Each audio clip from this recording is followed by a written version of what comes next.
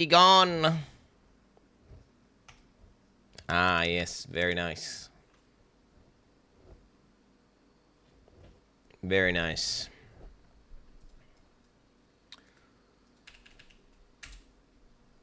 Alright.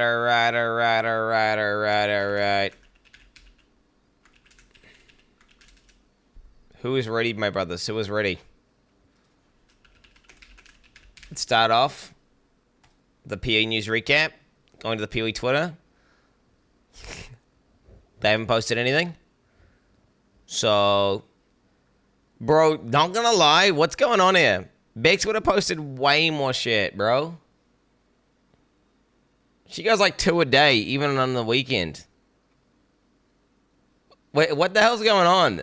PET's coming out in 6 days and you ain't giving us any more teasers? Dude, I'm not Bex Andy, man. I took Bex for granted. Her fast response times.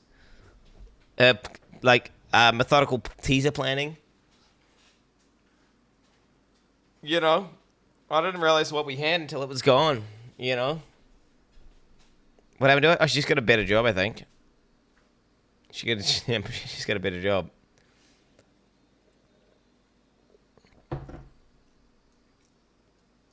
It's not coming in a week. It's EA. Okay, so EA, bro.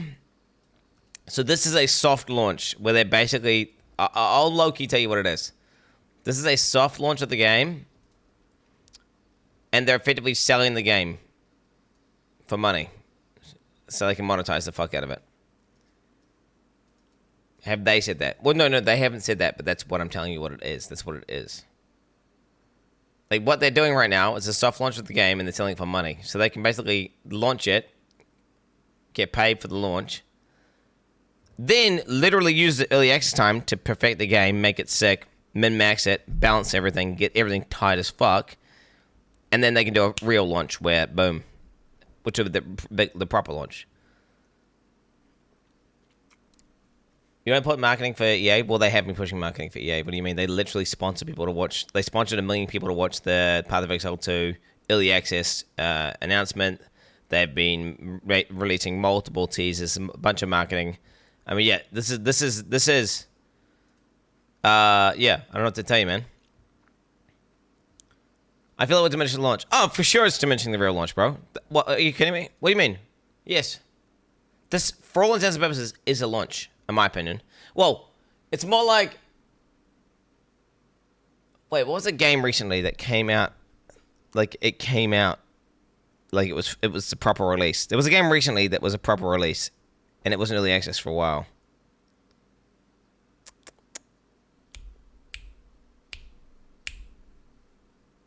Satisfactory, perhaps? No, I'm trying to think of what was it.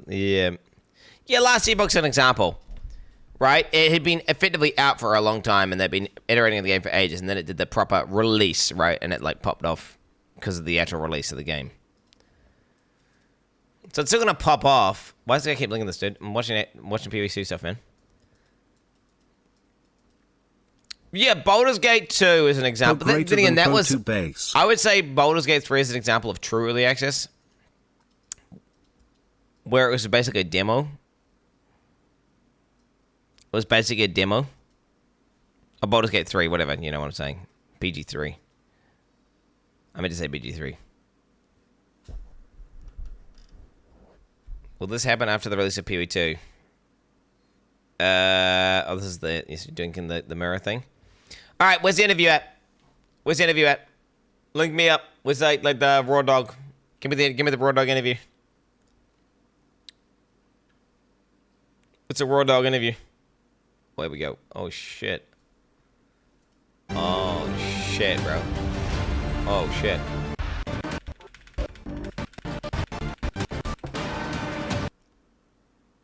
Right. I don't get it. Is he in Korea right now or what?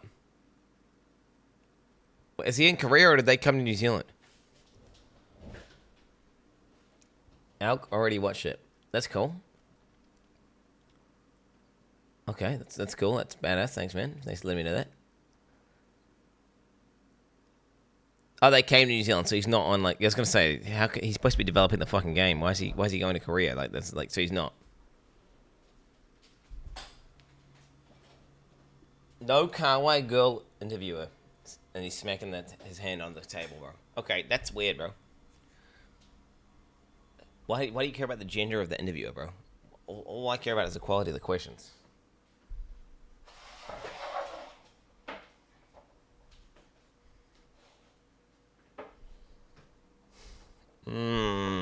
All right. So wait. So there's going to be a guy who translates. I'm guessing, right? So the guy's going to ask Korean, and this guy's going to translate, and then he's going to answer. 다들 오늘 어떻게 PoE2 플레이 해보신 걸로 알고 있는데 재밌으신가요? Yo, he's speaking another language, man. 사실 PoE1 유저분들은 조금 걱정하시는 분들도 speaking in a 계시더라고요. language. 아무래도 좀 That's 액션성이 crazy. 강화되다 보니까 이제 그랬는데 사실 해보시니까 별로 걱정 안 되시죠? 네, 그런 걸 그렇습니다. 자, 이번 순서는 총괄 디렉터 조나단님에게 우리 모두가 질문하고 답변을 받을 수 있는 매우 귀중한 시간입니다. 질문이 매우 많은 걸로 알고 있기 때문에 빠르게 시작해 볼게요. 조나단님 안녕하세요. 보여주신 PT가 정말 인상적이었는데요. So what you've shown us already today is very memorable and it's very impressive. 그 저번에 쾰른에서도 한번 뵀는데 그때 제가 드린 타뷸라 티셔츠 잘 입고 계신지 한번 여쭤봐 주세요. So we met in Gamescom, and so are you wearing the T-shirt very well, the tablet T-shirt that I gave you? I have worn it a couple of times. My wardrobe is almost entirely Path of Exile merchandise at this point. I don't think I have any T-shirts at all that don't have a logo on them. 그래서 몇 번 벌써 저도 잘 입고 있고요. 사실 이제는 제 옷장에 패스 오브 엑자일 옷만 있지 않을까. 뭐 무슨 옷을 골라도 다 로고가 박혀 있습니다. So he has to say whatever Jonathan 너무 says. 좋습니다. 그럼 제가 바로 시작해서 MC 특권을 이용해서 먼저 질문을 한번 드려볼게요. 좀 재밌는 질문이 될 수 있을 것 같은데 현재 ARPG의 대세가 디아블로 라이크에서 어느새 PoE 라이크로 변화되고 있습니다. 심지어는 최근 유행하는 로그라이크 게임들도 PoE 시스템을 많이 차용. Wait. Did I just hear him say Diablo-like and PoE-like? Is he quoting Rod Ferguson right now, bro? 하고 있는데요. 이런 현상에 대해서 어떻게 생각하시는지, 좀 시작도 전에 너무 인기가 많이 몰려와서 부담되지는 않는지 좀 여쭤보고 싶습니다. So the trend now in the action RPGs is we've seemingly transitioned from what we maybe call Diablo likes into PoE likes, and to the point where other genres like roguelikes are also taking ideas from Path of Exile. And so with that in mind, how do you feel about that trend? And also, is it maybe just a little overwhelming that before PoE 2 is even out that there's this much attention? It's certainly. Look, I think that taking inspiration from other games is something that everyone should do. Like, you should always be looking at all of the different games, even in different genres. Unless it's Pokemon, because Nintendo will sue you. And seeing what kind of mechanics could be interesting to use. So, look, when we're designing new leagues for Path of Exile, we're always looking at, like what's a mechanic from some totally different genre we could potentially use in So I have absolutely no problem with people looking at the mechanics that we're doing and taking them from us as well. This is just how creativity in the game industry works, is we all share our ideas. Obviously, with the launch coming up, it's pretty crazy. There's been way more attention than we even expected. I think that we're certainly going to set new records, I think, for how many players are playing the game. And I just hope that our servers can keep up. 일단 뭐 We've heard this. Dude, just get more service, bro. Okay, just get more service. 저는 개인적으로 뭐 다른 장르의 게임이든 다른 게임들이 저희 게임에서 또 영감을 받아서 빌려간다는 것은 정말 문제 없고 오히려 환영을 한다고 생각합니다. 사실 게임 디자인하는 것 자체가 저희도 패스 오브 엑자일 디자인을 할 때 다양한 장르를 일부러 살펴보고 뭐 리그나 이런 시즌제를 저희가 도입할 때도 다른 장르에 있는 메커니즘을 어떻게 PoE에 저희가 적용할 수 있을까 연구를 하기 때문에 이거는 게임 디자인이라는 것은 즉 다른 장르의 게임도 우리가 같이 살펴보면서 다양한 게임을 접해봐야 된다고 생각을 하고요. 이번 PoE 2에 대한 이 기대감은 사실 저희가 예상한 것보다도 너무나 큰 기대감이 지금 오고 있어서 좀 놀랐는데요. 제 생각에는 이제 동접수는 무조건 기록을 세우지 않을까. 근데 동시에 서버만 잘 버텨주기를 바라고 있습니다. 네. 질문 대답 끝난 건가요? 네. 네, 감사합니다. 다른 질문 같은 경우는 이 이벤트 글에 댓글로 여러분들께서 질문을 남겨주셨는데요. 거기서 먼저 몇 가지를 뽑아서 질문을 드리고 그 다음에 여러분들 질문 받아보도록 하겠습니다. 네, 그 눈에 띄는 질문 몇 개를 가져와 봤어요. 현재까지 만들어진 게임이 본인들의 이상과 얼마나 일치하는지, 그러니까 몇 % 정도 완성됐는지 궁금합니다. Oh my So when you look at PoE2 right now, how Okay. close is it to your perfect image or optimistic image of ideal image of PoE2? If you could give it like a number, like a percentage. It's pretty close now, I would say. Like Ooh. definitely, like if you don't count just the fact that we don't have all the content in terms of the gameplay and feel, I think we're definitely 90% there. The main thing, yeah, we just have to get all that content ready because it's such a huge important part of an action RPG that you need enough content to keep people playing again and again. And the other thing as well is that the next best action RPG, in my opinion, is Path of Exile 1.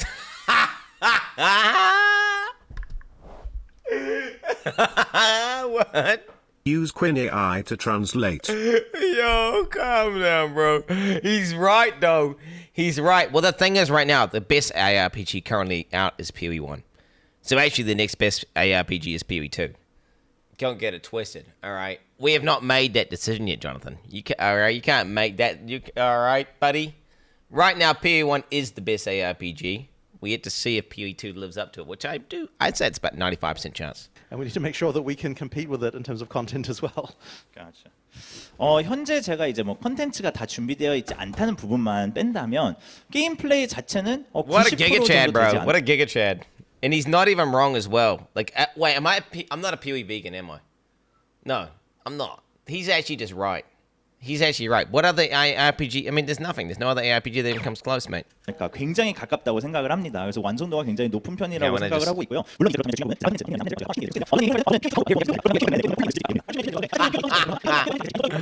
I never gone this fast before. Dude. Oh!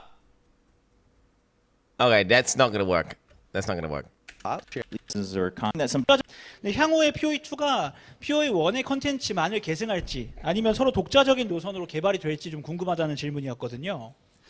So one thing that some people have noticed is that it seems like mostly it is overlap in terms of like mechanisms or content from PoE1 to PoE2. So in the future, is the plan to always have this kind of overlapping where you're carrying things over from PoE1, or is it going to continue into completely separate development trees? We won't necessarily do that, but I think there will be some amount of sharing. It's actually quite nice for us to be able to, tell a story in two parts with PoE1 and PoE2. So a great example of that was the last League we released called Settlers of Kalgur, where we have, in Act 4 in PoE2, we had this city called King's March. And then we decided that in PoE1, we wanted to create a 6 league days, that told man. the story. Holy fuck, wide people happy. Jabbo, thanks, man. Thanks for that, bro. Thanks for DJing during that interview, man. Appreciate that, bro. Appreciate that. Thanks, man. Of how so a great example of that was we won't necessarily. Yeah, Or is it going We're to- just gonna go back. We're just gonna go back and listen to it again. Okay. All right. We're just gonna go back and listen to him. We're just going back and listen to him. Overlap in terms of like mechanisms or content from PoE1 to PoE2. So in the future, is the plan to always have this kind of overlapping where you're carrying things over from PoE1, or is it going to continue into completely separate development trees? We won't necessarily do that, but I think there will be some amount of sharing. It's actually quite nice for us to be able to, tell a story in two parts with PoE1 and PoE2. So a great example of that was the last League we released called Settlers of Kalgur, where we have, in Act 4 in PoE2, we had this city called King's March. And then we decided that in PoE1, we wanted to create a league that told the story of how that city came to be. So that's just something that's just a great opportunity when we've got these two games running at the same time. And I think that we'll probably continue doing some interesting things like that. But in terms of the overall gameplay and the way that it feels, the systems are quite different in PoE2 to what they are in PoE1. So we can't simply just take something from PoE1 or PoE2 and move them between the games because they require significant changes to be able to, to work inside the gameplay system Cap, that bro, each game cap. has. He's capping, homie. He's capping. Man, am I too pessimistic? I think that what the PoE1 updates, bro, what they're going to be is they're just going to port assets over from PoE2 to PoE1 and then put in some vague league mechanic and call it a new league. Right? Maybe I'm pessimistic. I feel like they're gonna hardcore dev PoE2 and they'll just reuse assets. They'll literally give one guy the ability to use whatever assets they want from PoE2, drag them into PoE1, and make a league. Because that's what they did for Crucible League, right? Literally one guy made the whole league, legitimately. And yo, Fortune's playing PoE login. Fortune's playing that's actually sick though. I'm actually pogging out, bro. The fact that that's actually sick. That's poggies. That's very poggies, my doggies. Very poggies. Log in. Yeah. Force and log in. I mean, yeah, I can't wait for the rip clips. I can't wait for the sweet rip clips. I will be watching the rip clips whenever they happen, buddy. Whenever they come in, I'll be watching that shit. Right? Yeah. Why is he logging in? He's logging into PoE1, SFHC, because he's gonna play PoE2, bro. He's already said he's gonna play PoE2. He knows he's memorized the launch date and everything. He's fully planning on going hardcore into PoE2, which I'm really excited for. I hope he gets addicted. But yeah, chat, wait, am I black pilled? Wait, what's not the word? Is that the right word to say? Am I a pessimist? Do you guys think PoE1 has a chance of actually not being a fucking meme after PoE2 comes out and is super successful?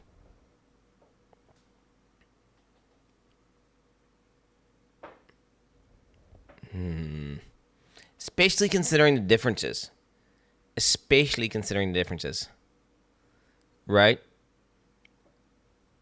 Like, they're two different. Because you're not going to want to get... Imagine having to memorize every different mechanic, right? Like shock on PoE2 versus shock on PoE1, bleed PoE1, bleed PoE2, how ES works in PoE2 versus how ES works in PoE1, and like trying to memorize and switch between them. It's going to be... then if you're playing WAST in PoE2 and then not WAST in PoE1, I don't know. I feel like there's going to be a bunch of friction there.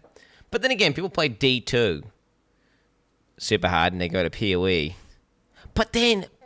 there's not that much of a difference in terms of gameplay between D2 and PoE, is there? D2 is just like a shittier, more janky version of PoE, isn't it? Just a shittier, more janky version of PoE. That's what D2 is.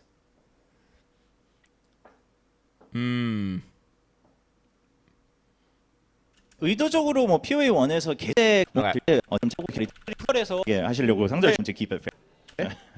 주셨고요.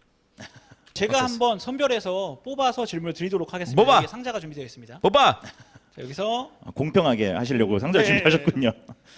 So this is the from question. the content creators that are attending today, and we'll draw it at random to keep it fair. Okay. So- 자, 호명되는 분은 일어나서 질문해 주시면 되겠습니다. 부담스러우시죠? we're going to have them ask it directly so they can't hide behind anonymity. I see. 자, 잡았습니다. 지베이터스님 어디 계시죠? 네, 마이크 좀 조달해 주시겠어요? 네.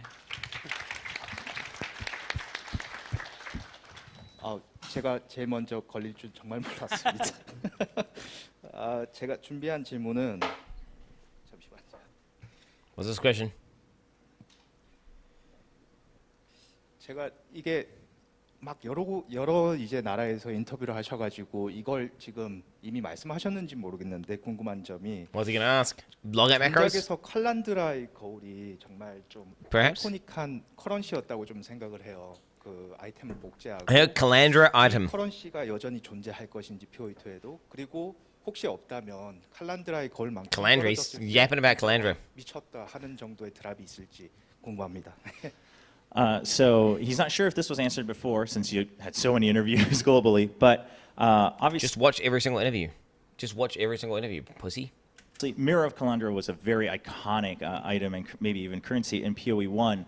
And he's wondering, first of all, does that item exist Like in what? PoE2? And Yes. if not, oh yes, Yes. Okay. 네, 일단은 존재한다고 하네요. But are there other items that you think are kind of at that similar level where the moment you see it, you're like, this is it, like I won?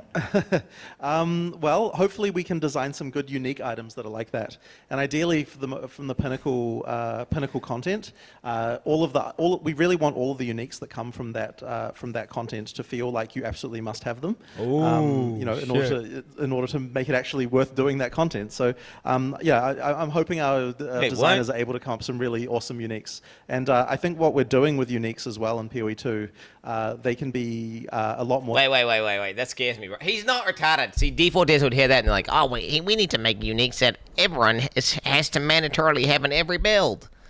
But what he's saying is, we want items to exist like Mage Blood, that like you really want it, right? And if you get it, it's Pog. Like a chase unique. He's not saying like it's a mandatory item for your build, but because that's how you could interpret it though, which is kind of interesting, especially with things that can add skills to your character and things like that. So there's quite a lot more unique can do in PoE2 than in PoE1. 네, 일단 방금 짧게 말씀드린 거 He's so right, bro. Oh my god, bro. I feel like that's gonna be my unique, by the way. I'm actually gonna write this down. What's my unique? I haven't tested 13. It's going to be this, bro. I've got too many things here. I've got too many notes. Yes, bro. Don't be a pussy. Make a unique that grants a fucking cool skill. E.g., make the best skill. There it is, bro. There it is, bro. There it is. Unsaved notepad. So what? Because think about it. PoE 2 skill items in PoE 1 suck. They're like, oh my god, so bad, bro, so bad. Oh, I've got this fucking skill on this item. Oh yeah, it's a 1 elk unique. Congrats. Can't use that skill for anything. It's fucking dog shit. Okay, well guess what? Imagine you have a unique that has a skill on it, and you can only get it from that unique, and then it's a 6 linkable skill, and it's fucking because every single skill can be 6 linked. You know. So you just make a skill, bro. Just make the dream skill. Make the best skill. Skills probably only from weapons though. Well, you don't know that. You don't know that. Maybe it will be. Do you know what? From a balancing perspective, you are right. If you just give like someone an insane ability and it's a ring, well, that's not really a big trade-off. Whereas if you give someone an insane ability and it's a weapon, well, then they're cucked by that weapon damage, aren't they? So do you know what Rishi probably would say? Yeah, it has to be a weapon slot. And it would probably have to be a 2-handed weapon, I'm guessing.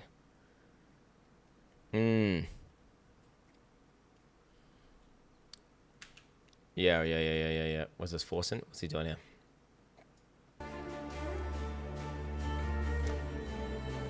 What are you logging to? He didn't log into Ruthless, right? What are you logging to? What's he logging into? Hardcore set list, so Selpan.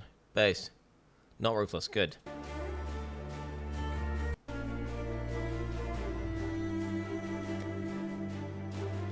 Good.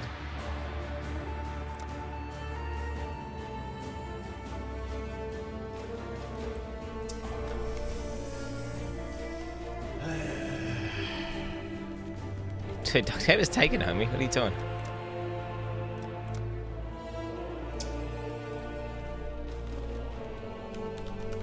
RNG Blamer. I don't know if someone take that. There you go. Nice. This is a nice name. Good name. It just works. Instantly, he's getting Mario'd with a fucking. He knows about D&D, bro. He knows what he's doing, mate. He knows what he's doing. He knows what he's up to, mate. He's locked the fuck in, boys. All right. Instantly knows about D&D.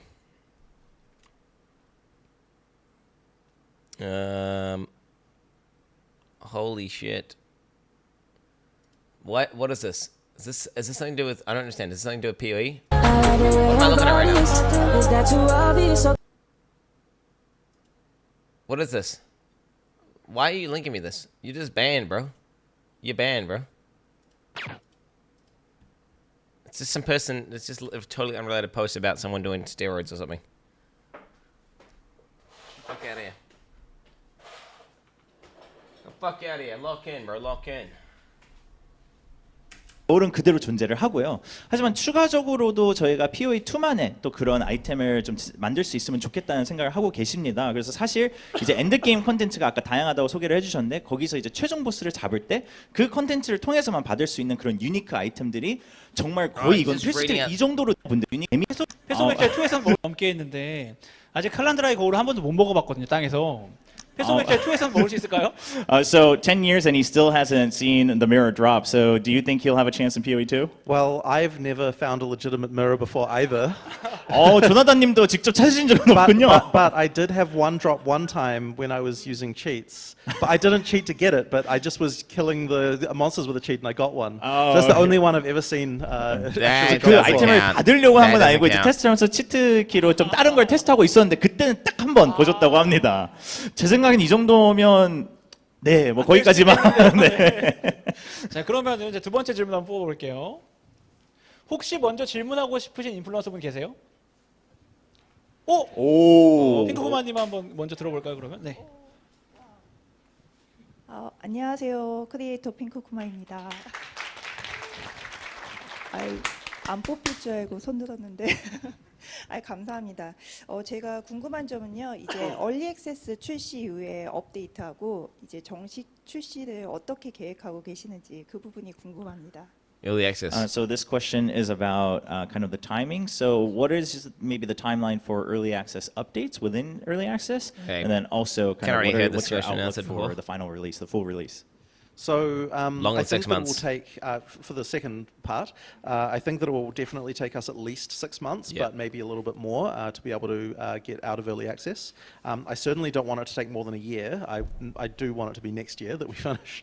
But as far as the content update goes, it's a little bit hard to say how long. Our original plan was to kind of do them every couple of months. But you know, the studio has been it's been a lot of work to get to the point of this release, and so we need a little break, I think, around Christmas before we can work hard again.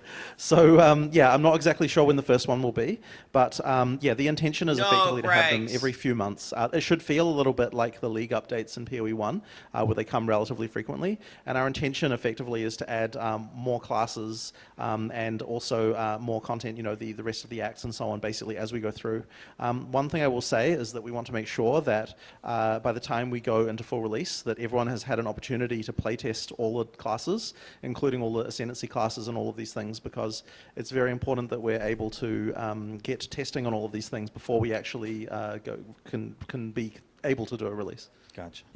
네, 일단 그 두 번째 부분에 대해서 먼저 답을 드리자면 Right, he's just translating. 최근 How do you remember all that shit? I mean, I remember it, but I mean, damn, he's a good translator. Guy's a good translator, bro. Guy's a 이번 good translator. 질문은 핑크쿠마님인데 운명이었나 봐요. 네. Then again, I don't know what he's actually saying when he translates. Did you put 2 in there? 만화물량님 계신가요? 네. 알겠습니다. He already had his question answered. Oh, no question. 이번 질문은 큐튜브님입니다.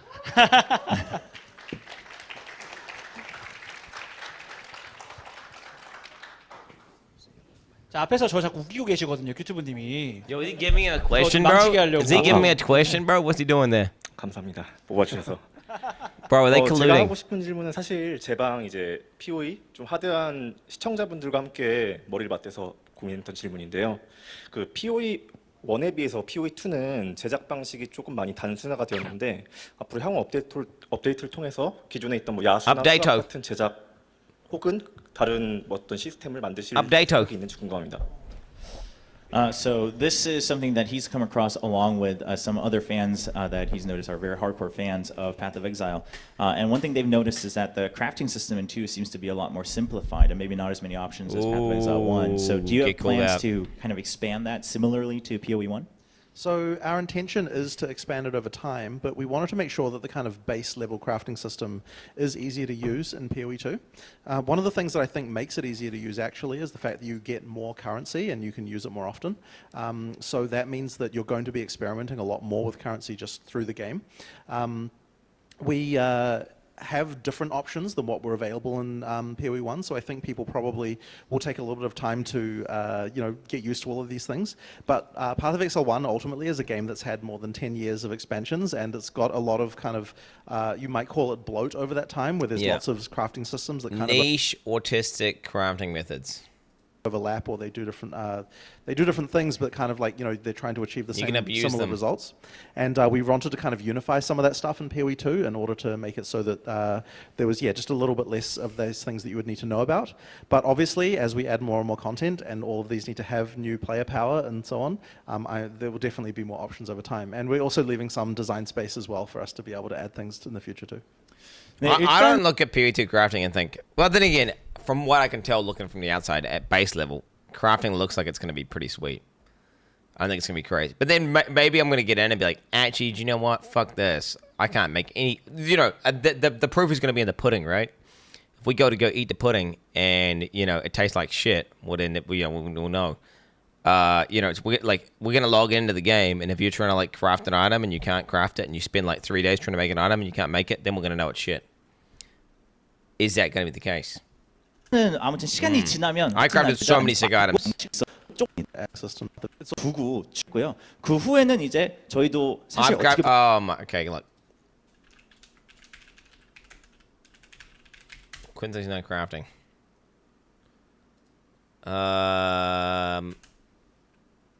Harvest.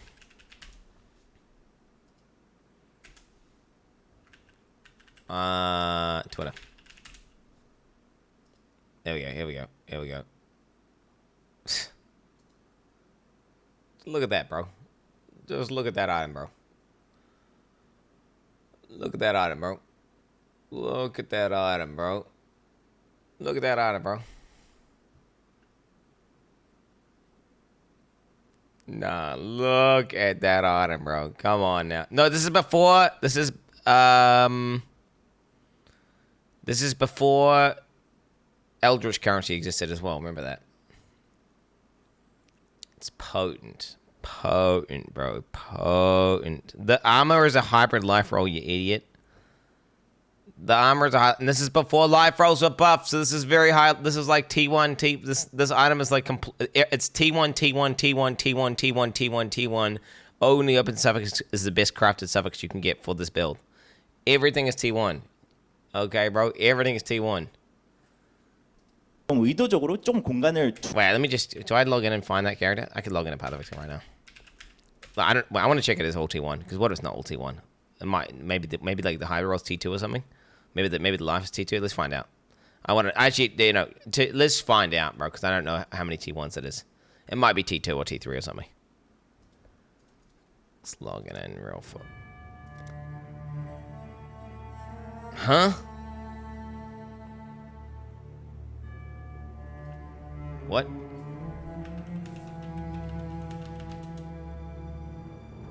The password's not correct for this account.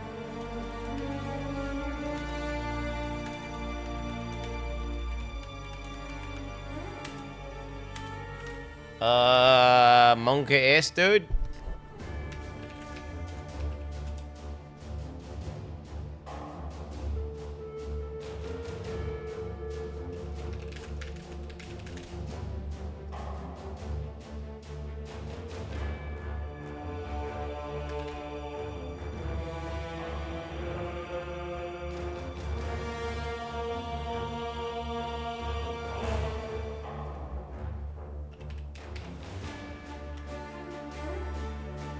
Bro.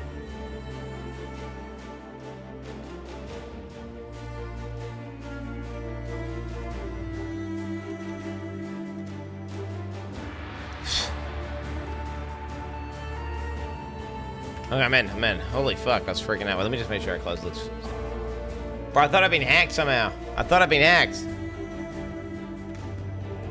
just changed my passwords after that whole password scam, but then I'd logged in since then, so I don't understand how.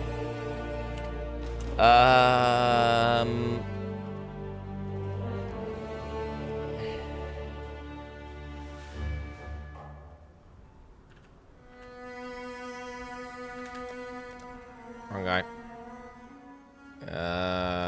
It's gonna be a chieftain. Wait, it's gonna be a chieftain. Look for what does a chieftain look like, chat? Chieftain. It's gonna be on standard league. Wait, all. It might be on standard solo self-found. Wait, chieftain is an obvious emoji, right? Basic reborn, perhaps?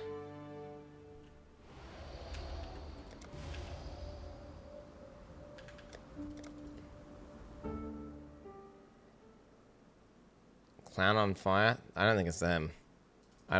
Bro. These names are so shit because I let chat choose them. It was not a jug. It was a chieftain. Impossible. This is sounding impossible. It's sounding pretty good. Oh no, I think it might mean bleed. Oh no, there we go. Okay, there it is. Are you ready? Look at that thing. I mean, dude, look at this.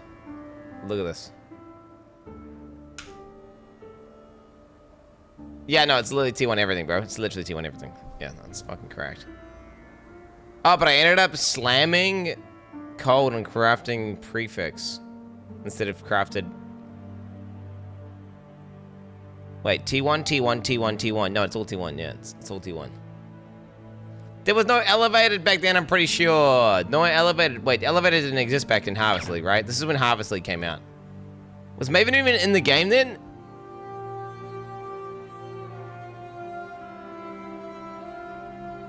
No, I didn't need life for this character because he had so much base life because his strength stacking.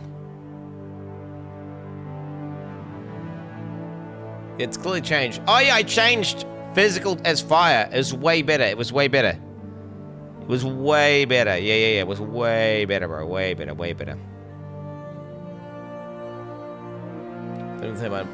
Is this guy? This guy should be yeah, it was Earthshatter. This is my Earthshatter chest.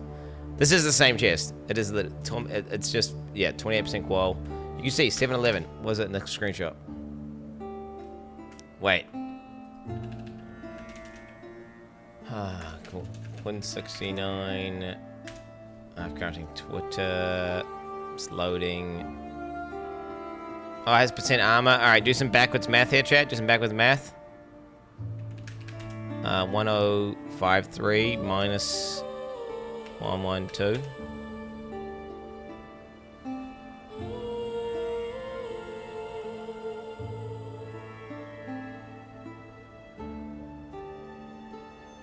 That's literally called the Torment Ward. Why has it got different... Huh? It's literally called the Torment Ward. It's the same chest. Different quality, 28. It's the same.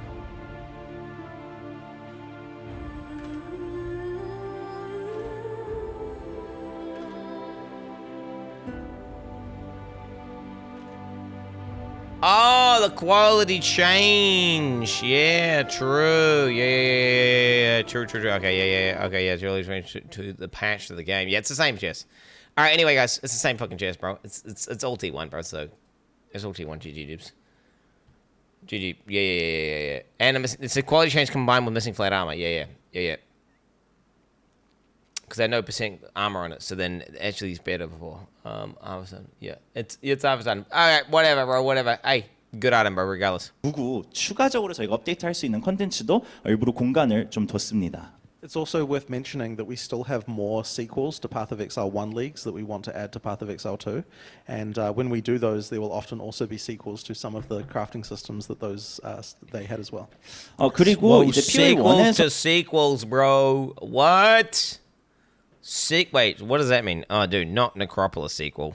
Don't do a Necropolis sequel. Don't do a Harvest sequel. Don't even put Harvest in the game. Don't even do Harvest in the game. No. Alright,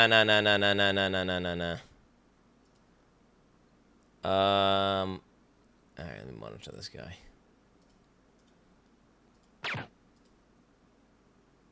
Yeah, Delve. No, wait. What do I want in the game from PoE 2? That's not. Wait. What do I? Let me just mess it. What's my favorite PoE 1 mechanics? Favorite PoE 1 mechanics. The best mechanics in PoE 1.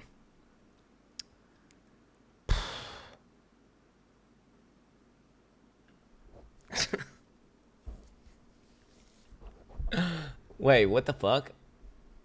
Betrayal. Outside betrayal. Yep. Nah, fuck Harvest. Essence. Yeah, Settlers. See, I don't know if I want to put Blight. I would put Blight if it was reworked, but it's not reworked. Bestiary. Bestiary needs a redesign. Yeah, do not Breach for sure, right? These are the Breach for sure. It's a good one. Breach is a good one. It's a cool mechanic. Wait, my favorite shit is gambling. I like Double Corrupts, but I don't like Elder Temple. I don't like Sentinel. Sanctum would be good if it was reworked, like, properly. I think Ultimatum, but, I kind of don't like Ultimatum, though. I kind of don't. I like Rogue Crafting, but I don't like logbooks.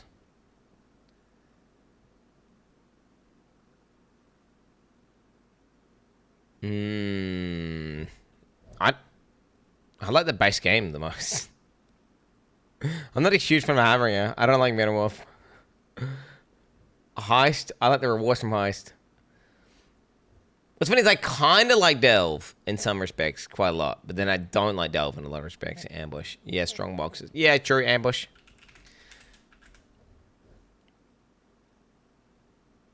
Man, I don't really know many. There's honestly not that many good mechanics in PoE 1. I do like rod crafting. Rod crafting is fun. Okay, I'm gonna put in, what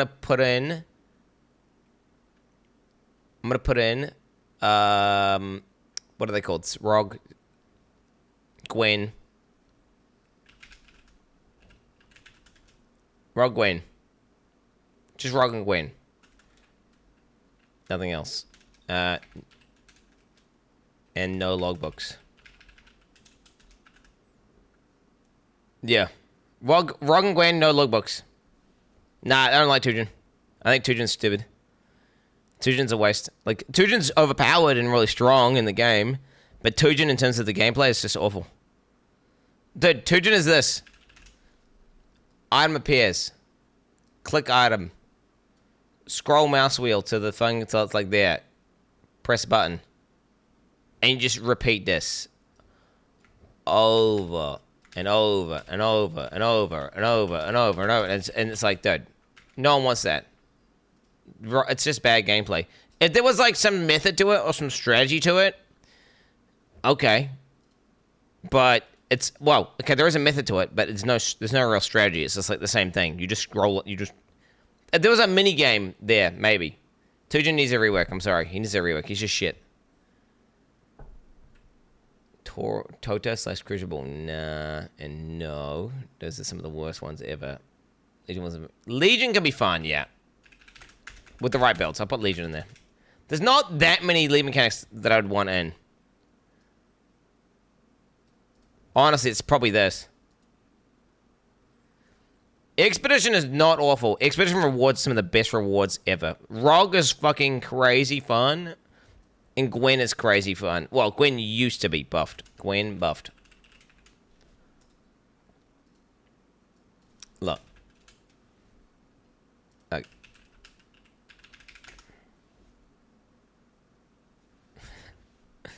Alright. You don't like Betrayal? I like Betrayal. Betrayal's a whole minigame. What do you mean? Betrayal's a whole minigame. Betrayal's engaging and fun to min-max. Like, it requires planning, strategy. I'm not a huge fan of Abyss, no. Okay, Shrines, yes. Okay, whatever, Shrines. Of course, Shrines. Like, whatever, Shrines. Betrayal's lame. It's, no. Gravity Transportation, that's fun. That's a fun grind. That's a fun, but Gravity Betrayal farming is fun. Like, Gravity farming is fun.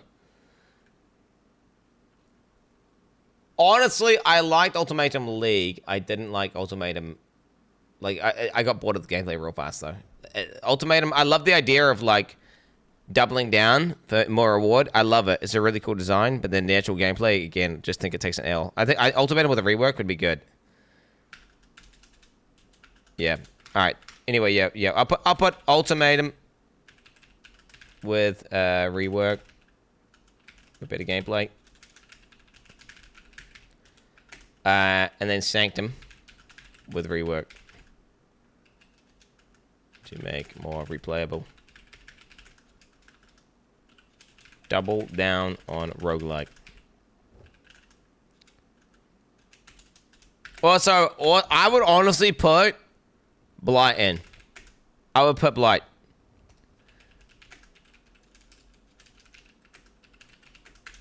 Blight, if monsters do no damage, and it's 90% tower damage with better tower design. Okay, more 2 to 3x more like an actual TD. Yeah. Yeah. That's what that would be it. If they're gonna redo Blight, make it like way more like a TD. AK easy mode. No, not easy mode. No. Like a Bloons chimps mode map, bro. Imagine Blighter maps being like a chimps mode map in Bloons. Right? And it's actually about, like, I'm talking a full redesign.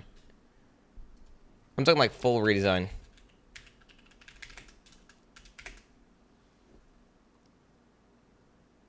Sign.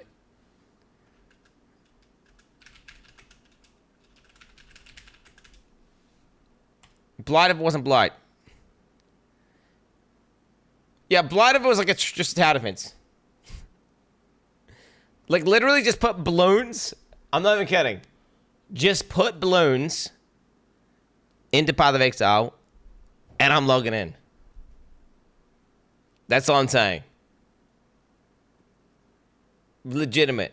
Like balloons is amazing. And anyone who looks at balloons and says, "Oh man, that's just a child's game. That's boring. It's dog shit." Okay, you haven't actually played balloons. You haven't actually given it a chance because that shit is engaging. It's fun, strategizing. Coming up with plans and builds and little combos, all that shit. I don't think it would be good to have a dev crossover because I feel like the aesthetic of balloons is terrible, and to have like a crossover event with balloons would be terrible because you would just totally ruin the vibe of Path of Exile. But I do think the design team from balloons could do a crossover, right? Get a few balloons devs in to teach them how to make a TD properly. Now the issue is this: I feel like they're going to say, well, first and foremost, Path of Exile is an ARPG, and we don't want it to be straight up a TD, and then therefore they're going to just ruin tower defense. And then if you just ruin tower defense, well, then it's no longer tower defense, and that makes it not fun. Right? That's the issue. Right? That's the issue. Yeah. 보셨던 리그나 그 시즌 부분 그 테마들을 POE2에서도 약간의 후속적으로 저희가 변경해서 추가할 지금 컨텐츠들이 많이 남아 있기 때문에 거기서 만약 제작 시스템이 포함되어 있는 컨텐츠가 있었다면 그런 부분도 아마 POE2에 좀 같이 적용이 되지 않겠죠. So 패스 오브 엑사일 2에서는 조금 천천히 추가가 될 수 있을까요? So in Path of Exile 1, one of the troubles they had was that new currency kept getting added and added, and it seemed overwhelming. So can we expect maybe slower additions in PoE 2? It's a little bit hard to say. I mean, ultimately, anytime we add something, it comes down to does it seem cool to us? And if it does, then we add it. So, look, we're trying to make sure that it's a little bit more simplified on a base level. But look, as you add content, you need to add new features, and people want these things. So, I'm sure 10 years from now, there will be it will feel very complicated again. Okay. 사실 지금 시점에서 뭐 저희가 일부러 어떻게 조절할 거라고 말씀드리긴 좀 어렵고요.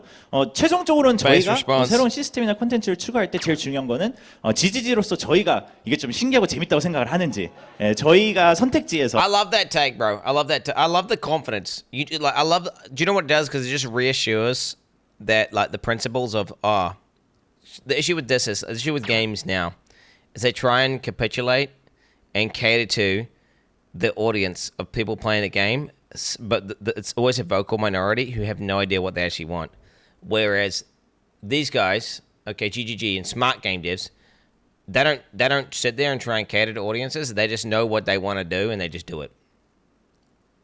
And it doesn't matter if they think people aren't going to like it. They just do it. Which is fucking great. That's because that means you're not gonna just like ruin your own game listening to a bunch of morons on Reddit effectively. 재밌으면 좀 보지만 부분은 그러면. 네, 안녕하세요. 여러 연결해서니까 한로그 패드에 패드를 연결했을 때 실제로 본인이 판단하실 수 있는지. Ask you when you had the so he took some time to kind of gather some different opinions on what would be best to ask you when you had the opportunity today. And one thing that came up continuously was about controller support. Given that it's WASD, some people, they don't like it as much on keyboard, so they would like to use a joystick. So first of all, how much, if at all, is the controller support better in PoE 2 compared to PoE 1? And also, how close would you say it is to perfection right now? So it's way better than Path of Exile 1 was. We've got a team now who actually, that's what they spend their time doing. The main thing is dual input, bro. like in terms of not being perfect, is that every skill requires a lot of specific work in order to be able to actually like feel good, especially at endgame. And you also can't necessarily tell whether a skill feels perfect until you've actually played through and kind of actually use it in game as well. So I think that there probably will be some skills that could be better. And what am I talking about with this is kind of like you need to do very specific targeting work because obviously with a controller you can't select an exact location. So you need to be able to kind of predict exactly where the player would want to use a skill at a given time. Bro, that sounds OP, bro. Wait, what the hell, bro? Wait, you getting auto aim support, bro? You getting fucking aimbot? What, they're getting aimbot? Was it gonna like, so it's gonna track a moving target and then fucking aimbot at the guy, bro? Wait, what the hell? And the answer to that is very different depending on how the skill works. So effectively, yeah, there's a lot of that work to do, and there's probably still more we can do, but I think that we've done a pretty good job in getting it there. And certainly the base interface for controller is just so much better than it was in Path of Exile 1. 일단 기본적으로 POE 1에 비해서 we need dual input. Jonathan, dual input. Let us use a joystick and a mouse at the same time. Dual input. Dual input. 생각하면 팀이 추인데 팀이 이런 일이 있었거든요. 그래서 많이 개선이 된 Gamescom. 거네요. So he remembers he had a chance to try the controller support at Gamescom, and he remembers there were cases like that with targeting where he like wanted to hit the boss, but it's hitting mobs. So has it even been improved since then? Do you know? I mean, there's certainly been a lot of work just on specific skills, but it really is case by case. And the other thing as well, the worst times are when people disagree about what the best way to target is. That's also another tricky question. So the answer to whether it improved depends on what skills you were using. Some of them definitely, I mean, there's been a lot of work on a lot of different ones, but I can't say about the exact skill you were using there. I mean, you could have, I want to fucking, there could be an advanced menu. We could break down in the skill option, right? We select the targeting style. Just saying, it could be. So in your skill option, you could go advanced targeting options. Boom. Then a disagreement on how they think I should target, you could have a secondary targeting setup. Yep. 그 시점 이후로 이제 확실히 노력한 부분들은 있고 개선된 부분은 있지만 다시 말씀드린 게 이제 스킬마다 조정을 하다 보니까 어떤 스킬을 활용하셨는지에 따라서 그 스킬을 are some pros and 사실 분명히 이점이 있는 것 같기는 해요. yeah. So I mean, he agrees that obviously there are some pros and cons to using the automation as well on a controller. So Right. Is that 네, balance? 다음 질문 뽑아보겠습니다. Wait, what? My question is it balanced? 반갑습니다. 저는 팁 같은 거만 들면 있으실까요? So I think we discussed this briefly before, but just kind of reminiscing about the idea of more in-depth or a more specific guide, right? Like blinking lights or something like that on the passive trees or the Atlas tree. And his thought was maybe even just like level 35, something in the middle where you know how to get a jump start. Do you have plans for a guide like that in-game? So we are doing things where we have specific guidance on individual skills, like we've got videos for each one that explain how they work. We're also doing things like recommending support gems and so on. But I guess we stopped shy of wanting to specifically recommend a given build to people, just because we kind of feel like it's really up to the players to decide what they think is It's good. ruining the game. Ruining the game. If you get told what build to go, you're ruining the game. That's like half the game. Half the game is deciding what you build you're going to do and making your own build and having that identity. You know, and on top of that, if they also tell you what to do, then everyone's going to just do that thing, and then most players are going to be doing the same shit. Oh, what the hell is it? And if we start specifying specific builds, I worry that they will become either out of date or people will say, oh, this build sucks. Like, why is GGG recommending something that's clearly terrible compared to this other build? So we sort of hesitate a little bit to get involved in the ring of like what build is best. And we kind of want to leave that to the players more. So yeah, we're very happy to recommend, explain how things work more, get better at showing what the effect of your choices are. But we just don't really want to sort of say, okay, here's what you should be doing. 네, 현재 일단 POE2에서 벌써 좀 신규 유저분들이 좀 더 쉽게 접근할 수 있도록 저희가 뭐 예를 들어서 스킬 자체 모두 설정 그렇게 하는 게 I keep 좋아요. exciting him to answer the question, but I forget he's translating what Jonathan just said. 이빌가 지금 그 부분 다 should replace 싶다고 하시네요. 뭐 이런 판단이 나올 수도 있고 그래서 그런 염려 때문에도 굳이 포함은 안 하고 싶다고 하시네요. Actually, even already we had, just with the recommended support gems, we've had people say to us, oh, your idea for this one is terrible. You should replace it with that other one. There's already some arguments. 벌써 보조잼 Wait, what's going on with Jonathan, by the way? He's way better at speaking right now than usual. Has he done some wacky backy or something? He's super fluent. He's not saying like, yeah. Dude, maybe he's just chilling. He's locked in right now. Dude, chill, Jonathan's where it's at, man. 창만 해도 벌써 테스트 하신 분들이 이건 별로다. 추천 이렇게 하면 안 된다. 이렇게 활용. 그 테스트에서 보여 많은 설명이 지금 You can keep expanding. 도움 되실 것 같습니다. You can keep expanding the windows on windows on windows of explanations. Yeah. 네, 다음 질문 뽑아볼게요. I thought he was asking a question. I got debated, bro. So this is a bit of a lighter question, but he remembers when Path of Exile officially released in Korea with Korean service that there was a Korean traditional hat as a cosmetic item. So are there any plans for other maybe traditional Korean garb as cosmetics in PoE2?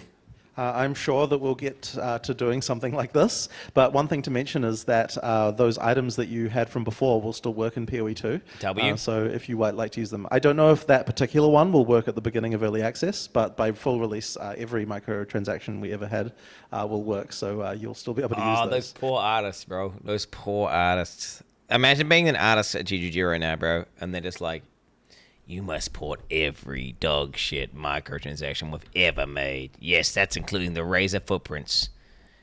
It must all go to PoE2. And they're just sitting there, like, with a backlog of fucking 700 shitty rotating dildo MDXs they have to convert and try and make not look dog shit. Oh my. Razor footprint chats. Bro, what were they thinking with the Razor footprints? What I want to know about Razor footprints, how the fuck did Chris Wilson let that get in? I'm sorry. Like, there's no, like, what the fuck? But, I'm sure we'll be making more things like this maybe in the money. future. 네, 아마 언젠가는 꼭 또 다시 저희가 새로운 걸 디자인하지 않을까 생각이 듭니다. 뭐 현재 계획된 건 없지만 충분히 가능하고 뭐 저희가 분명히 또 할 날이 올 거라고 생각을 수많은 기업 액세스. That'd be base if they just don't. They should like not do the sponsored MTXs. Just don't transfer. Like, don't let the Razor work. Like, just don't let the Razor footprints work in PoE2. 이제 초 부탁. 같은 것도 I don't want my immersion broken when I come to my hideout and some guy with the Razor footprints running around. You know. 나올 수 있을까요? When it transforms into. 영상이 what 드루이드 변신 폼 같은 것도 스킨이 나올 수 있을까요? So then, what about what's your plans for like the demon form or like the druid when it transforms into different animals? Would those have cosmetics as well? So we might be able to. We can make cosmetics for the different forms, but obviously the cosmetics that your character normally wears won't work on them. Yeah. Okay. Yeah. So you can't. What are you talking about? We're fucking get those artists to work. I want all MDX working on my bear. Are you fucking kidding me? And a werewolf. I want my fucking werewolf wearing a top hat. God damn it. Wear armor that way. Anyway. Gotcha. But it would be a separate thing that you're. Yeah, but we can do separate things, and we are planning on doing some of those too. 네, 일단 그런 다른 cosplay. 변형 상태에서도 착용할 수 있는 스킨을 만들 수는 있고요. 지금도 그럴 계획은 있습니다. 하지만 아예 드루이드 it's like changing 모양 자체를 변화하는 그런 스킨은 없을까요? So then would you imagine that it's like changing what the bear itself looks like? If Yeah, we can absolutely do that, and we definitely will be doing stuff like that. 네, 그런 부분은 뭐 저희가 분명히 할 거라고 믿습니다. 네. They're gonna sell good as well. Because think about it, right? You know, if you don't have a choice, if you're a beer main and you're a beer build, you're gonna have like a choice between the default beer skin and then paying money to get more beer skins. You know, there it is. Get fucked. So they're gonna sell. They're gonna sell. And the demon form builds. I don't know about demon form. Demon form looks. I mean, that looks like some softcore shit, bro. Like, what the fuck? I ain't gonna be using demon form. 좋습니다. 다음 질문 한번 찾아볼게요. Ain't got time for that. 질문만 듣는데도 재밌네요. 자, 이번 는 이제 우에서 그렇습니다. 운영을 하고 중간던 것들은 게임의 시즌 다른 게임의 dude, this guy's question is huge. 플레이하는 과들의 반응을 Bro, it's like a 2-minute question. 투만하고 싶어하는 유저. So Jonathan's like, oh my god, what's he going on about right now? What's blood yapping about right now, bro? For real. 들도 분명 있을 것 같거든요. Like, holy 그래서 fuck. 이제 정식 hearing 거에 대해서 어떻게 생각하시는지 궁금합니다. 네. So he remembers hearing in a different interview that you've done that you also are taking inspiration from other action games and things like that. And a lot of these games, even if they're run in a season format, they tend to have mid-season updates that will keep track of the game. Now, you've mentioned in the past that the benefit of a season system is that you can play the season and then swap to a different game with a different season and go back and forth. But what happens when, maybe the season update you had, whether it's something like in PoE1, like the Calandra League or the Necropolis League, where it just wasn't received as well. Like, bro. Don't get it twisted. This is how it should be done. Okay. These other companies literally hold content. They develop a season and then they hold content that they don't release. And then they release it, time gate it, halfway through. Okay? They release shit how Diablo 4 does that. It's terrible. Terrible. When there's not enough to do in the season already and you're holding it back, the best way, in my opinion, of doing seasons, release everything you have on launch, bro. Okay? And then after that, patching what's broken with it, get it to a state where it's good, then leave it alone and move on to the next season. Right? Straight up. Release raw dog it all at the beginning, because that's when most people are going to be playing. That's when it's the most hype. That's when it's most interesting. That's when you're most motivated to play the game. And then it's going to be the most fun, right? Say there's something wrong with it, fix the problems, then boom, move on. This shit where like they release something coming out, like I remember it came out with D4. I like did the season, it was boring, but I played it a bit, whatever. Then I'm like, all right, fucking doc leave. I left, and then I find out 2 weeks later, oh, they're releasing a patch to the season. It's like, well, I could go back, but I'm not really feeling that invested right now. And, you know, the season was kind of mid because there wasn't enough content. You know, gee whiz, sure would have been nice if that content had been on launch, because then I actually would have played it. And, you know, maybe I would have played the season for longer. Would you have, or would you be open to this idea of mid-season updates to kind of amend what has already happened in that season?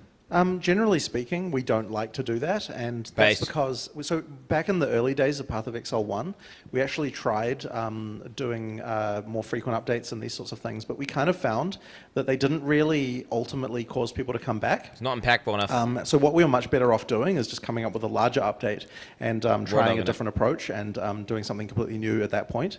Occasionally we do modify things in the middle of a season, but generally speaking, we try to really avoid that if it's going to negatively affect people's characters once the game is released.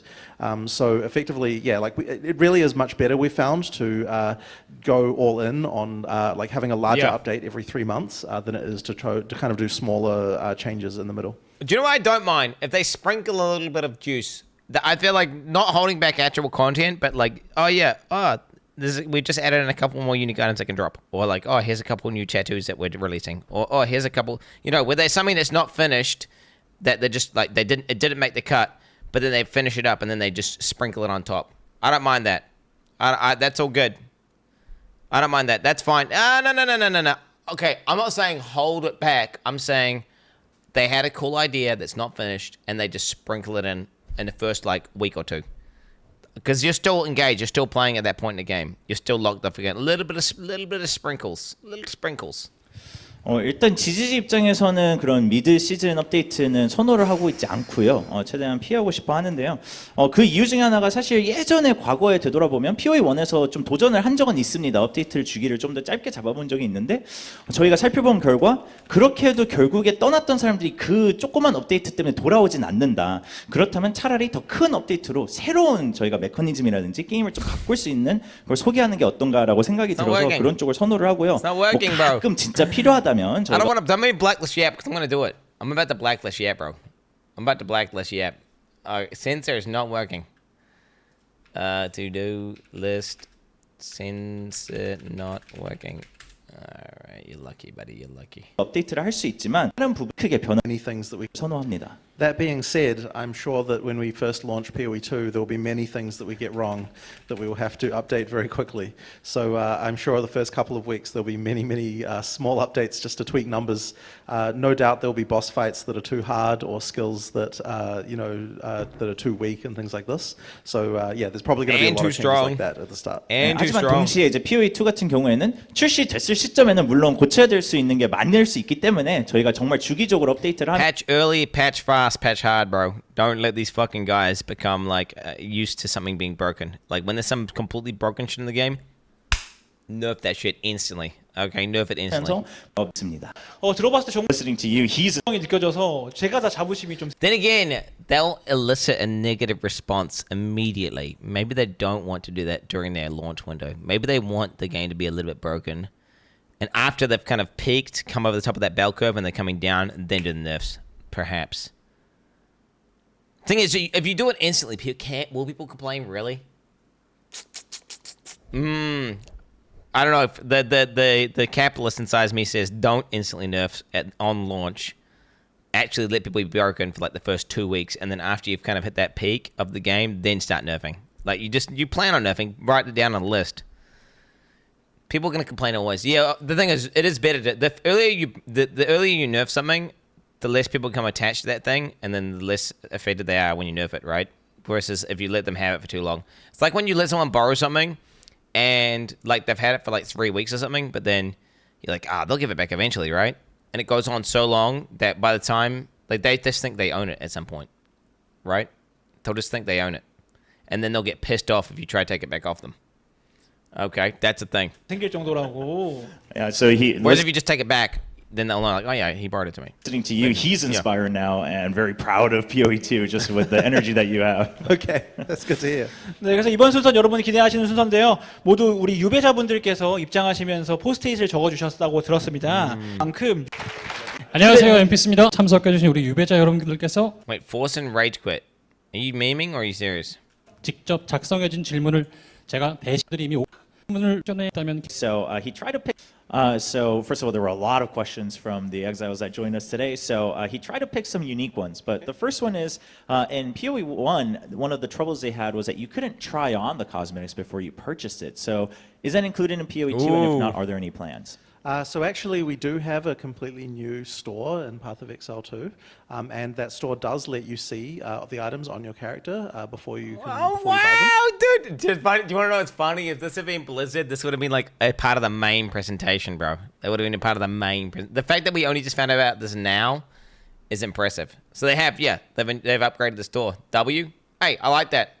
I mean, I buy it anyway, bro. But yeah, you normally what happens is you get linked to some shitty ass YouTube video like in your browser, and it's like a clown transmog, and then it's just got giga downvotes.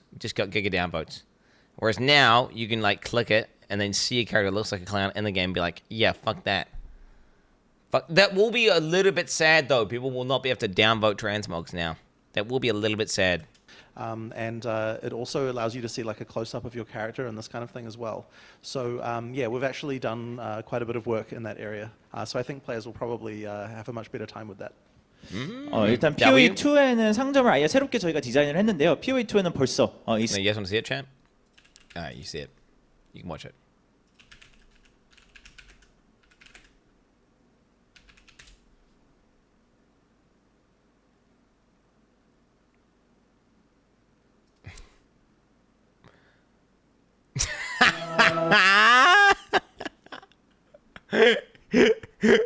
This is how you check MDX, bro. This is how you check MDX and fucking holy fuck, dude! How did this get in? How did this make it into the game, bro? Dude, the Templar, bro. Look, listen. Who put this in the game? Oh my god, you're so bad, bro. The shoes, man. The shoes.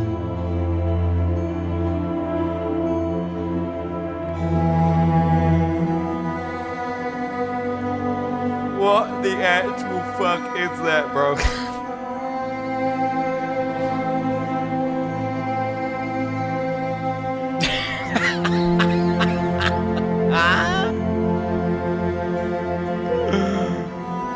What on earth, brother? Dude. Okay, with GGG, someone poured cocaine in the coffee machine. Yeah, so that's gonna be a little bit sad. The fact that, because that's the one good thing about the old PoE system is that you could see downvotes. And you could also, people could comment on it. You know? Okay, the design team needs to chill. Are those leggings? And here I'm wishing for regular shit, like a trench coat or something. Yeah, dude. What's funny is my favorite MDX. Like, always the most expensive, ridiculous MDX is the most, it's always some stupid shit. You get, like, shards of fucking molten metal, like, fucking spawning between, like, liquid and solid, and fucking they're rotating, doing, like, fucking, they've got, like, the galaxy inside them, and it's like, and there's a universe inside that universe, and, it, all this, it's like, dude, just have some basic-looking armor that looks cool. Like, just give me some basic-looking armor, bro. Just some normal shit without any magic bullshit on there. You know? MP says question mark, question mark, question. This is the worst armor design I've ever seen in my life. Oh my god, look at me. I'm the golem now. It's outrageously terrible and hilarious at the same time. Yo, what the fuck? Okay, anyway. Alright. 스킨을 내 캐릭터에 어떻게 보이는지 프리뷰를 하실 수 있는 시스템이 보시. 자, 다음 질문 많지 않아. Play with their 플레이를 하게 될지 궁금합니다. So next is they want to play with their friends. That's their plan, but they haven't found as much information when it comes to co-op or party play. So how does that work? How would you get involved in party play? Yeah, so you can play right from the beginning of the game with up to 6 players. The game is sort of intended to be balanced so that you can play single player or multiplayer, and you should have a very similar time in terms of the overall difficulty. In multiplayer, during the campaign, though, you can resurrect your friends. So that means that bro, who is literally starting as a 6 player, bro? No one's doing that, right?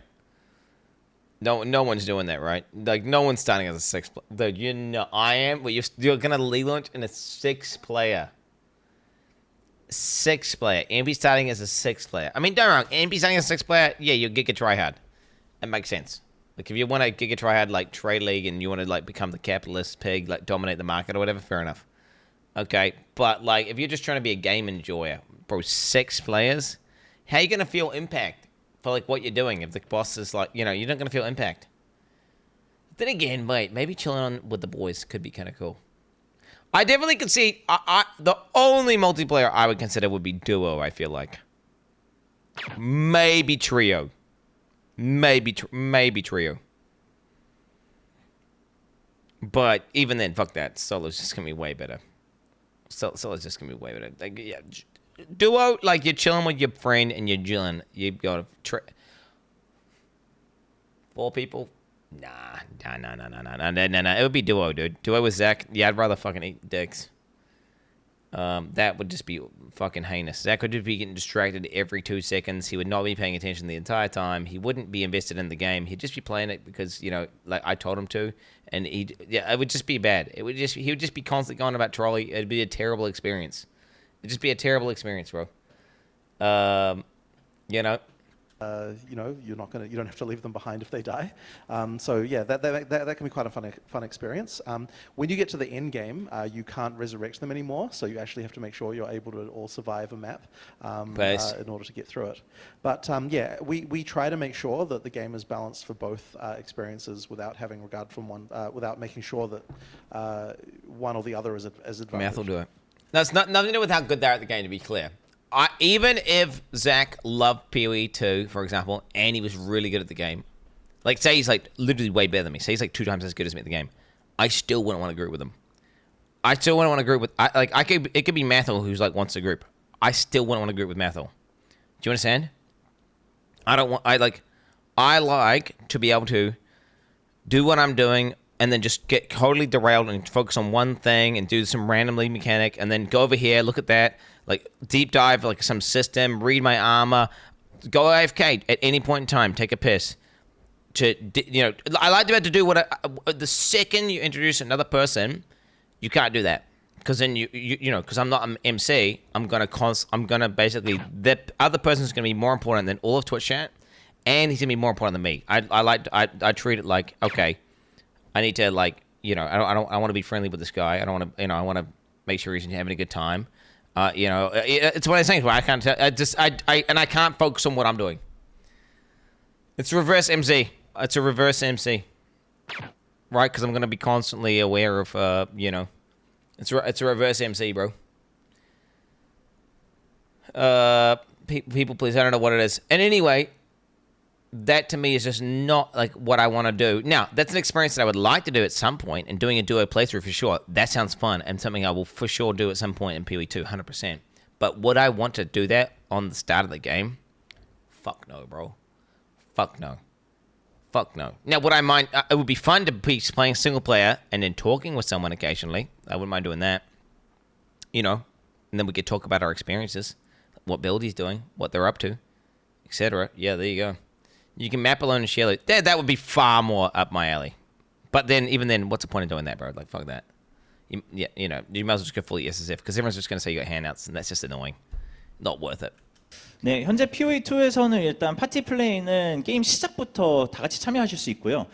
최대 6명까지 한 번에 참여하실 수 있습니다.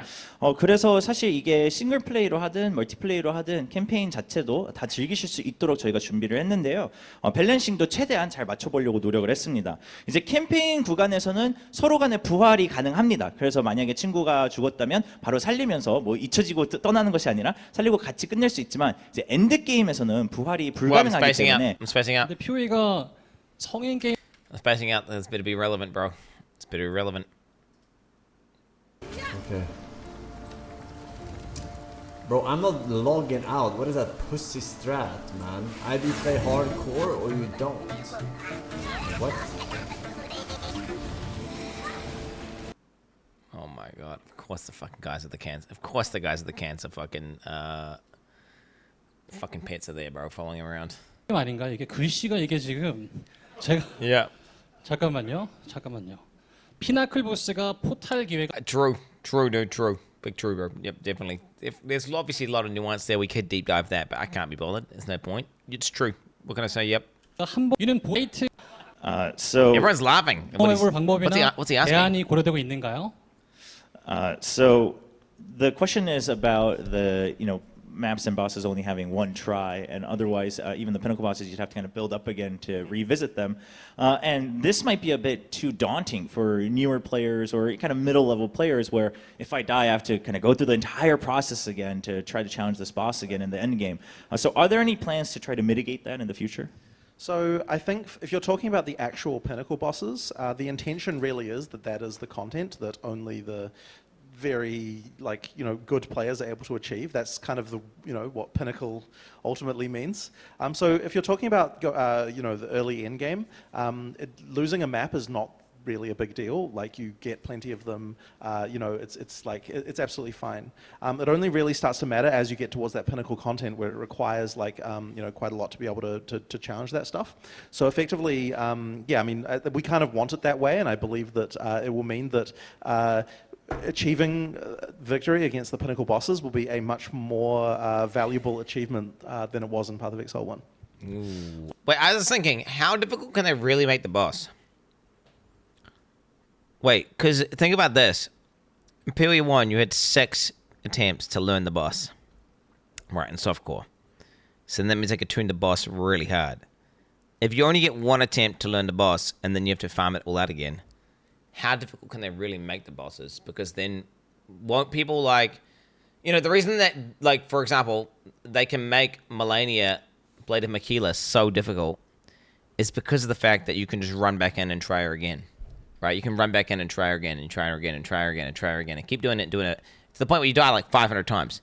Okay, imagine if to attempt Melania, the Blade of Makila, you had to farm 7 different zones and then do 3 quests every time to do 1 attempt. How many people would kill her? How many people would kill her?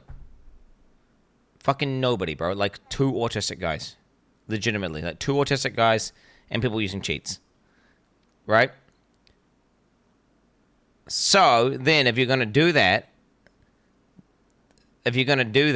then they have to tune the boss down to a point where it's a lot more achievable to kill on your, I don't know, 2nd or 3rd try.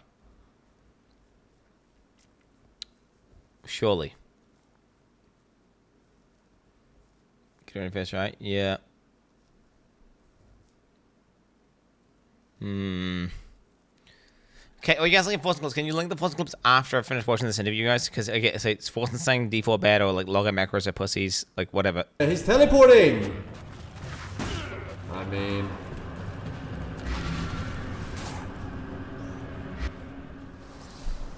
What the fuck? Oof. Okay.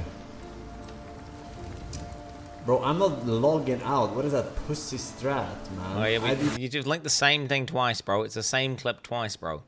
It's the same clip. Okay, I've already watched him saying that, and you're linking it again. Okay, guys, Force Clips, I'm down to watch them. Just wait till the end of the interview here, okay? You've linked me the same clip twice. You were just spamming that one as if it was something new, but this one we've already watched. So I'm derailing the entire interview to like watch the Force and say the same thing the second time, bro. All right, done 3 hours. No, not at all. We're literally like this interview here is taking me like what? Fuck all time at all, boys. And I'm doing it faster than what the interview is. Yeah, the video's gone 50 minutes, but I've been less than 50 minutes watching this. Or something like that. Hey, I need to take a piss, so I'll be right back. 1 second, your podcast ready? It's about to go down. There's a new interview, new notables announced. Gaming. I'm thinking about playing a different game today, chat. Although, yeah, I'm thinking about playing a new game. We'll have to see. Yeah, The Witcher 5, maybe. I mean, who knows? Hey, I will be right back in 1 second, though, chat.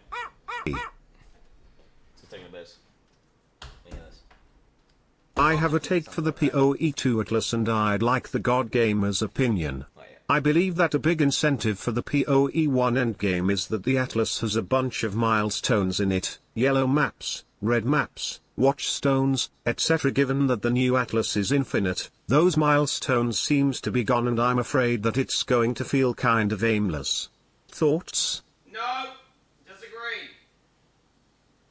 At Quin69 PLS make an Onigarashi style unique. What are you talking about? Yo. What are you talking about, bro?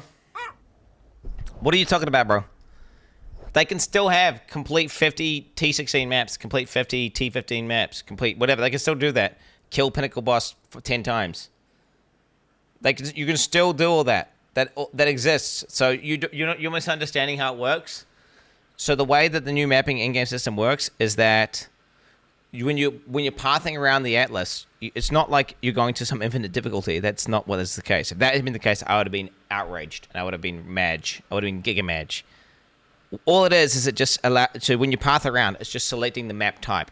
So like you find a desert area, that area is a dunes map. Now you decide what tier that area is going to be by the waystone that you put inside there. Right?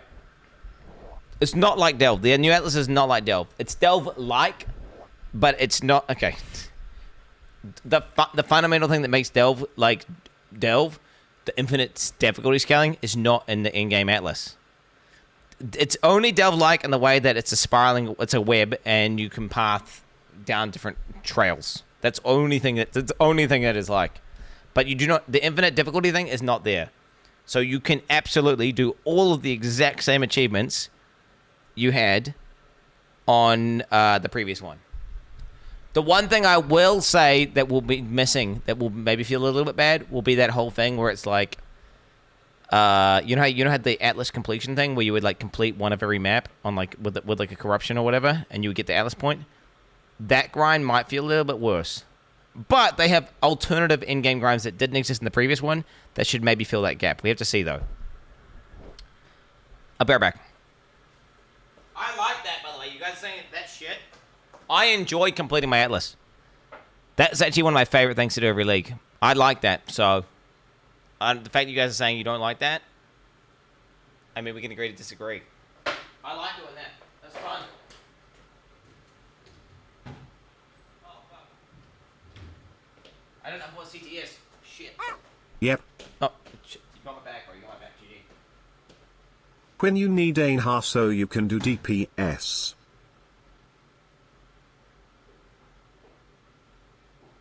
Chet will tell you what they need to add to Po2. Expedition really needs to be in the game. Yep, that's a nice mechanic. Pretty poggies. Also add in Breach, we need that. And Ultimatum, they should add that. Strong boxes and essences as well. And Delhi. Monka Heli watches White Peepo happy smokes while running over civilians of Chicago, and Fat Dank Peepo is also there too. 57 Ians. Quindent. I'm so glad the God Gamer will be playing Path of Exile in 6 days. Thank you, Forsin. Bro. 77 quintillion 777 quadrillion 777 trillion 777 billion 777 million 777,777. Nice. LOL noob. So let me get this straight. Quinn, you didn't want to go to any PoE2 events because you didn't want to spoil the game and play it blind on launch, correct? No! But for the past 14 days, you've data mined the fuck out of the game, watching every single video released. You essentially went 0 out of 7 without even having to play. Shame. I'm finna tetanus to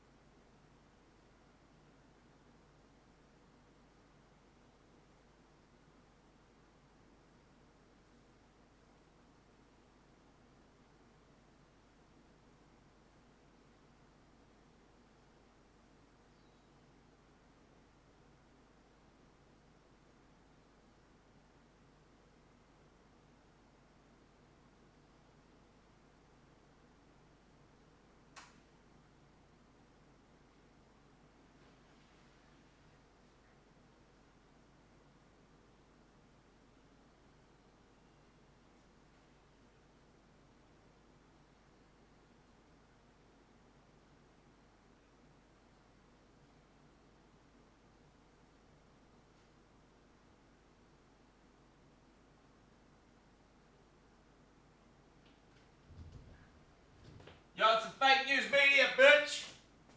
It's a fake news media. No, I didn't go to the events because they were just too far away, bro. They were in LA. That was it. I would have totally gone. If it was in NZ, I would have totally gone. For sure.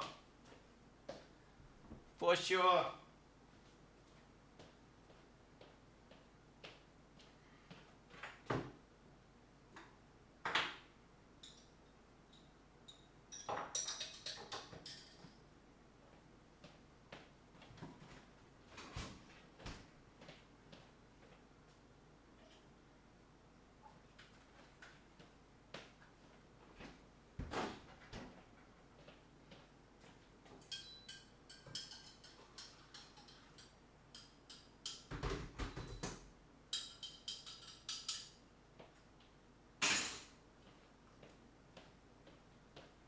Alright, back.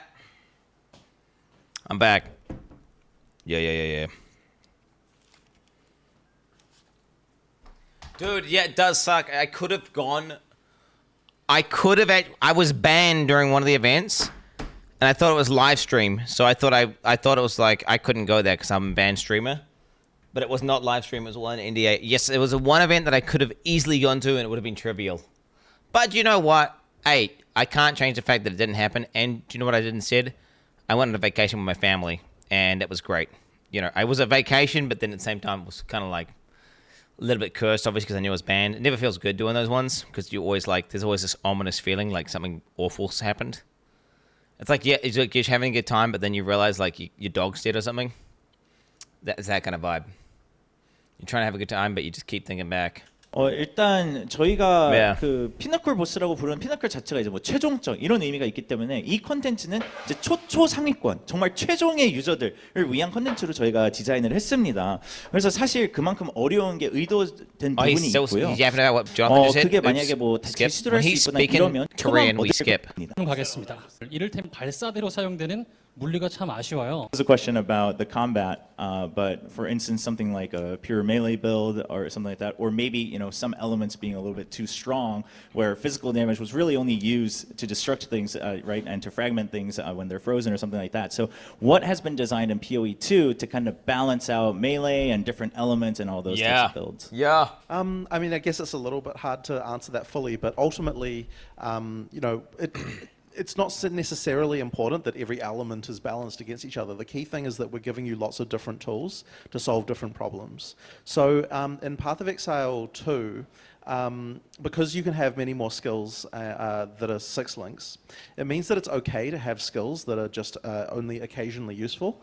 And so we can do things like, you know, I like to have skills that are just situational, right? Like you feel like, oh, this is the perfect time to use this, so that's when I use it. And so effectively, I think it's a mistake if you're a player to be like, okay, I'm a fire sorceress, I'm only going to go fire, right? Like this is the kind of thing that, I mean, you can do that, but I think you're going to have a worse time than if you try to combo things between different elements. So I guess what I'm saying is that the elements aren't necessarily balanced in the way that you're kind of suggesting. It's like, it's more that each skill needs to have a place and a time to use it correctly. Just one aspect of that question I want to follow up on is, so what about specifically when it comes to melee, like how useful are melee skills outside of just being supplemental to others? Oh, I mean, I definitely think melee skills are very useful. They're incredibly strong, generally speaking, relative to ranged. Like that you definitely get the payoff. Wait, strong relative to ranged? Melee is strong relative to ranged? Yo.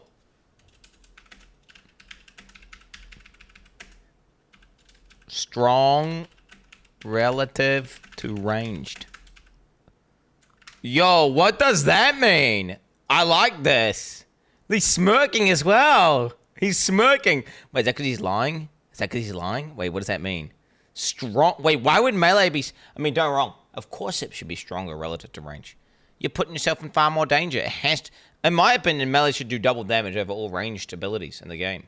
Because it's twice as hard to play. Okay, yeah. For being in melee range.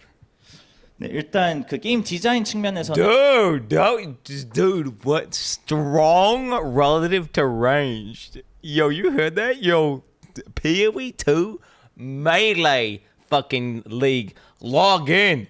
자만 있는지 에서는 있어서 스킬 있는 것은 Let's go. 일단 알겠습니다. Bosses. Well, actually, just to talk about that, a lot of 그런 부분을 저희가 디자인을 했습니다. 글쎄요. 자, 일단 알겠습니다. Well, actually, just to talk about that, Talk about what? a lot of bosses are actually much easier to fight in melee than they are in ranged. Okay, dude. All right, bro. Yeah. And the sky is red, bro. All right, dude. Okay, and hot is also cold. Dude, what are you talking about? That's cope, Jonathan. That's cope. Nah, that's cope. Because the skills the bosses choose to use are different, and also because the any kind of attack. No. Attack that involves hitting an arc. It's much easier to avoid. So, for example, with the skills the bosses choose to use are different, and also because the any kind of attack that involves hitting an arc, it's much easier to avoid. So, Yes. for example, with the boss I was just fighting, which I did admittedly die to, it's actually much easier if you stay very close to the boss because his abilities. But range can be close or at range, Jonathan. That's not melee. That's the advantage of range is they can be wherever they want. So that means, yes, a ranged player can walk close to Piety because then when she's going to do the beam, that they can run around. And then after she's done the beam, they can move back and play at range and avoid the lethal melee attacks. Okay?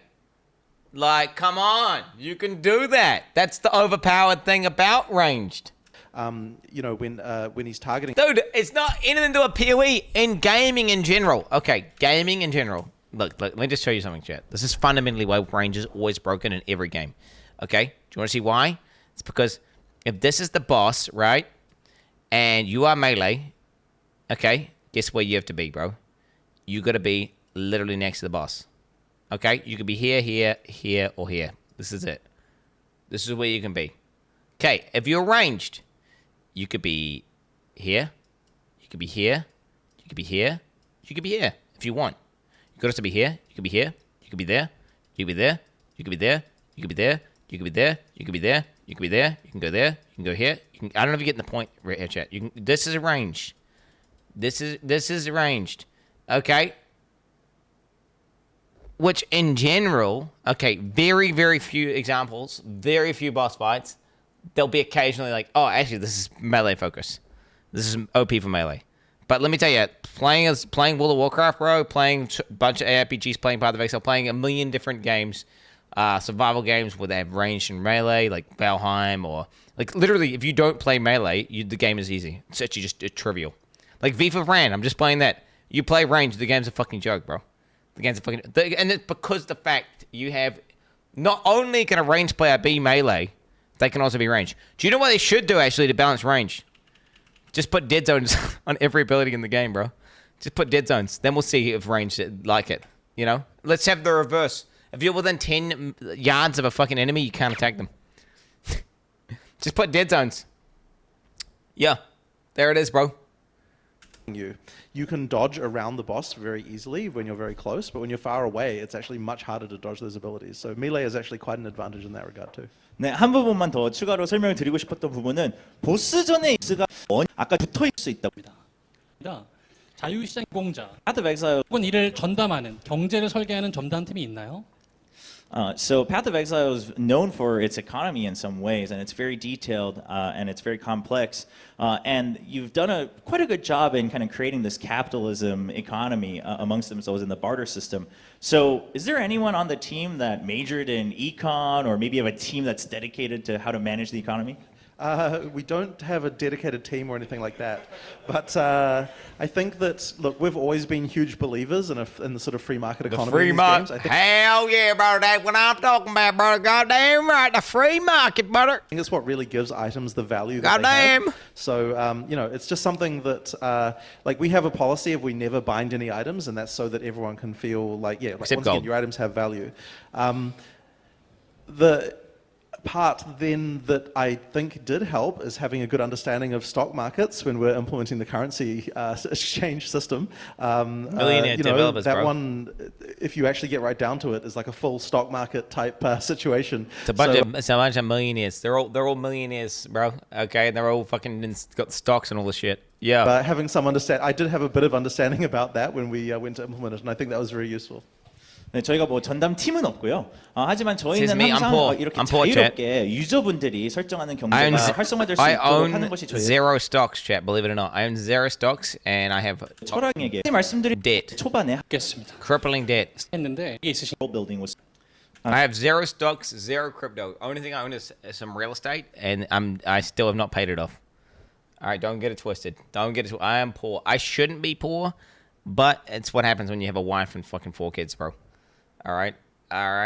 You just got, dude. Like, you got to buy the second house for the wife and the kids. You get it. You know. Then you're running a business. You got to have a studio that requires this fucking space. Yeah, there it is, bro. It's a hard life, man. Let me tell you.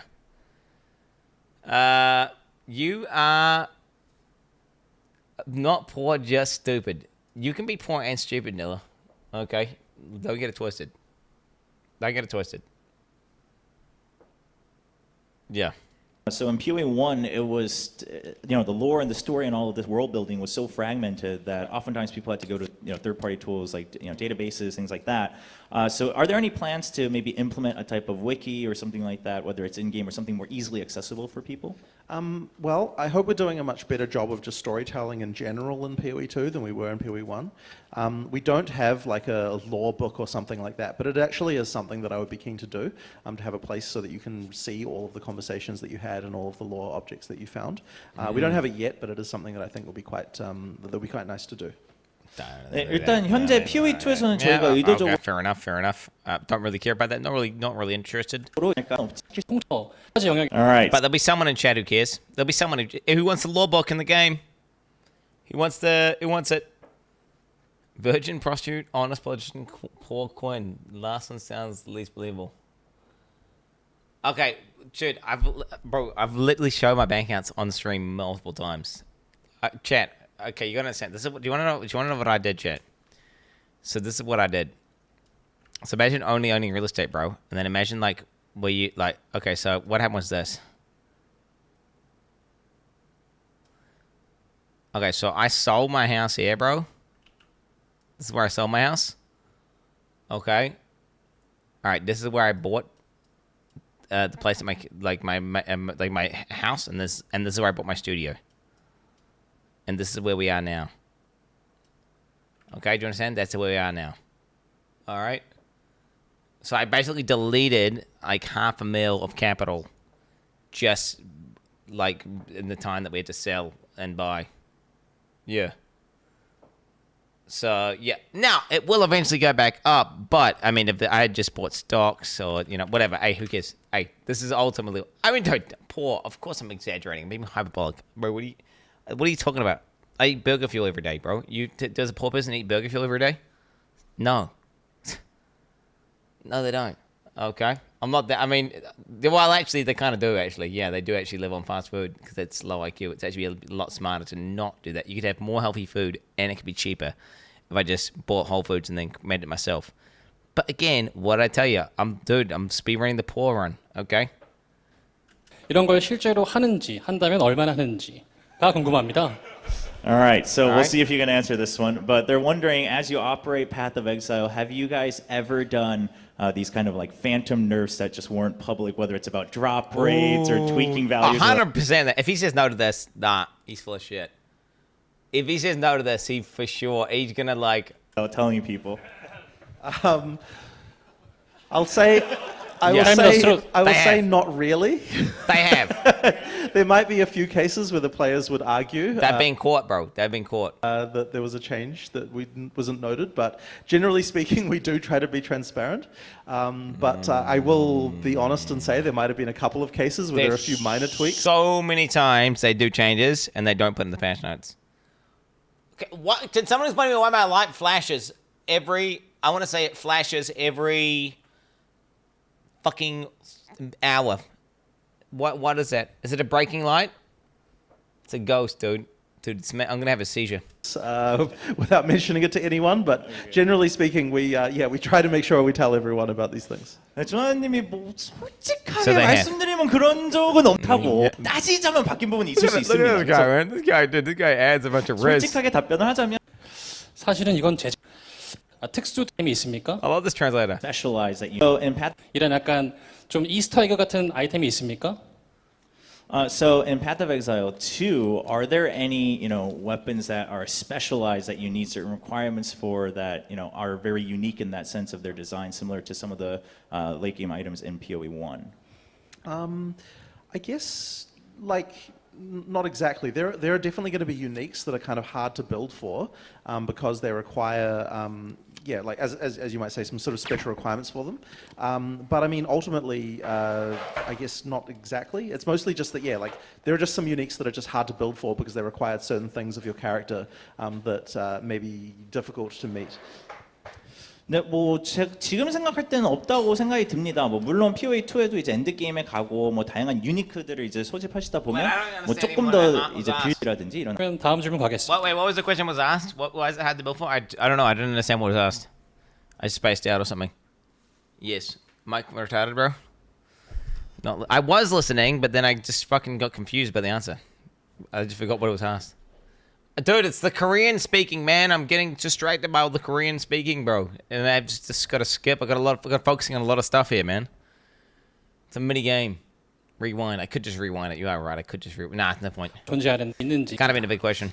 So you have items like Headhunter and Mageblood in PoE 1 that were kind of these must-haves that you wanted to chase for.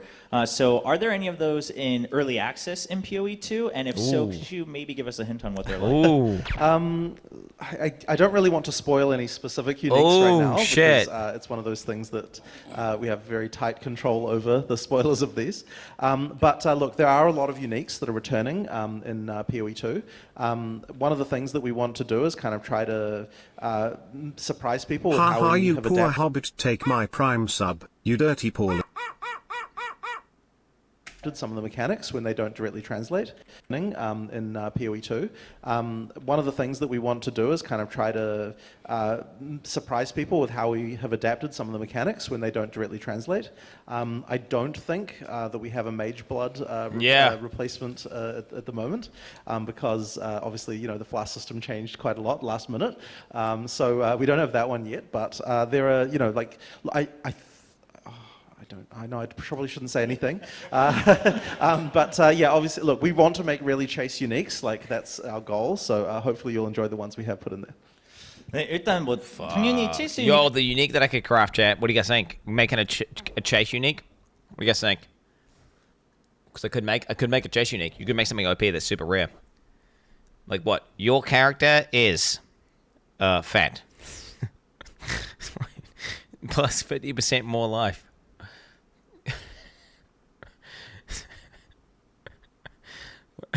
Minus 10% movement speed. Like 0.5% chance on attack to have heart attacks. Minus 10% life. like I don't know, like okay, let's think here. Cannot roll, bro. Oh my god, cannot roll? Yeah, true. Fat roll yeah, that's what it could be. Fat rolling only.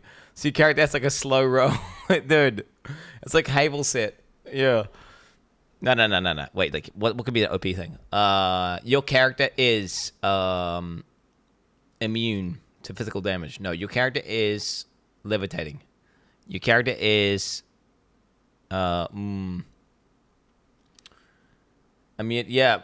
No, minus plus 100, minus 100. Nah, that's boring, dude. You could do some crazy stuff. Why not a weapon? Well, I would love. Okay, because like, what is my favorite item in PoE 1? What is it?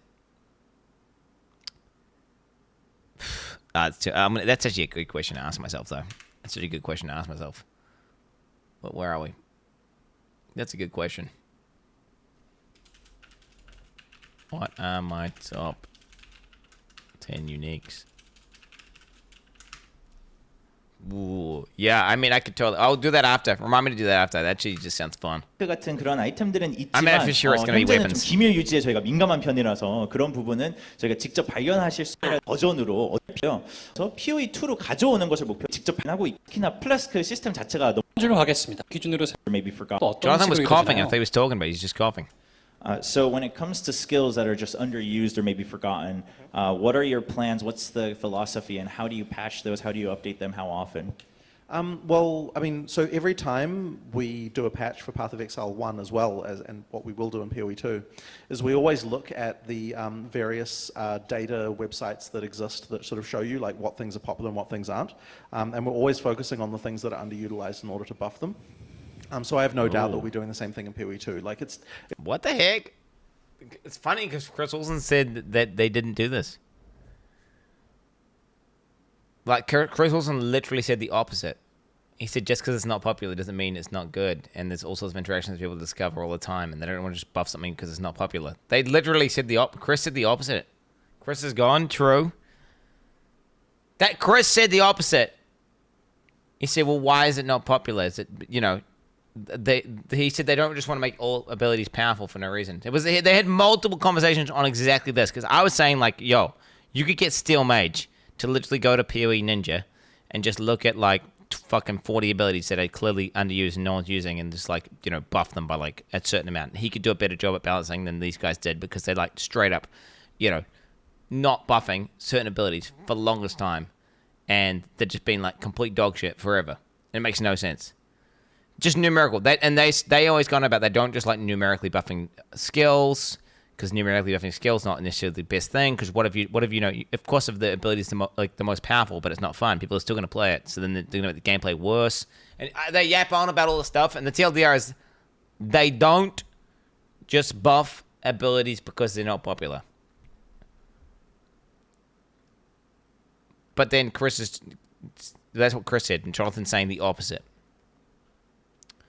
I agree. But yeah, they obviously would like to rework shit skills. By the sounds of it, yeah. It's much better to buff the weak things than it is to nerf the powerful things. Yeah. People obviously feel a lot better about that. So yeah, ideally we can do that. But I will say though that it's okay for there to be in PoE2 for there to be some skills that don't see a huge amount of use. Like we design the game a lot like how when you're making a game like Magic the Gathering, like a card game, where some things exist to be combo pieces that maybe they have not found the rest of the combo yet. And so it's okay for things like that to exist. So that you know, people later on realize what the use is, or we add a unique and it adds a use for it, and these sort of things. Smart. So you know, it's okay to have a few underutilized things like that just to. But for sure, you need to nerf the outliers. You still need to nerf the outliers. Like if there's one thing that's overpowered, you've got to nerf it. Otherwise, everyone like there's no real choice. If there's one like Detonate Dead, for example, for the longest time, for how many leagues in a row? How many leagues in a row do we have DD? No, that was a complete outlier for the longest time. Minimal investment, insane damage, and it was just over and over and over again. It was, oh my god. DD was overpowered for fucking years, bro. Years. And it was just dog shit. And everyone was constantly playing DD or some variation of DD. And it was dumb, bro. It was dumb. It was cringe. And it's like, yeah, okay, that's clearly an outlier. Clearly an outlier. Just nerf that. I'm very much of this opinion. It's like you have your abilities, right? You've got shit ability, decent ability, this ability, right? That, and then you got something like this. And anyway, you just simply go, like this, bro. You go, all right, these ones get buffed,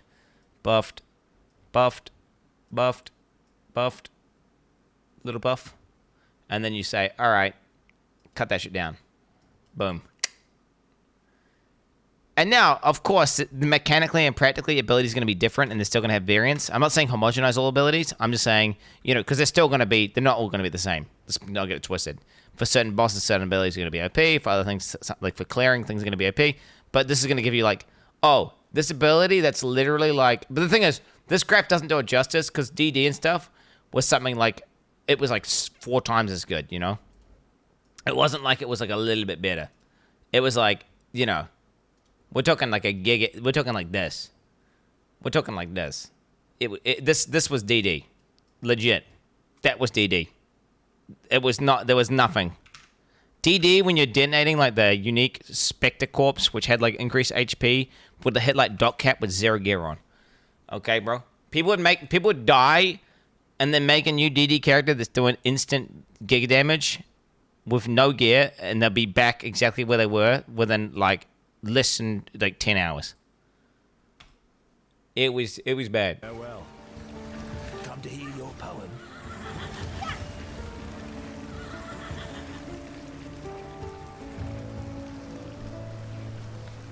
What now?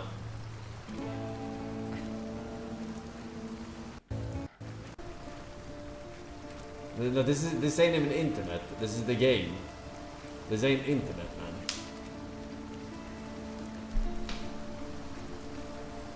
Yeah, surely I can run a game from 2000. Yo, yeah, it's the MTX guys. Why am I? Why is it upside down? You get that? Yeah. Okay, guys. Yeah. All right, guys.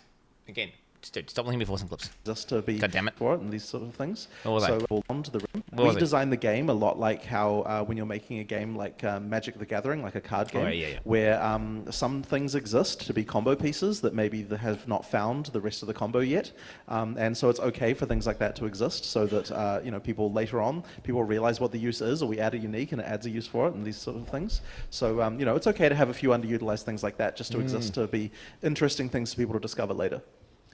네, 일단 기존의 POE 1처럼 저희가 이런 부분을 만약에 통일도 buffs over nerf 하는 것보다는 많은 분들이 Yeah, I'm gonna say, dude, D4, bro, D4, always buffs. Terrible logic, ruins the game. 지금 동의하지. They're not quite sure if you really prefer buffs over nerfs from their experience. I don't think so. 일단 철학적으로는 버프를 조금 더 선호를 하고 계시기 때문에 Yeah, the only buff logic is a speed run to ruin. That's what it is. It's a speed run. It's like the ultra power creep speed run, and to like quadrillions and quintillions of damage. Don't get it twisted. You got to nerf. You got to pull it back. 분들이 그래도 갖고 있는 게 뭔가 강해지는 거를 더 선호를 하신다고 생각하는데요. POE 2에서는 다만 게임 POE 2 발견된 활용 특이상 전자의 경우였습니다. 뭐 POE 닌자, POE DB, POE 위키, POE 뭐 Ninja 등등 and POE 등등 많죠. 그래서 유저 편의성 개선을 위해서 여러 시스템을 개발하고 있다고 들었는데. 구체적인 사례를 하나만 말씀해 주세요. So POE 1, it's kind of infamous for needing so many third-party tools. So you've continuously said that you've really tried to fix or amend a lot of that in POE 2. So could you give us a detailed example of what's changed to mitigate that? So the main thing that we're trying to do is provide better information in the game client for the items that you have. So there's a few ways we do that. So one of them is just the hovers that you, the advanced skill information that you can get from a skill. We show a lot more information, something that you might ordinarily have needed to use a third-party tool to get.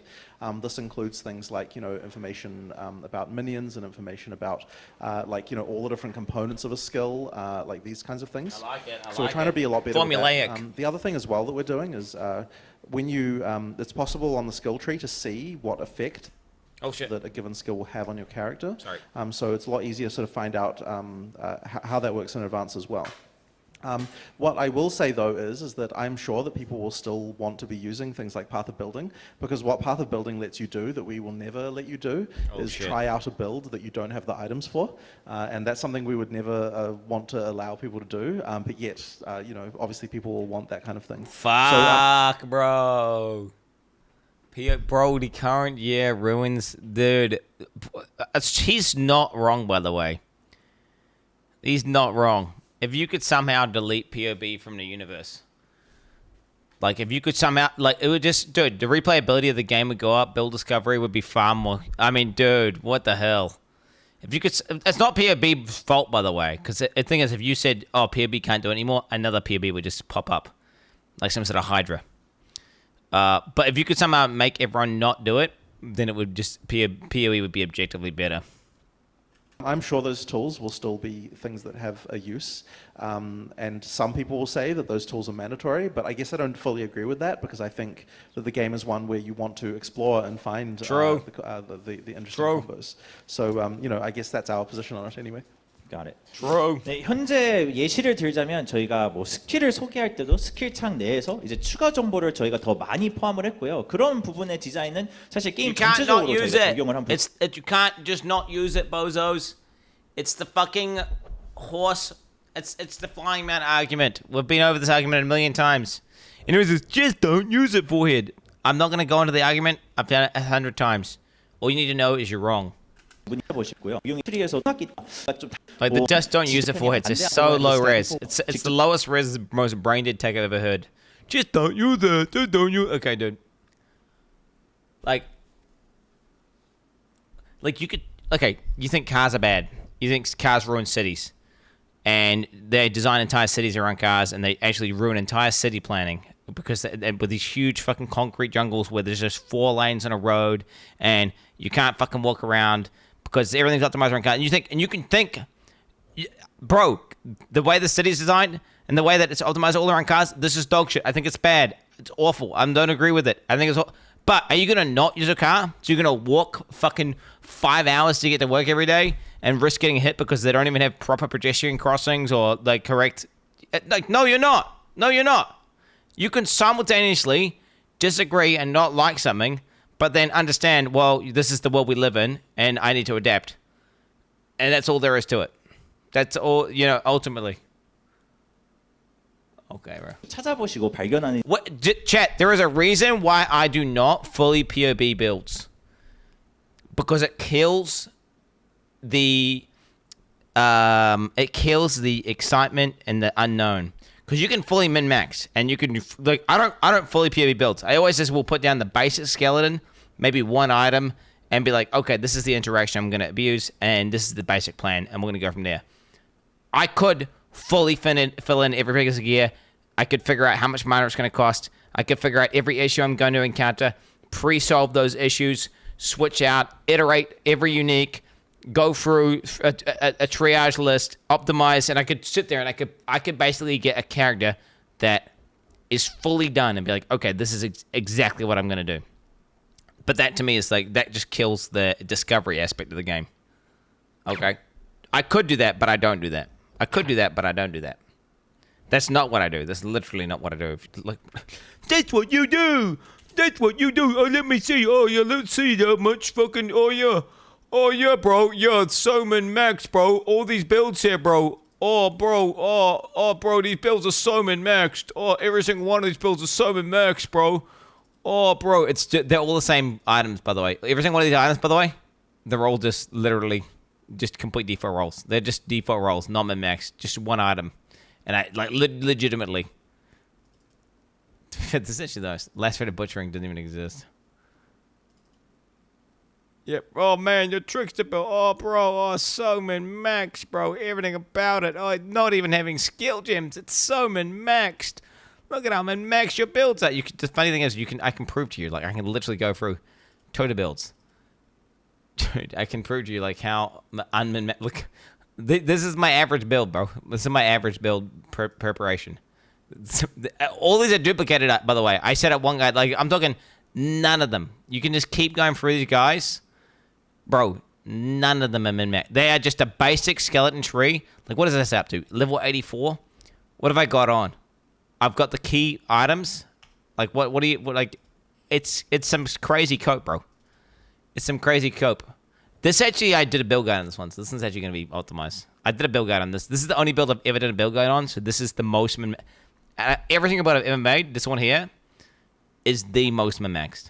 I even made cluster jewels and everything. It was like, this one here was... But that's because I released a build guide and people need to link it. You know, people need to, you know, this is like this. I didn't release a build guide on this. This is actually my character. This is actually real gear, so that doesn't count. But you can see here, we can go back to Calandra League. You know, you can have a look here, bro, what we're dealing with. You can see here, you know, this. It's none of these are min-maxed. None of these builds are min-maxed. Go for all these. Go for all of them. Go for every item. POTG. Bro, I love POTG.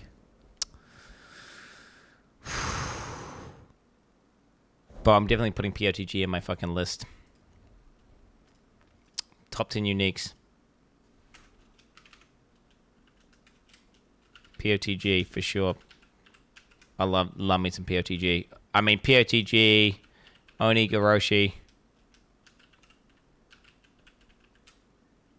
Void Forge. Bro, I like weapons. Why do I like weapons so much? Why do I like weapons so much? I do like weapons. I don't know. Hemophilia gloves I'm not a huge fan of. I'm actually not a fan of them. I don't remember, I've used them a lot, but I'm not a huge fan of them. Not a huge fan of combs. Nope. Shimoriori, yeah. The Moriori, dude, it's fucking sick. Fuck. Lightning Coil, I've never been a huge fan of Lightning Coil. Cloak of Flame, I like more than Lightning Coil. Abyssus, never a big fan. Never a big fan. Death Oath, never a big fan. Reliquy's Boost, they're just overpowered. I need to think more. We're gonna keep looking. Paradox Cap? Oh, fuck. 것을 추구한다고 하십니다. Oh, and by the way, people who work on those tools have been an amazing source of new game developers for us because they already understand all the stats already. 그리고 There it 이런 is. 서드 파티 툴을 개발하신 모든 분들이 사실 저희에게 큰 도움이 되고 저희 회사에 또 들어오셔서 굉장한 힘이 되어 주셨기 때문에 정말 wasn't English. 3초만으로 제한이 되어 있었는데 PoE 2에서도 그런가요? So that was in English. Did you understand I didn't get it. Wait, that wasn't English? PoE Wait, what? 30 million. 3초 닷캡. 질문을 영어. 요거는 약간 좀 아주 테크니컬한 질문인데요. 심지어 질문을 영어로 쓰셨어요. 제가 보자면 PoE2 닷캡, 도트캡이죠. Increase from 30 million. 3초만으로 제한이 되어 있었는데 PoE2에서도 그런가요? So that Dotcap. was in English. Did you I understand didn't it? get it. So PoE2.cap was capped at 30 million, but It's like was that 35.2 going or to something, bro. increase? Yes. 네. 저희가 한번 직접 보실 수 있을까요? Yeah, the dot cap. 이 문법. Yeah. Sorry, I misunderstood. Oh, okay. The dog cap, bro. He thought it said dog cap. No, not dog cap. I mean dog cap. No, I actually don't really know the answer to this question. I believe that the cap for this was not really a like a game design thing. Yeah, it was no, it more wasn't. of a technical thing with how the Server stats are side represented calculations. internally. So I think it's kind of one of those random things. Hopefully, it wouldn't be necessary anymore. balance the game, but you're doing way less ideally, you damage. shouldn't run into these kinds of problems. It was more of just a technical issue. 네, 현재 Packard, 정확하게 bro. 제가 어떻게 바뀌었다고 말씀을 드리기는 좀 어렵지만 사실 Hopefully. 이건 좀 신선한데요. 로아 탑승 같은 탑승 메커니즘이 추가되었는데 이거와 관련해서 뭔가를 강화시킨다는 노드나 어셈 같은 게 있나요? 어떤 로아 탑승, 탈 것. So mounts. Why do people, So people are are there- so stupid? What's up with this mount brain rot? Mount's good. Mount's good. Oh, Mount's good, but Mount game. Oh, me like Mount. Mount make every game better. Like, dude, people have been brain rotted. The fact that they like, legitimately, I feel like you could ask a random sample size of PoE fans and said, yo, would it be a good thing or a bad thing if they added mounts for everyone in the game? And that on average, I say good. And that just straight up, like, but they don't realize they don't actually want mounts. They don't actually want. It's like, where do you guys know? You guys are based, right? You're based. You're Quinn Views. You're based. Are there any thoughts behind mounts and how those might be implemented or used? So we do have the one rower mount that's used on the Ranger mostly, but we don't have any others at the moment. They're not like a general system, if you know what I mean. Like they're used for specific purposes. I think it would be cool to add more later on, but you know, we've got a few ideas for what we might do. But for now, we just have that one, and that will do for now. I think. Any ideas on how that can be continued to be developed, even just the one? I mean, like for that one mount, but what it does effectively is allows you to bypass the other slowdown that you would normally get when you're firing arrows, and so that one, like doing that is like, to be honest, it's like very overpowered. We need to actually be careful that the downside is good is enough, because yeah, it really makes you very, very fast.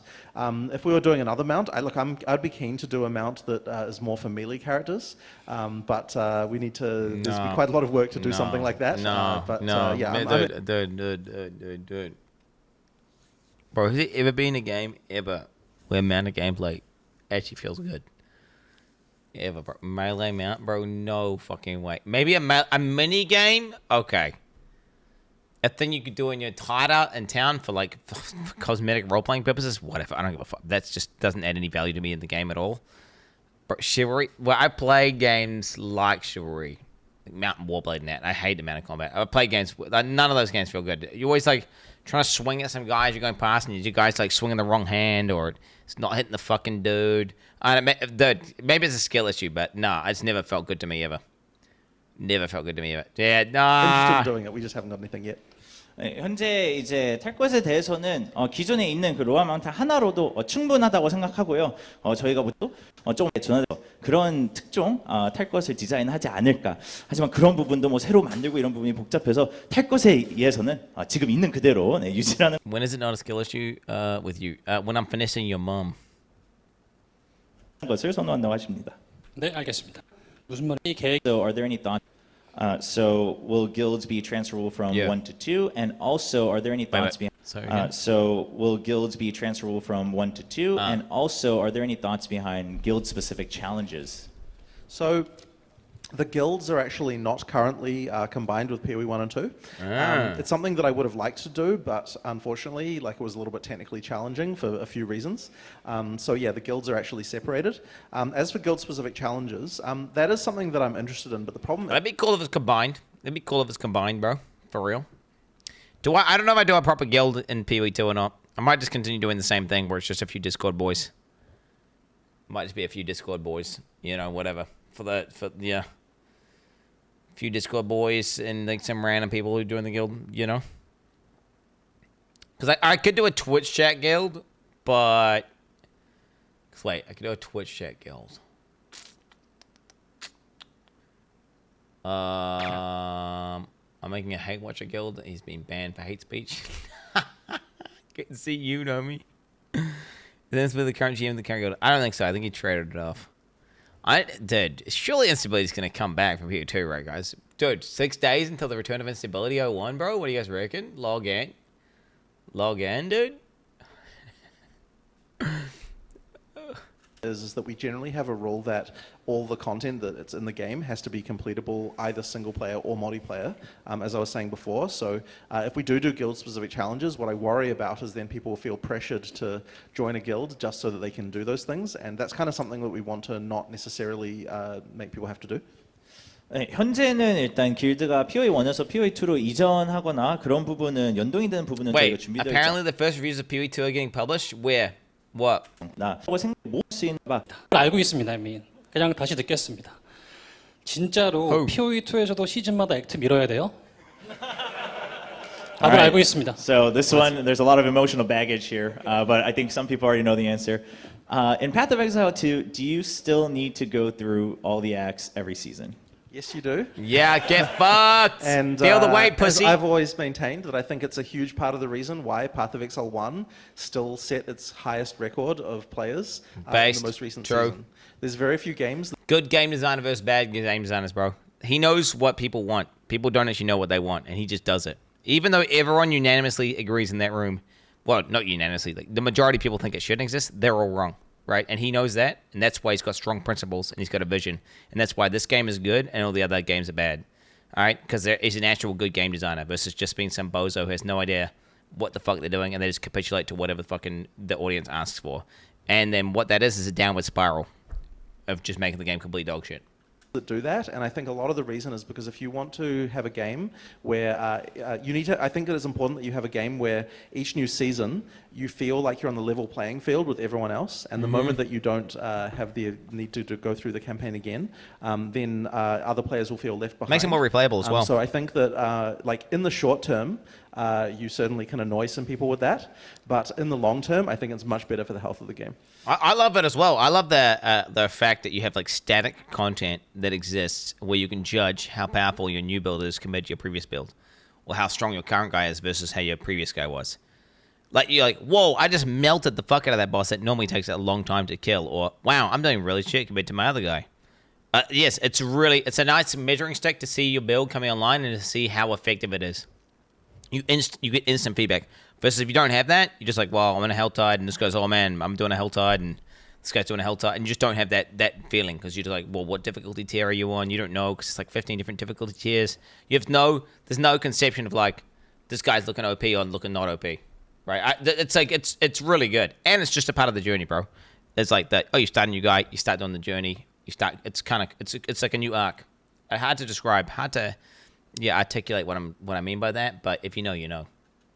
네, 뭐 정답은 다 들으셨을 거라고 믿고요. 이제 분명히 이번에도 사실 하면 여러분들 점에서 시작을 할 수 있다고 믿고요. NPS였습니다. 나머지 진행은 우리 게이머 비디님께 바톤을 넘기겠습니다. 감사합니다. Yo, Koreans are cool. Who doesn't love Korean people, bro? Like Korean people are lit, bro. Not arigato, bro. Okay, they're saying Korean shit, homie. I don't say that in Korean. 유배자 대표로 나와서 또 저희를 도와주신 NPC님 너무 감사드리고요. 이렇게 또 인터뷰를 진행해봤는데 이런 인터뷰를 몇 번 해봤지만 이렇게 시원한 답변을 들은 적이 사실 몇 번 없었거든요. 물론 방금 질문은 제외하고요. I'm saying Korean people don't say arigato gozaimasu, bro. They say hi. Okay, that's Korean. They're Korean. Korean people aren't big fans of Japanese people. I don't know if you know this shit. So he's done, several interviews like this, but he's never felt so kind of relieved about all the answers, except for maybe the last one, because it's kind of the expected answer. Yeah, fair enough. 뭐 마지막 건 어쩔 수 없죠. 자, 어쨌든 그래서 저희는 이번에 이제 질문이 끝났기 때문에 이제 막을 내릴 시간인 것 같습니다. 우리 생방송 함께 해주신 모든 분들 너무 감사드리고요. 그리고 지금까지 I just feel like Korean people have riz, bro. Like they got riz. They're like the most relatable. The most like, whereas a lot of Japanese people ain't got the riz that the Koreans do. I'm sorry, like let's be honest, they got the most riz. I feel like they're the most likable culture out of all the different Asian cultures. Now, is that because they're the most westernized? Maybe. Just just saying. Dude, I ain't met a single Korean that I ain't got along with. Okay, I ain't met a single Korean that I ain't got along with. Every single one has been lit as fuck. Dude, the Korean culture, bro, of being Riz Lords. Being fucking Riz Lords. Are you kidding me? They're just cool as fuck. They're accepting and they welcome you with open arms. Versus the other cultures often can be very not accepting and actually borderline hate you. Like Japanese people really aren't big fans of white people. Really, yeah, they're what I call Gaijins, bro. Gaijins. You get told to fuck off. I don't know if you know about Chinese as well. In that culture, what are they called? They got full on racism going on in China. The true China. Okay. Anyway, West Koreans are like, yo, my man. Hey, let's go. Log the fuck in. Dude, he's playing the Korean game. Oh, I love this guy. Like, dude, I remember, Lost Ark, bro. The Lost Ark Korean guys. What a good time. What a good time. Those guys are cracking me up. Backwards Fs all day, baby. All day. Spreading fake news. I'm not spreading fake news. I'm not spreading fake news. No. It's not fake news at all. It's just called lived experience, bro. Both my sisters lived in Japan. One sister lived in Japan for more than, I think, a year, 2 years, 3 years. I don't know how long she lived in there. And the other sister went over exchanges. And on top of that, I've interacted with people who also lived in Japan. And then on top of that, there's people in my chat who were deployed in Japan, and yeah, there's not a good vibe there. Yeah, they're not. There's not as it's not the vibe. Not the great vibe. Poor family, by the way. What do you mean? It is a poor family. Yes, we did exchange. So we took in exchange students because we're poor. Yes, and they would pay you to have a Japanese person live in your house. So we at pretty much from the age of like 14 to the age of like 18, or not 18, 17, or maybe 16 to 17. There was a constant Japanese person living. No, not from the age of 14. Way earlier, like since the age of 10. We just permanently had a Japanese person staying in our house. Bro, one of the Japanese students, you know the Street Fighter t-shirt that I wear all the time that I only got like a couple months ago, was one of the Japanese students coming to visit, and she came up to the cook shed with her kids, bro. What do you, fake story? What do you mean? The Street Fighter t-shirt that's Japanese with Japanese text all over it was brought from Japan. Yeah. What are you on about? It's not, dude. Oh my god, you're so stupid, bro. What are you gonna try to say now? Oh, I wasn't in the army as well, dude. Oh my god, bro. Can you believe this Discord boys so stupid that they literally they literally think I'm the wasn't in the army and it's all made up. You're so fucking dumb, bro. You dumbass Discord boys. You dumb motherfuckers, bro. Oh my god, bro. Holy fuck. Holy fuck. Bro. I got accepted okay, so I signed up to the army, bro, and I signed up to the police, and I was on a waiting list for these things to get in. And they're like, yo, if you want, you can do an LSB course. And then you're pretty much going to get guaranteed in fast as fuck because we can get the army guys to vet you and make sure it's... And anyway, I did a course. Yes. The course I did was about 10 to 15% people who just wanted to join the army, and 80 to 90, whatever the fuck. The majority of people were like hobo, well, I don't know what you can call it, drug addicts, people who beat their teachers up, people who, got expelled from 5 schools, facial tattoos, everything. It was like, we're talking fucking hardcore. Okay. I did that, and then I got accepted to the army, which I then joined the army and did fucking basic training for fucking half a year, and then I did my fucking core training, and then I got into the army, and I was a fucking sapper, you fucking moron. Holy shit. No, I did a course to expedite my ability to join the army. I didn't need to do it. I could have just waited a few extra months. But yes, I did a course that allowed me to get into basically instantly locks you in. If they basically vet you and say, yeah, this guy's good, because the people who run that course are all in the army. They're all corporals in the army, okay? And that's how. And I've said this 27,000 times! I've said this 27,000 times! I've said this, bro, that's always been the case. I went on a fucking course, yes, to expedite myself getting into the fucking army. No, why am I yelling? I'm yelling because people are trying to say, he was never in the army. He wasn't even in the army. He just did a course for drug addicts. He just did a course for drug addicts, and he's saying he was in the army. Oh my god, can you believe he was trying to say he's in the army? He just did a course for drug. No, bro. LSV was just a very fast way for you to get accepted into the NZ army. That's literally it, bro. Ugh.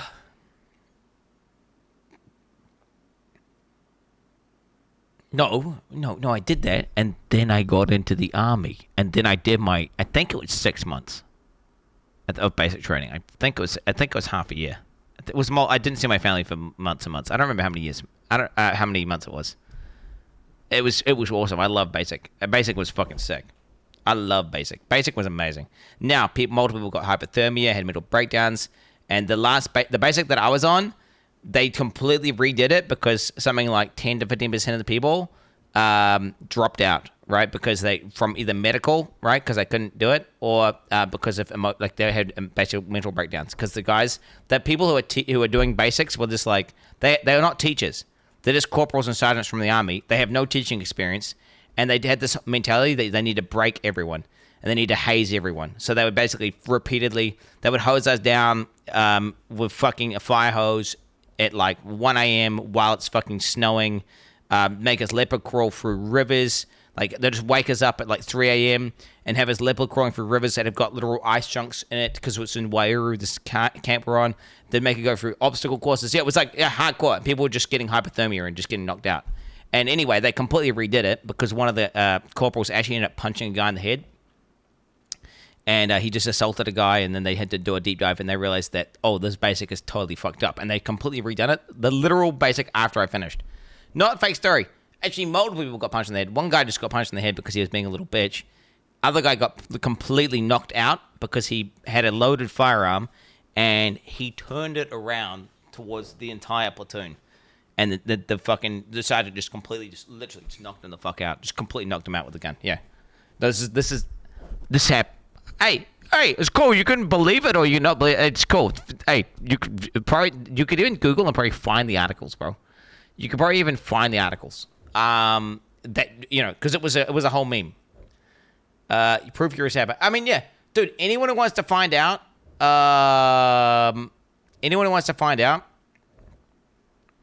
you can go and do some research, bro. And you can find like pictures of me being in the army. This is when this is Sergeant Pomona. Okay, this is the guy who this guy's the man. Okay, he's the man. He's work hard. It's not an AI picture, bro. Hey, it's whatever, bro. We did a collab with the Marines. I literally have my Digicam DPMs that I traded my DPMs for in my fucking closet somewhere. Like it's like actually, well, not in the closet. Where is it? It's like it's somewhere down there. You can find. Hey. The thing is, people who are hate watchers, right, will bend any sort of reality into some demented shit where they just want to talk shit about you, bro. They're going to like, oh, wow, look, I'm just going to ignore all this and just believe this thing, and then I'm going to blow it out, and I'm going to make up some insane shit, and I'm going to be like, that's the truth. That's the truth. Like, no, dude. Okay. Did I serve? I did not serve. At no point have I ever said I served. The reason why I quit the army, because there was nowhere I could go. I wanted to get deployed. If I had been deployed somewhere and been doing something, I probably would have stayed in the army. The reason why I left the army, and I've said this a million times, is because I got to my unit. I got to my core unit, which was my plant operator. Okay? After I finished my engineering course and finished my plant courses and finished my basic course, after I finished everything, I got to my unit, and it was a bunch of people trying to do as little work as possible. They were trying to do nothing. They were optimizing doing nothing. They were They would like, people would be bragging like, bro, I got a fucking thing where I went to the medical and I just said my leg hurts and I don't even have to go to PT, bro. And I clock in at 2 p.m. I just clean the shit and then I go home, bro. So sick, man. Didn't do anything today, bro. Like for the last week, I only have to rock in for like 1 hour, bro. It's so sick. And it's like, to me, I'm like the opposite. I want to do stuff. I'm like, my brain doesn't, I'm what you call a tryhard. I want to, like, give me a job so I can do it, bro. I want to get it done. All right, I need to lock the fuck in. I can't handle not doing stuff. Okay, which is like when I was doing meter reading, which is why I owned so hard, because I was doing meter reading speed runs. When I did meter reading, let me tell you, chat, love that job. Love meter reading. Fucking amazing. You had like a historical database of like how often these meters had been done and when they had been last done, and there's all these meters which were like basically challenges. They're like achievements. No one's ever read this meter. It's never been read. I'm like, fuck yes, I'm gonna read that meter. And the reason why is because there's a giant fucking dog there trying to kill you. And so I'd like throw a stick over to the left, aggro the dog to the left. I'd run over a fence, get over another one, I would basically do speed runs doing meters that have never been done before. I broke into farms. I searched buildings that were like abandoned. I would go into people's houses because, by the way, you get a bunch of keys to people's houses. Do you know this, chat? How crazy is this, bro? You get keys to everyone's house. You get keys to everyone's house, and you've got to go into their house, and they've got meter boards inside their house. Inside their house. And you got to look around, like, which is like, what the fuck is that? Not a fake story. This is a real. In NZ, this is what you do. And I was like, bro, do you know what I learned then? Is like, everyone's house is messy. Because they don't know you're coming, and you just go in, and you're just literally walking around some random person's house. You're just walking around some random person's house. And you get to learn, oh wow, everyone lives like a fucking slob, bro. 우리 통역 초구라님과 또 But yeah, 변호사님께 hey, 한번 박수 한번 큰 박수. if you don't think I was in the army, you're a fucking moron. You're an idiot. You're a dumb cunt. You're a dumb cunt. You're a stupid bozo hate watcher who just wants to believe whatever the fuck you can that's like negative towards me. That's fair enough. Fair enough, bro. There you go, bro. Hey, there you go, bro. First part of Exile 2 review. What is this? Okay. 부탁드리겠습니다. So that's it for the live broadcast as well. 네, 조나단님은 또 이제 What else now? 바로 돌아가신다고 알고 네네. So we heard that you have to get moving again. Yes, I'll be flying out this evening, and then as soon as I get back, I've got a lot more work to make sure the servers can stay up. But he for was in everyone who wants to Korea. play. 네, 오늘 저녁에 바로 다시 복귀하셔가지고 이제 남은 일주일 동안 서버가 안전한지 괜찮은지 모든 유저분들이 즐기실 수 있도록 준비해야만 합니다. Yeah, can we just be real? This translator, like, not only was he insanely good at translating, like, he understood the questions so well and asked them in such a good way. Like, what the hell? This guy could be a community manager. This guy would be like an amazing community manager for like any game or any business or any. Like, he'd be insane. This guy was. I mean, maybe he's too good for that. He might be too elite for that. Maybe he doesn't want to be a community manager. He wants to be something. Maybe yeah. This guy's cracked. 바쁜 일정 중에도 와주셔서 너무 감사드리고요. 오늘 함께해 he does 주신 esports. Well, there you 유배자분들, go. 시청자분들, 그리고 초보라님, 그리고 조나단님 모두 너무 감사드립니다. 저는 진행의 게임어빈이었습니다. He works for Riot, Valorant, Pacific League. Oh, really? That's dead end, bro. That's a dead end job. Wait, for APAC? Oh no. Oh no, bro. Yo, true. This translator is beyond good. Did such a good job. Yeah, good interview. Good questions. Korean people are such gamers, bro. They're such gamers asking gamer questions as well. I love it, bro. I love it. I love it. The Korean people, bro, and Korean culture, bro. W. Cute dog during his interview. This is not real, bro. I guess we'll just watch it. Because you guys linked this a couple times now. This thing, because you're talking about, the additional classes here.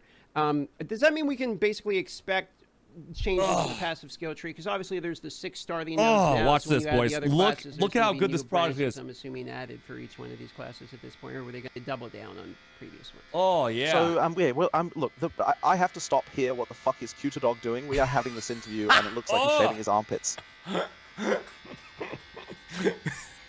How is shaving my armpit TOS? Okay. That's such a good one, dude. I don't think been the AI dude. They're just watching him, bro. Oh! Wait, is it work? It's working! It's working! Dude, Q-Dog's jacked, bro. What the hell? Q-Dog's jacked, bro. Woo! Oh, that's nice. That's nice. Sheesh. That's a good video, actually. And then he wonders why he can get a box. Wait, Q-Dog didn't get a box? Nah, Q-Dog's getting a box. He'll get a box. He'll get a box. Oh my god. He did get blacklisted from dude, chat, let me tell you. He was blacklisted from ExileCon the first one. He was blacklisted from the ExileCon the first one. And I was told directly why, but I can't tell you guys. And it was not that bad. It was not that bad. It was nothing to do with RMT. No, yeah, I know, dude, I know it. I leak it. I told Q-Dog I told Q-Dog what it was, by the way. He already knows. I told him, yeah, fake story. I'm not Slasher. I mean, okay. I can give you just a completely unrelated story, actually. I can give you a completely unrelated story. That, yeah, would be maybe analogous, perhaps. So back in the day, Diablo 3, right, was a game. Right? And we used to play it. And you know how chat is, right? We're pretty autistic, and they're doing autistic shit. And, you know, we're playing Diablo 3. And anyway, they would do D3 campfire chats. What they were called campfire chats or something. And anyway, there was a main community manager. Okay? There was a main community manager. And anyway, she was called Brandy. Okay, and we kind of made it into a meme, bro. It was like Brandy this, Brandy that, and people would simp over Brandy, and people would say stuff about Brandy, and they would be like, you know, they would basically, we had a Brandy emote. We did all this stuff, and actually, Brandy saw it one day, and she didn't get the joke. She was like, it's a bit weird that, you know, because they were sexualizing Brandy. They were sexualizing Brandy, and they were doing stuff about Brandy, right? And they're like, she wasn't a big fan of it. Okay? Anyway, I just cut, oh, fuck, that's actually bad. That's not good. It was a meme, and actually, whatever. We had to cut the meme out. Because Brandy wasn't a big fan of it. Brandy risk. To be fair, Brandy was a real good sport about it. She's like, yeah, I don't really mind it that much, but it's a little bit weird, you know?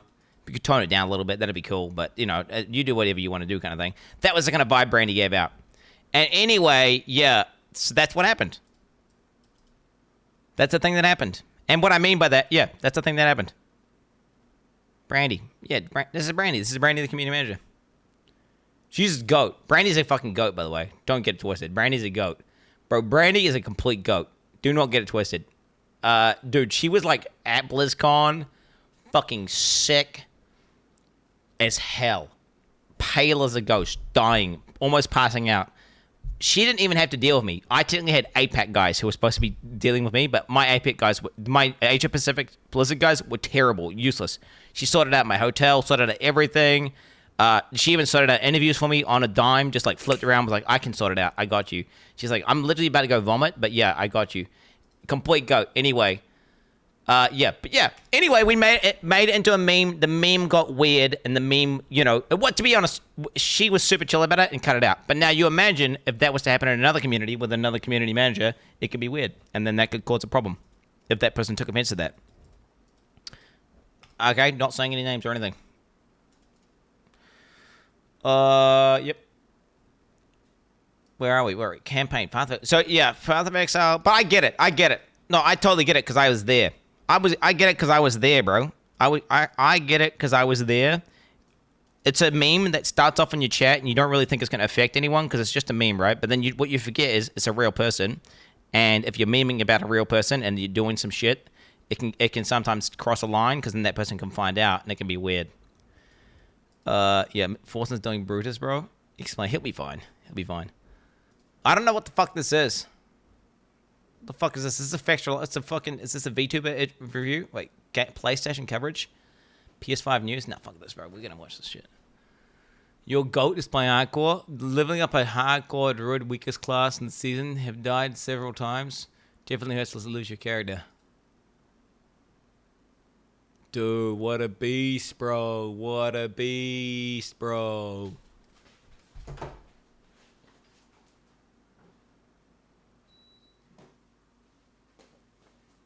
What a beast.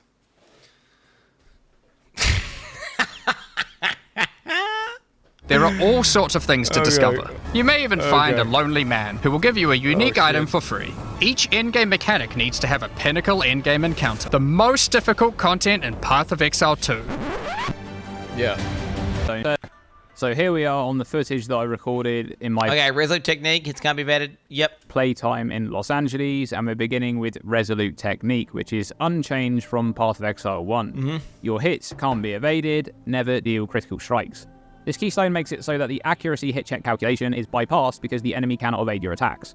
As long as the attack makes contact, it will hit, but at the cost of preventing you from dealing any critical strikes. Yep. Blood magic has changed a little bit, and it's also moved... Alright, removes all mana.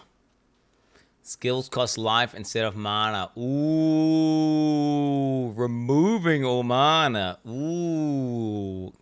Quite significantly on the tree. Ooh. Now finding itself at an equal distance from the strength and strength int starting locations. This one removes all of your mana and makes skills cost life instead of mana. It doesn't grant 10% more life like it does in PoE 1. This one is very interesting considering that all characters will now have their entire mana pool as reservations now use spirit instead of mana. Yeah. It's hard to say exactly how useful blood magic will be without knowing how difficult it is to manage standard mana skill costs. Yeah, let me think here. Wait, because the big thing about blood magic was fucking your reservations, but now you get spirit. Wait, technically blood magic got giga buffed then, right? Technically speaking, didn't it? But it technically got giga buffed. Like a giga buff. Yeah, actually, wait a minute. I might actually put that on my fucking tree. I might put that on my tree here, bro. Where am I at? Where's my notes at?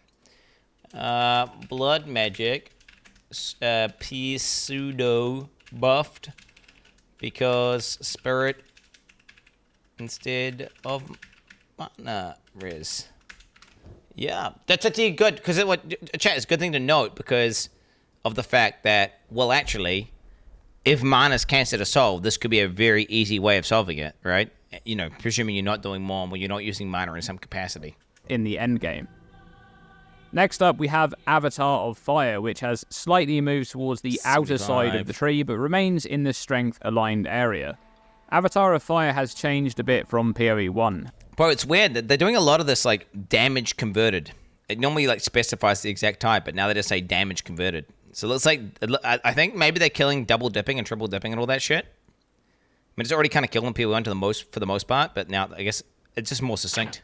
Making 7... Wasn't it? It's 50, right? In PoE 1, am I crazy? He'll just tell me. 75% of all damage types be converted to fire while preventing you from dealing any non-fire damage. This means that it will also convert chaos damage too, which is new in PoE 2. We know that damage conversion scales differently in PoE 2. You can only scale the portion of converted damage with modifiers that affect fire damage dealt. Wait, that's actually a huge buff. Wait, it's actually a huge buff, bro. Yeah, 50% of physical cold lining converted to fire. Then again, you could use abusive mechanics to multi-scale. I don't know. It makes converting to fire really, really trivial, though. As is the main part. Then again, we lose all these... We don't have masteries, do we? We don't have masteries. And then do we even have a glove prefix that allows us to do conversion? It could be because conversion is far more rare in PoE 2, potentially.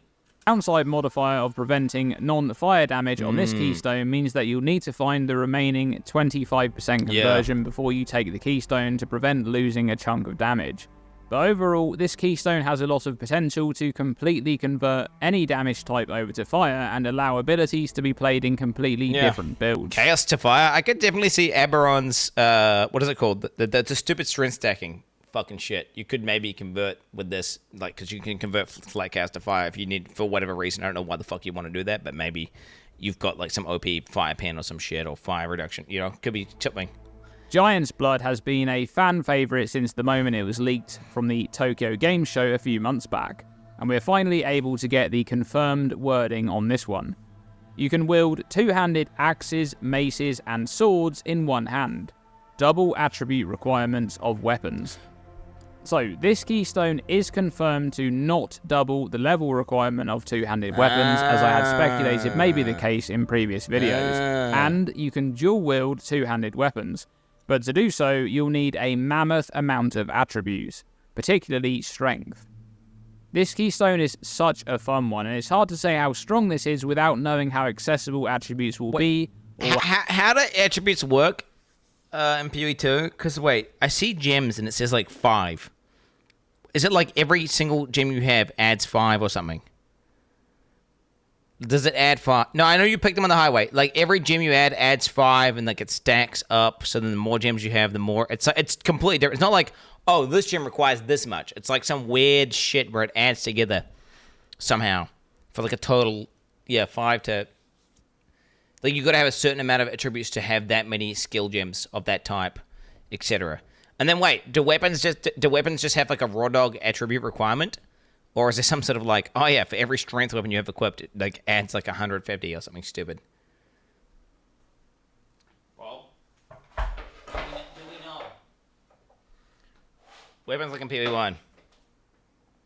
It's funny because chat doesn't have any clue what the fuck they're talking about. They're like, it's exactly the same as PoE 1. No, attributes have been completely changed in PoE 2. Multiple things about the attributes, from the stats that they give you to like how certain items in the game are calculated. Now, whether or not, I'm just checking to see. So, like, people in chat are saying it's just the same. Yeah, I mean, it would make sense that it's the same. But then, if a weapon has like 212 strength, right? You just need like 420 something strength, right? 424 strength. That doesn't seem like that much strength to have this. And there's no other downside, which is kind of nuts. How high the standard attribute requirements are on the top tier two-handed weapons.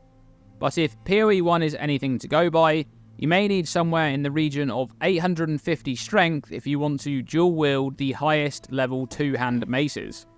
That's... Wait, what the hell? Really? I figured weapons like 200. I thought like 212. Strength. 220. 220.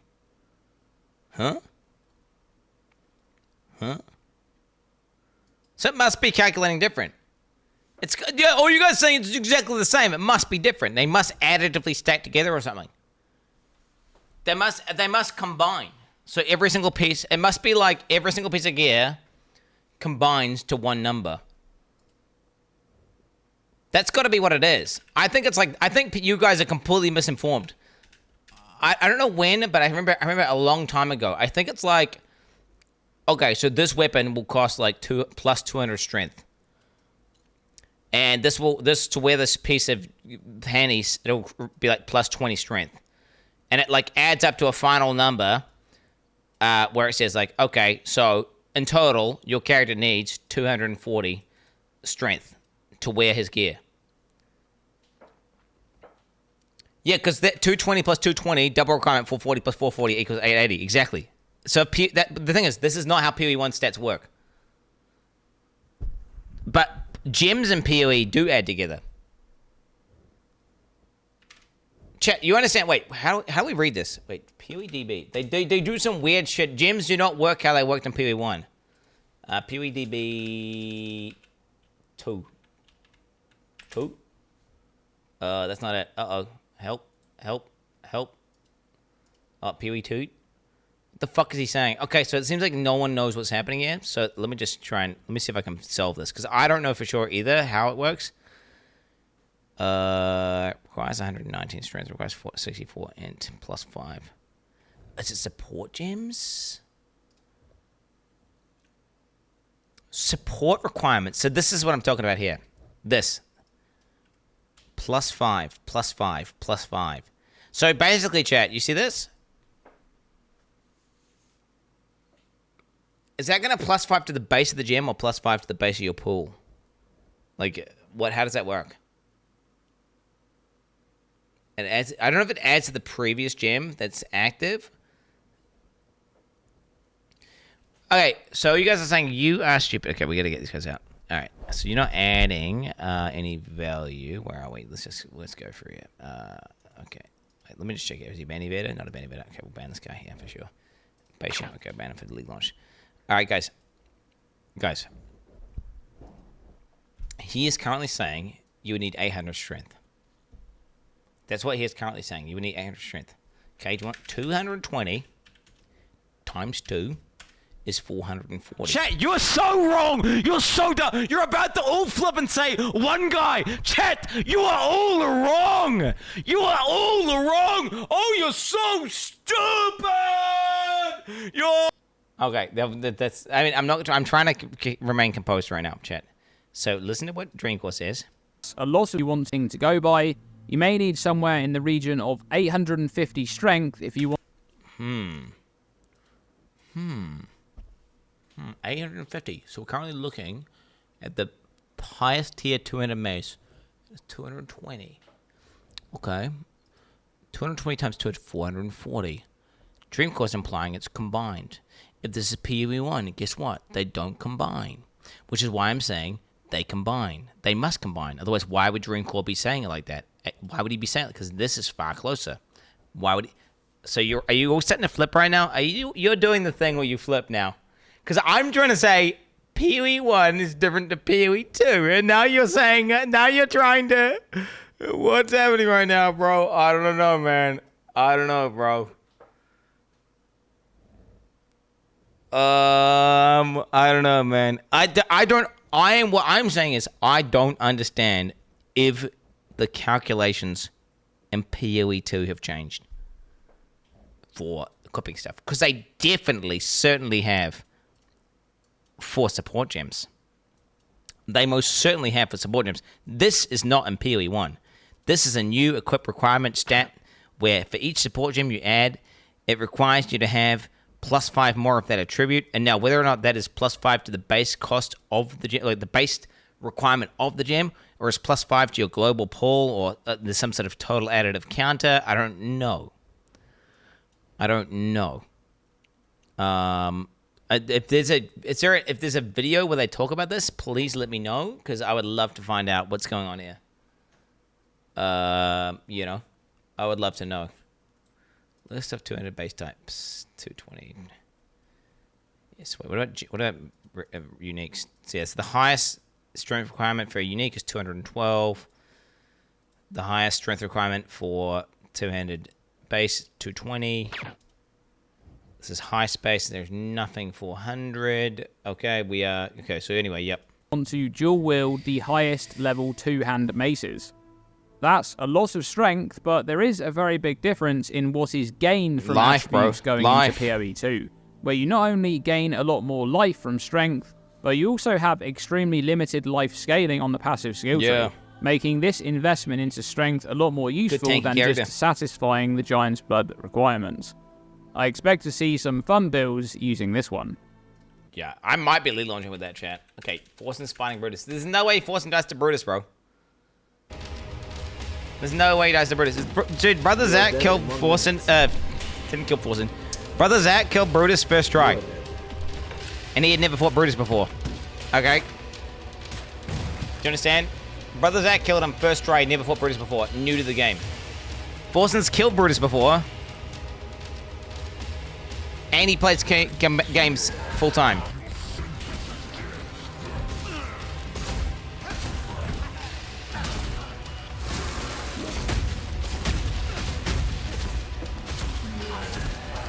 He's over getting over level, man.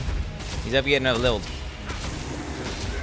Dude. You are dead. Oh my god, bro. He's over getting over level, bro, for real. Ain't that, what the hell? He just face tanked the entire boss fight, bro. He got some lucky blocks there, though. Let's be real. He got some real lucky blocks.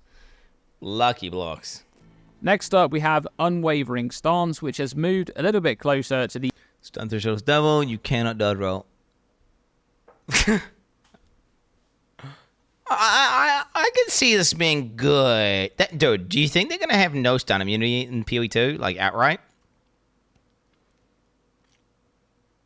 Do you think they're going to have no stun immunity in the game? On the tree. I wonder. Because, I mean, dude, you would think this would be, you cannot be stunned. It cannot dodge roll. The fact that it says double stun threshold for cannot dodge roll, like, are you fucking kidding me, bro?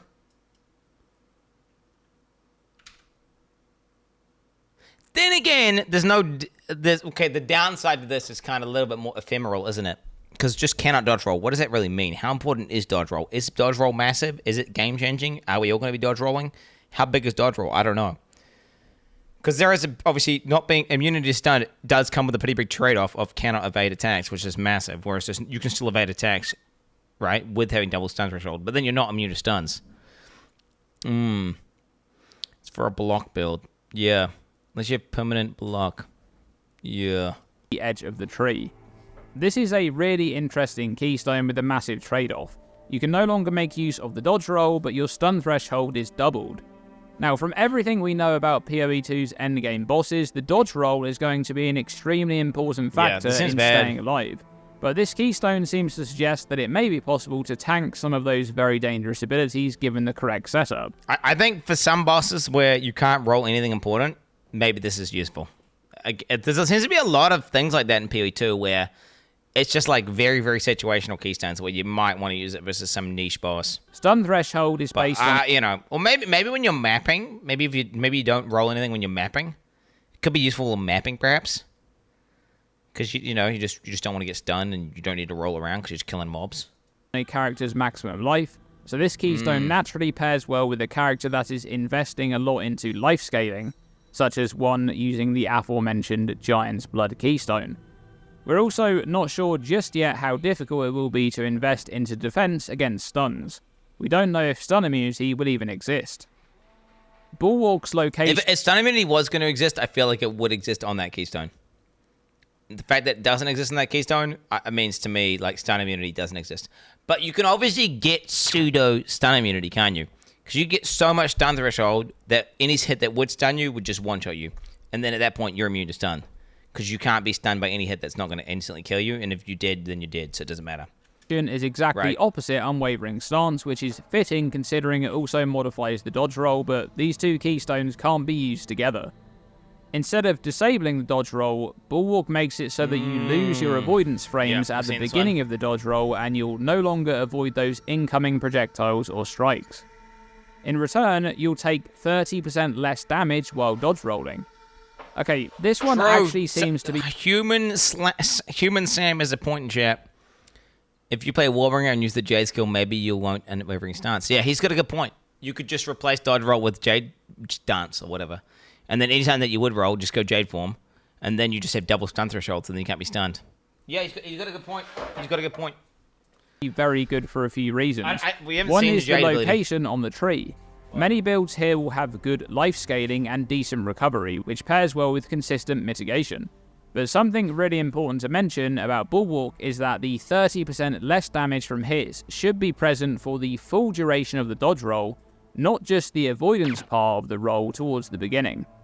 Add to that the fact that this keystone makes it so that your dodge roll can now be used to help mitigate the damage of any incoming area of effect hits that previously couldn't be avoided with a dodge roll, and I can actually see this keystone being picked up quite a bit. Iron Reflexes is unchanged. I think that's coke, bro. Well, I think the only reason this keystone's good is if the iframe on the dodge roll is like one frame. I'm assuming the iframe for the dodge roll is going to be quite large, though, right? Surely. The game is designed for boomers. Like, the game is designed for people who are like 40 plus to roll stuff. So therefore, they're going to need to have like, you know, like me, yeah, like me, dude, for sure, guys, like me, yeah, whatever cope you guys want to cope on. Yeah, so what I'm saying is it's not going to be like one single frame. Changed from PoE 1 and finds itself in a very similar place on the passive skill tree as well. Dude. This one converts all of your evasion rating into armor. Wait, what the heck? Ooh, so it's actually buffed. Preventing you from evading, but improving mitigation against physical hits. However, there is something important to mention here about conversion in PoE 2. We know that damage conversion will work differently, in that it will no longer remember its origin types, and therefore will only scale with modifiers that affect the end type. Nerfed. But buffed at the same time. Like, so a character that's doing has a lot of dex will get a buff, but then, you know, you can't do the double dipping scaling.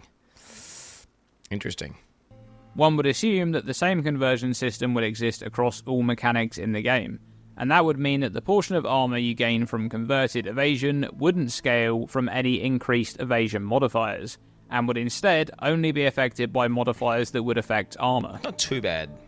Glancing Blows has moved all the way to the lower side of the tree and has been restored to its original pre-nerf state. Block chance is doubled, but you take 50% of damage from blocked hits.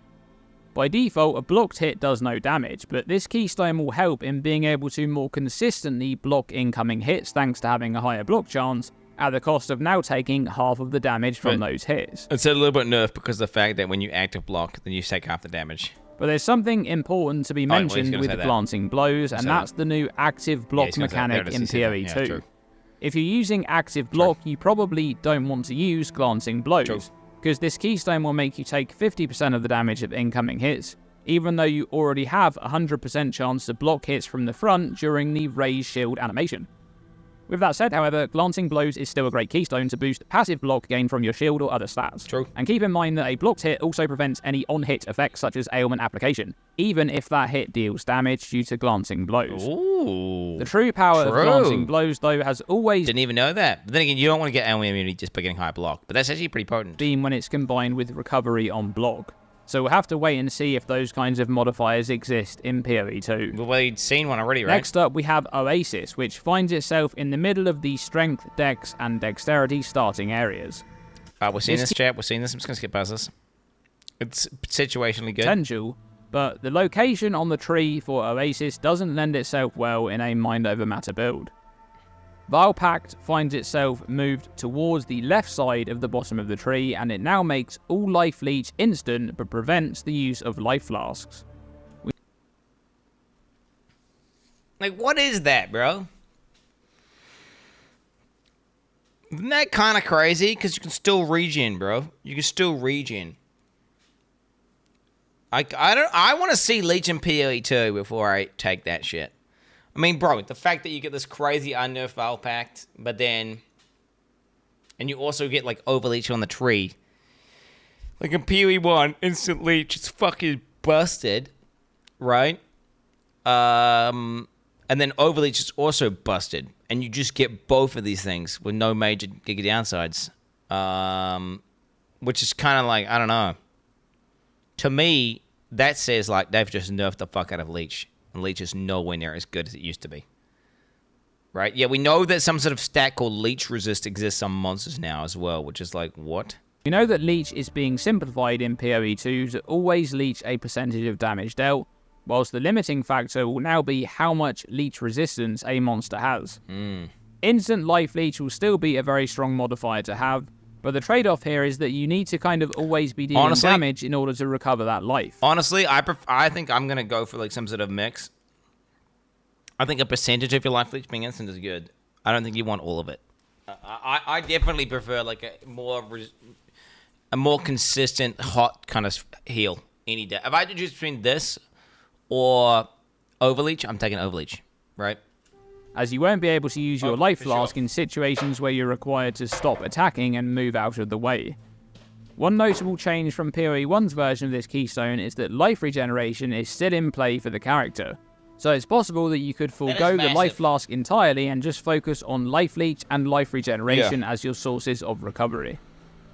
Elemental Equilibrium is similar to PoE 1's version, but instead requires a specific damage type to then inflict the correct exposure. If you deal fire damage, you'll remove fire exposure and inflict lightning exposure. Cold damage will remove cold exposure and inflict fire exposure, while lightning damage removes lightning exposure and inflicts cold exposure.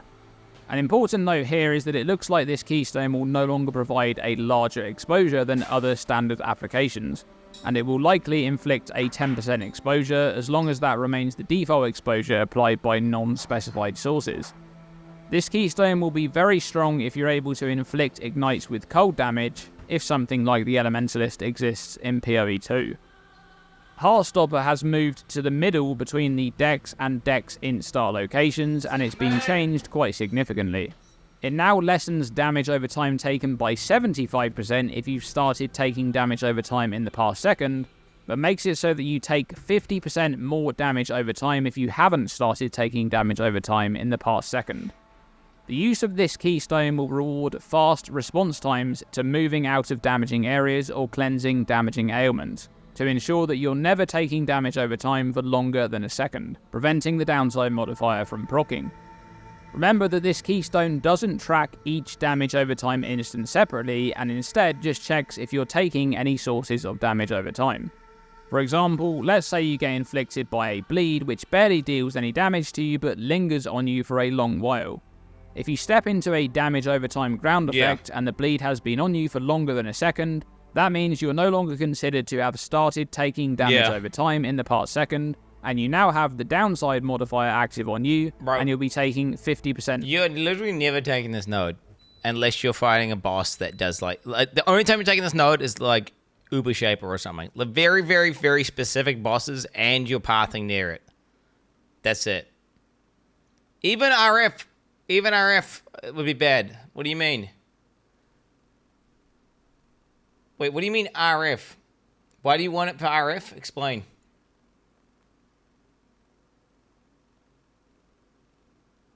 Like, take 50% more RF? Wait, what? Chat. If you take RF, you'll just be permanently taking 50% more damage. That's it. If you're trying to kill yourself, like, as fast as possible, maybe? I don't know. We haven't even seen how new RF works as well in PoE 2. They said they're redesigning RF in PoE 2, so... More damage over time from all sources, including both the bleed and the ground door. The upside of this keystone is incredibly powerful, but the downside is equally as devastating if you fail to notice a damage over time effect on you, so you need to be very careful when using this one. Next is Acrobatics, which also finds itself between the Dex and Dex in starting locations, right on the outside of the tree. Acrobatics changes the type of hits that you can evade, from being just projectiles and strikes, to now also including previously unevadable area of effect hits, but it does so at the cost of causing you to lose half of your evasion rating. The downside of this keystone is absolutely brutal, but its effectiveness really relies on how much evasion a character is reasonably expected to obtain. This keystone is likely to be very powerful in boss fight situations where you now have the chance to evade powerful slams, and a lot less powerful in a standard mapping setup. Not calling it. No. Every single powerful slam, quote unquote, has a mod on it that says it cannot be evaded. Like it just overrides, so it won't even work. They do, yeah. They have can't be evaded. Yeah, they have it can't be evaded. That's what they do. GG are toxic. They say all the Giga Slams say can't be evaded, can't be blocked, can't be dodged. They all say that. They have this fucking line on there that just says fuck you. It just penetration defense doesn't. Yeah, so get fucked. In those situations, your evade chance will be much lower against far more incoming It's a skill hits. check, right? Eternal They're Youth saying finds you're doing a skill itself check, moved pussy. all the way across the other side of the passive tree, in the middle of the Dex int aligned portion of the tree. This one makes recharge from the energy shield mechanic apply to life instead, while making life flasks recover energy shield instead. Now this can be quite a powerful keystone if the mechanics of life recharge function as they do in PoE 1. Yeah, that's kind of nuts. Taking damage to energy shield while Eternal Youth is allocated in PoE 1 will not stop or prevent life recharge from starting, and if this function still exists in PoE 2, using your life flask to keep your ES topped off to always buy time for life recharge to begin could be quite strong. However, do keep in mind that energy shield's base delay before recharge begins is 4 seconds in PoE 2, up from 2 seconds in PoE 1, but you can of course still invest into modifiers to speed this up. That's an aesthetic part of the tree, bro. Can we just appreciate how nice that part of the tree looks? Ooh. Ooh, damn. Looks nice, dude. What the hell? Okay, what the fuck's you getting? Oh my god. Chaos Inoculation finds itself in the same location in PoE 2 as it was in PoE 1, and it also does exactly the same thing. Your maximum life becomes 1. I said there's a bunch of broken combos you can use with it, so it's actually good now. But we and see you're adaptively by success, such as the PoE 1's Trickster. This keystone has a lot of potential to be really strong. Resonance is located close by and changes the types of charges you gain by changing one out for another. Power charges are gained instead of frenzy charges, frenzies instead of endurance charges, and endurance charges instead of power charges. This is autistic, and it's going to be very good for specific builds that need to do it. Otherwise, it's going to be shit. We're skipping past it. We've seen it again. Speaking of charges, Conduit is located in the middle of the int and dex in starting locations and makes any charges you gain if you gain a charge, allies in your presence again, that doesn't say, oh yeah. Be gained by allies in your presence instead. Because charges no longer grant stats, this one is unlikely to be useful for any minion builds group play, and is right? instead targeted at group play, allowing for a character to generate charges. Basically, they should rename this to Cucktuit, bro. Or like, just Cuck. For their party members to quickly spend on powerful abilities. Fixed. Eldritch Battery is in a very similar place to its location in What PoE is this, 1. man? It's all energy shield to mana. This just seems so strong, bro. Like, this just seems so fucking strong, bro. I mean, that just seems nuts. But its modifiers are... Wait, that's changed? Confirmed it's wrong. Oh, whoa, whoa, whoa, whoa, whoa, whoa. Wait, what do you mean? It's been temp removed? It's gone? Okay, well, good. Good. It looks broken. Okay, we can skip this whole thing. They removed it already. Okay, it's gone, chat. EB's got this. It's too many abuse cases. Too many abuse cases, bro, straight up.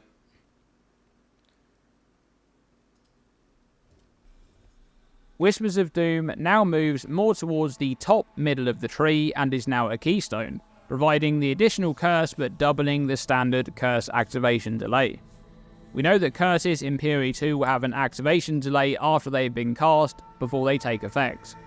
This keystone is very strong if you're able to apply curses using another method, such as with Blasphemy or Hand of Chayula to fully bypass the downside. Well, to be honest, this node is pretty much business level for almost every character in the game. And now at least it's not going to be as mandatorily overpowered for most builds. Because in PoE 1, pretty much every min-max build, this is biz. This is biz. But now, because of that extra delay, perhaps it's not going to be biz. Necromantic Talisman is essentially the same as Necromantic Aegis from cool. PoE 1, only it makes your amulet apply to your minions instead of your shield.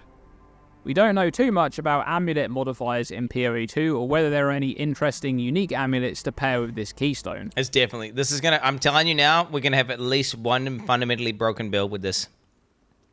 A dev is going to forget about some amulet existing or this keystone existing when they make an amulet, and it's going to completely break minions. But the loss of the amulet slot in the context of PoE 1 is quite significant in terms of scaling minion damage, so we'll need to wait and see what's available for this keystone. Ancestral Bond will completely remove the totem limit and make the only restricting factor Bro, we've seen all these, man. the amount of spirit you're able to acquire. Each totem place will reserve 100 spirit while it's active, which is around the same amount of base spirit that an automated This is cool. Next. keystone. I mean, it's good that I'm remembering all these things. Like, mana matters 100%. The matter is pretty. Yeah, we've seen this. Half mana regen, but all damage is taken from mana for life. Completely broken. Insane. I might be rolling a Mon build on opener. Zealot's Oath also has significant changes. This keystone now makes excess life recovery from regeneration apply to energy shield, whilst preventing energy shield from recharging. I feel like any build that's in this area is going to take this node, bro.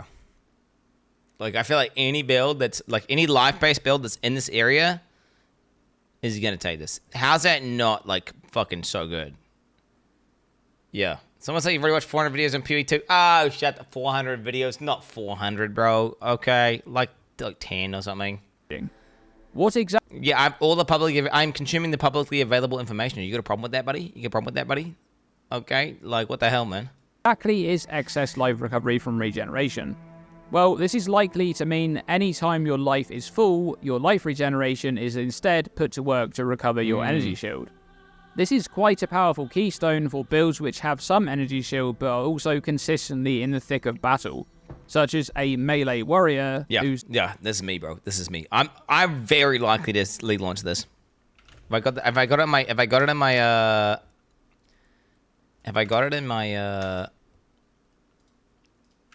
my list? Acrobatics, freeze, merc, zealot's arm. Oh, yeah. Very potent. Very potent. Armor is stacking hybrid. Also close to the fire taken as. Oh, fist taken as. No, fire taken as. No, fire protected.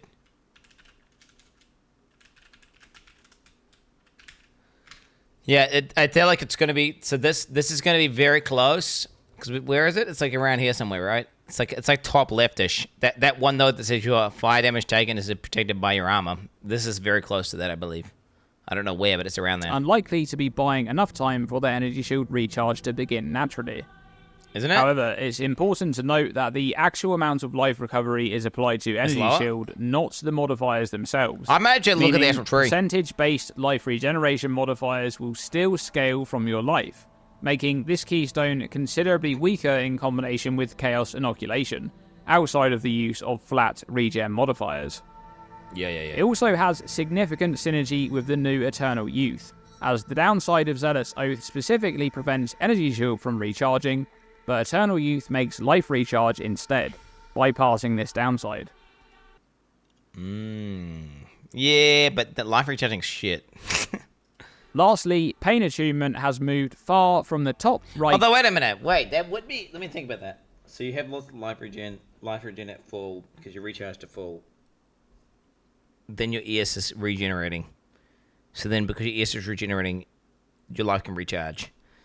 I mean, if you had like a true hybrid. See, I'm thinking more like a guy who's got like 80% life, 20% ES. Or something like that. That's what I'm thinking. Whereas if you want to do that build, you would be more like 50-50. More like a 50-50. But I don't know. It doesn't seem that good. It doesn't seem that good to me. What is this? Pain Attunement, 30%. Oh, yeah. Pain Attunement rework. Classic. I like the new rework. It's this is, again, I think the issue with Pain Attunement was every in-game build was like, this was just a step in the process. It was such a global, overpowered multiplier to damage that every single build would basically be forced to go low life. Whereas now, it's going to be a crit specific thing. Area to the outside of the strength aligned area. Its modifiers are also not all builds are crit massively changed. It now makes characters have 30% more critical damage bonus while on low life, but a 30% less critical damage bonus while on full life. We're not sure yet if abilities such as Petrified Blood would exist in... Lol, no, you're dumb. Okay. Alright, dude. Is chat us what we all run this run? Yes. No. So Pain Attunement was it was a logical step in most builds in-game process of, I'm talking about softcore min-maxing. They're like, okay, how can I get more damage? Oh, Pain Attunement. Boom. That's where you slap it in. For example, when I made my Sanctum runner, it's like I was trying to get more damage. How can I get more damage? Oh, logical process, lower life, Pain Attunement, more damage. And it was always like that. And it was just generically good versus most builds. Yeah. PoE 2. So the usefulness of this keystone will rely on mechanics that can force a character to be on low life, or to be considered to be on low life, to activate this upside. And there you have it. Every keystone in Path of Exile 2's early access build of the game. There's some really interesting ones. Wait, that's all? That's all? Wait, so there's no more to come? There's no more to come? Damn, bro. What the fuck? Okay. Okay, bro. That's kind of nuts. No one passives. Oh, good. Okay, so wait. Oh, shit. Let's move around. Oh, my God. Wait, what the hell? Non-passives. Highlight keystones. Hide unidentified. Wait, identified. Oh, so we don't know these? Don't know that. Okay, so wait, these are notable. Wait, I want to see what these other ones are. Notables. Oh, so notables. Oh, wait, notables are just really powerful. Wow, that's where heat proofing is? Wait, heat proofing is there? Oh my God, bro. Oh my God, that's where heat proofing is, bro. That's actually really close. Unnatural resilience as well. Oh my God. That's totally going to be an endurance challenge thing, isn't it? Chat, this is all publicly available. This is not data mined, to be clear. This is not data mined. This is in everyone's YouTube videos. They've just shown nodes, and someone's just gone around and just put it on the... They've just got an image of the skill tree from the announcement, and they've just AI upscaled it, and then they've just put the nodes on there so you can just visualize where they are in the tree. This is... Every single one of these things has been publicly announced. This has all been publicly announced. This is all. This is not upscaled. Yeah, this is some upscale. This is the upscale image, right? Yeah. So wait, the main one I wanted to know was like +3 to stun threshold per strength. Hefty unit, bro. Hefty unit. Oh my God, bro. 25% increased stun build up. Damage with hits is lucky against heavy stun enemies. Damage with hits is lucky against heavy stun enemies. Huh. What the hell? That's kind of crazy. Wait, that's kind of crazy. 5% reduced maximum life. 50% amount of life leached. 50% increase. What? 50% increase physical damage.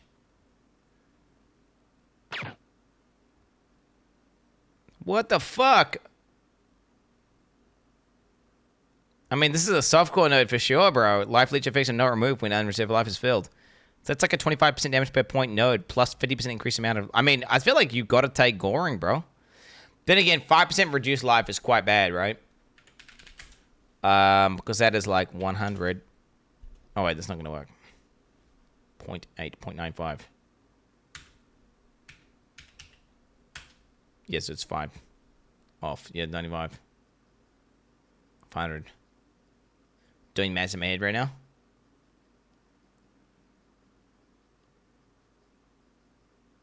Five is 5. Yes. Wait. No.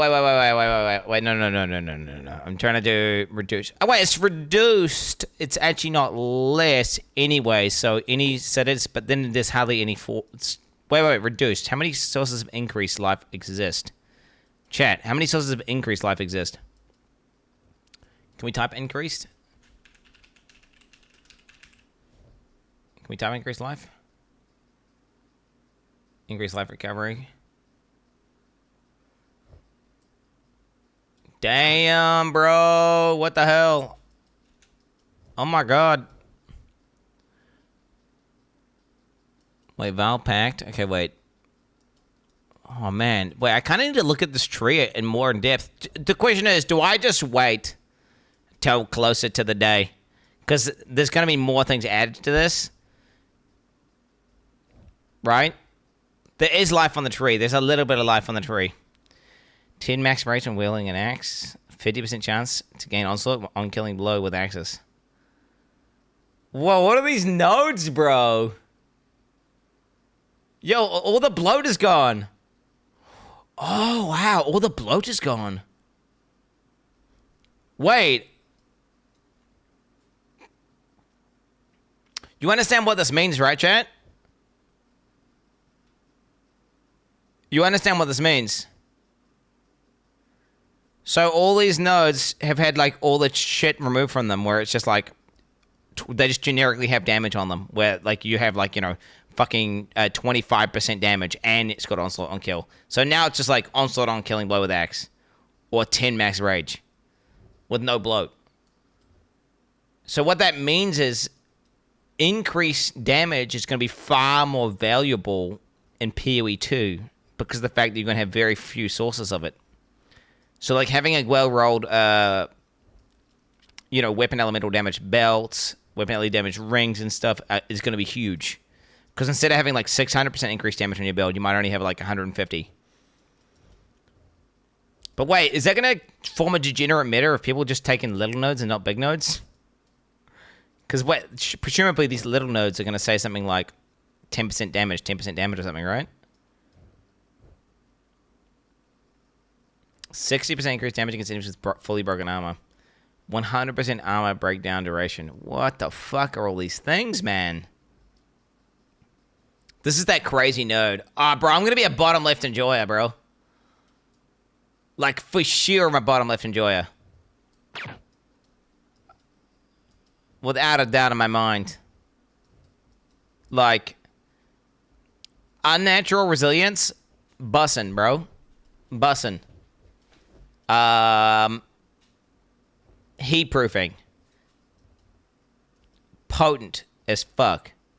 25% chance to aggravate bleeding on targets you hit with empowered attacks. Empowered attacks deal 335% increased damage. So an empowered attack is like a Warcry, chat. Life gain on block. Flat life gain on block, bro. 12% increased chance to block. 5% chance to deal double damage if you've Warcry in the past 8 seconds. 40% increased damage with Warcry. Warcry's empower an additional attack. Oh my god, bro. 15% chance for to aftershock for slam skills you use with maces. 50% chance to aftershock for strike skills you use with maces. Oh wow, so basically maces just turn every ability into EQ. Co is mad.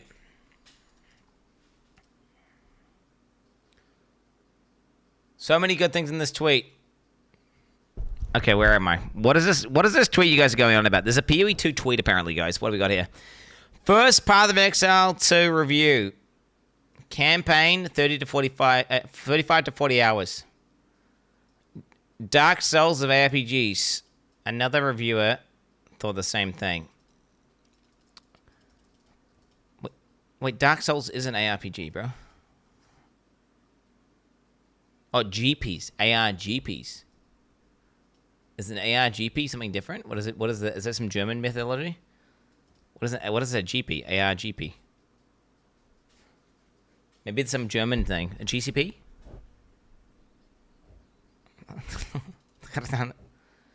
Wait, wait.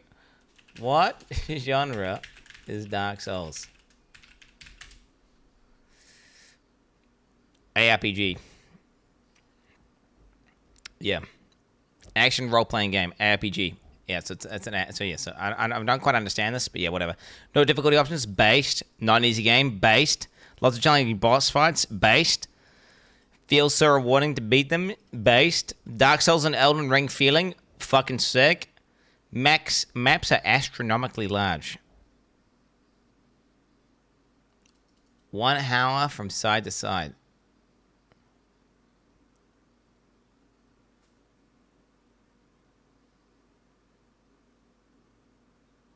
What does he mean? Does he mean like running through the campaign zones? Is he doing 1 hour maps? What is he saying? He must be like, if you chain them all together, like every single, you know.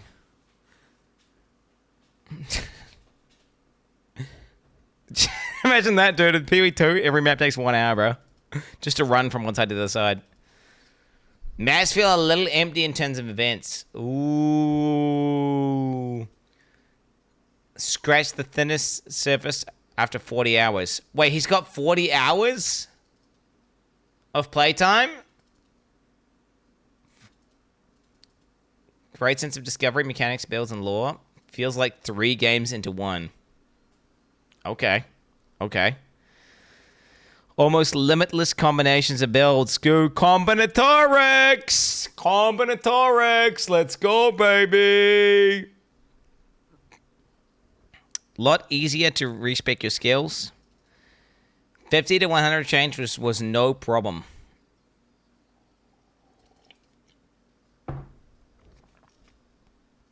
But it doesn't feel like you're feeling the weight enough, bro. That was no problem. There should be weight to that. Wait, 50? Wait, what? He's saying 50 to 100 skill points. Yeah, that's too much. That's too much change.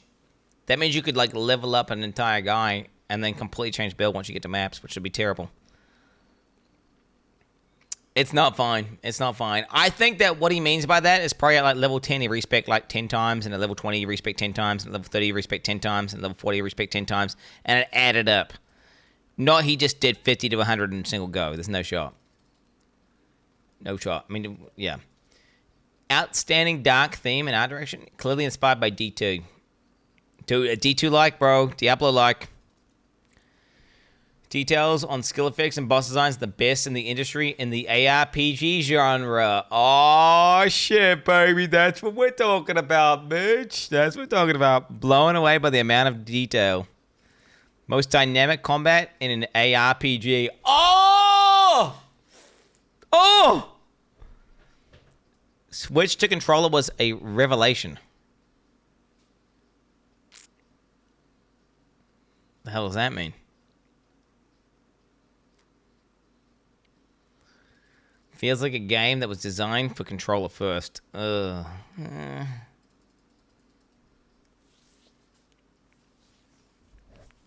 Is that maybe the reality, bro? Like, I don't know. Oh my god. Plays better than Diablo 4 with a controller. Get fucked, D4, dude. D4 bad. Wait, this isn't Factualized review, is it? Ah! I'm reading a Fixture Life review! It's a Fixture Life review, bro! Oh no, bro! Oh no, bro! Fixture Joe's in the walls! Oh, we don't believe anything he says here. This guy's scripting. He's gonna view bot off this review. I just gave him a view, didn't I? I just gave him a view to his fucking video. God fucking damn it. Potential to be the all-time king of the genre. Some bugs and crashes occurred. Strong belief that the developers will join the annals of greatness alongside Larian Studios and From Software. Ooh, shit, bro.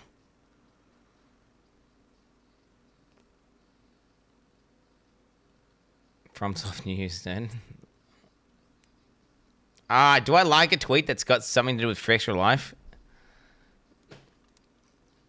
I mean, Extra Life, I just despise Extra Life as a person. And the way he abused his website to just fucking viewbot the shit out of every directory, right? I have no idea what his takes were in games. You know? Yeah. Co's single voicing for Extra Life, bro.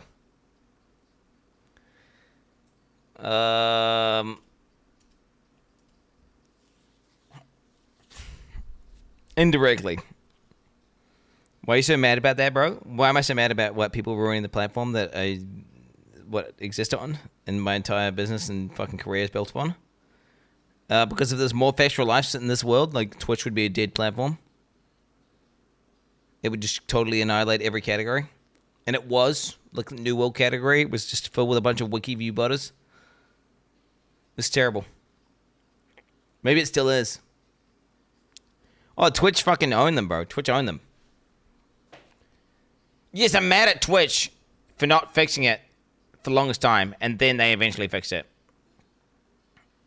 Yo, why am I on my own leaderboard, bro?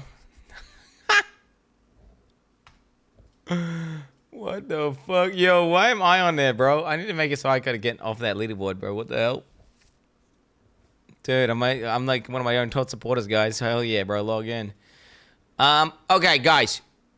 I think it makes sense. 5% of life. Wait, 5% recovery. 5% of life. Each endurance charge consumed, plus one max endurance charges. Yeah, I think that I should wait. I shouldn't study the tree because there's probably tons of cool shit on this tree. But guess what? There's all these videos still going out of people's gameplay. There's going to be more nodes added to it. And it's like, why look at it? And then they add a bunch more nodes.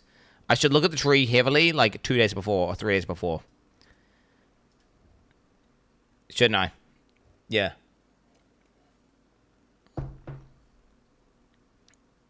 Throat singing cringe. It's because of Betty Better.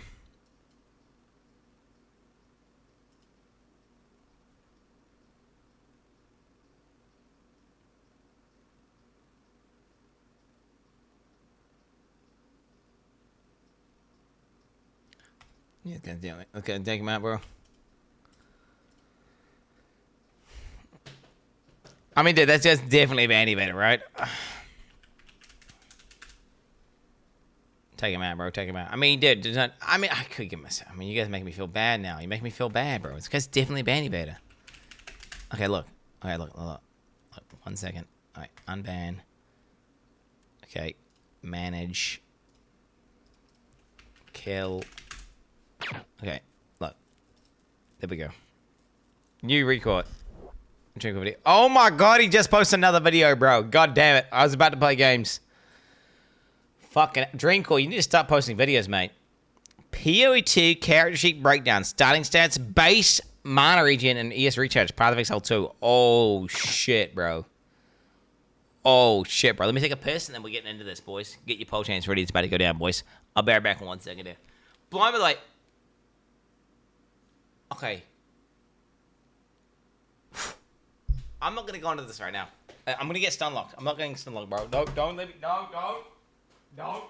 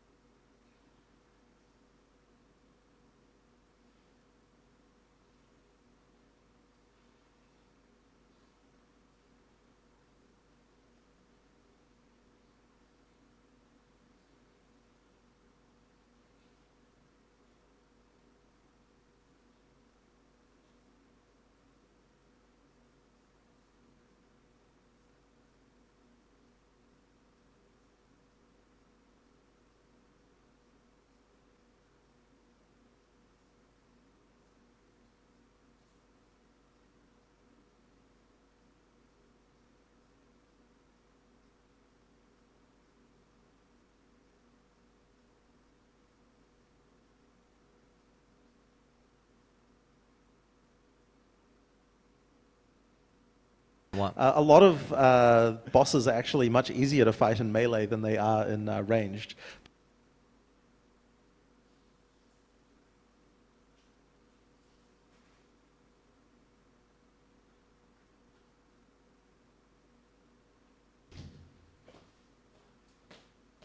All right, I'm back.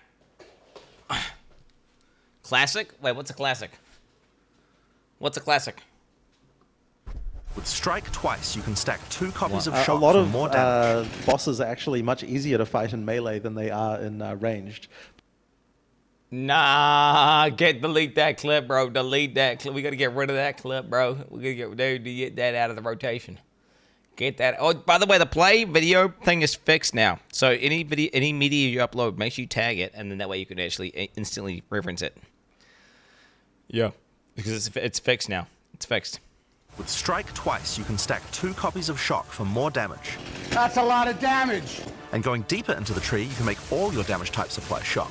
No, that's a lot of damage.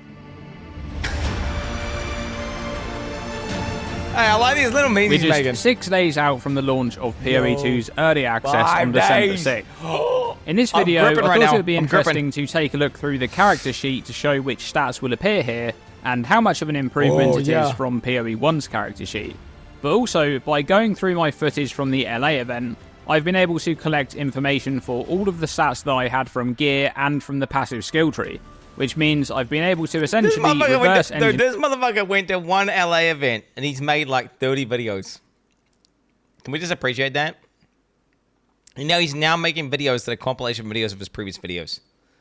Like this guy, dude, one event, 30 video based. Giga Chad. Near a bunch of base character stats, such as how much life and mana you start with, and how much is gained per level, but also stats such as the base mana regeneration percentage and base energy. Oh my god, bro, what is this? I need to move my camera. Dude, this guy's like, do you know Drinkwater? Do you know what Drinkwater is like? He is like, he's like the engineering eternity. Yeah, he's like engineering eternity of the current year. You know? And he enjoys. Back in the day, there used to be a YouTube channel called Engineering Eternity. And that's how I learned how like Leech worked back in the day and stuff. Oh, it's completely changed now, and all his videos are out of date. But they were very good. They were very informative videos. And this is Dreamcore's a very similar sort of guy. He comes in here and talks shit quite often. Nice looks. Look at this, bro. Dreamcore W, bro. He's called Dreamcore W. Level 20 warrior, strength, dex, int. Okay. This tells you the league. Life. Oh, dude. Dude. It's definitely a boomer UI, but I like it. It's got a nice vibe. Do you know what it's reminding me of, actually? It's reminding me of both D2. I'm getting D2 vibes, but then I'm also getting, like, Last Epoch vibes, actually. It doesn't look like PoE. I'm getting, like, Last Epoch vibes the most. Yeah, I'm getting mostly Last Epoch vibes. Spirit, 30. Mana, 167. ES, 30. And you know what else are the vibes I'm getting, chat? I'm getting console vibes. I'm getting console vibes from this. Which, again, it is designed for a console, so it makes sense if they can have the UX that looks... Yeah, well, like these... Like, why do they need, like, a whole big-ass icon with the life and the thing and this... It's a little bit of a console vibe. You know... It's like the difference between having big thumbnails when you're searching for documents versus having the detailed list. Okay? In a computer. On a console or on a TV screen, it's going to give you big thumbnails. Okay? On a computer, it's going to give you a detailed list with more. It's going to be line by line. I'm just saying that literally is it. But hey, it does look good though. Who gives a fuck, bro? As long as all the information is here, I'm okay with that. Armor 33%, evasion 24%, block 0. I wonder what happens when you highlight over these. Cold, fire, lightning, chaos, resistance. I mean, this is easy to understand, bro. What the hell? What's crazy is defenses in PoE are so much more in depth and so much more complicated. But then at the same time, they're almost like this makes it very obvious and very simple layout of to how like you should be like what's important about your character. Like you compare this to like D4 stats, and you don't know what the fuck you're looking at. It's so confusing. It doesn't make any fucking sense. And at the same time, it's got no depth at all. It's just multiplicative damage reduction. And now it's like, you know, this is quite simple, right? Like, oh yeah, you want some armor, or maybe if you don't have armor, you want air evasion. Okay, You want these resistances. Red bad. Red bad. Like, get that up. -10. You know, this is very easy to understand.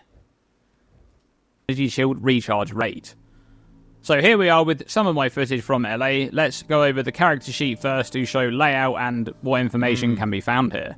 Now, immediately you can see how much of an improvement. Yeah, see, this to me looks far. Look. You're way more like designed for a computer. That's exactly what I'm talking about, by the way. This listing, this is way more like a PC. This would not look good on a TV.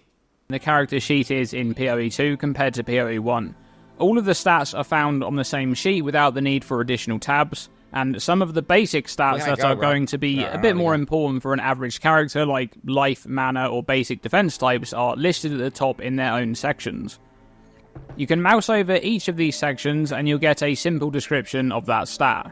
So we have Spirit, ongoing skills such as buffs or minions. Ooh, yeah, wait, yeah. Let me read it, bro. Let me read it. Ooh, yeah. You must have enough spirit available to use these skills. Reserve Spirit.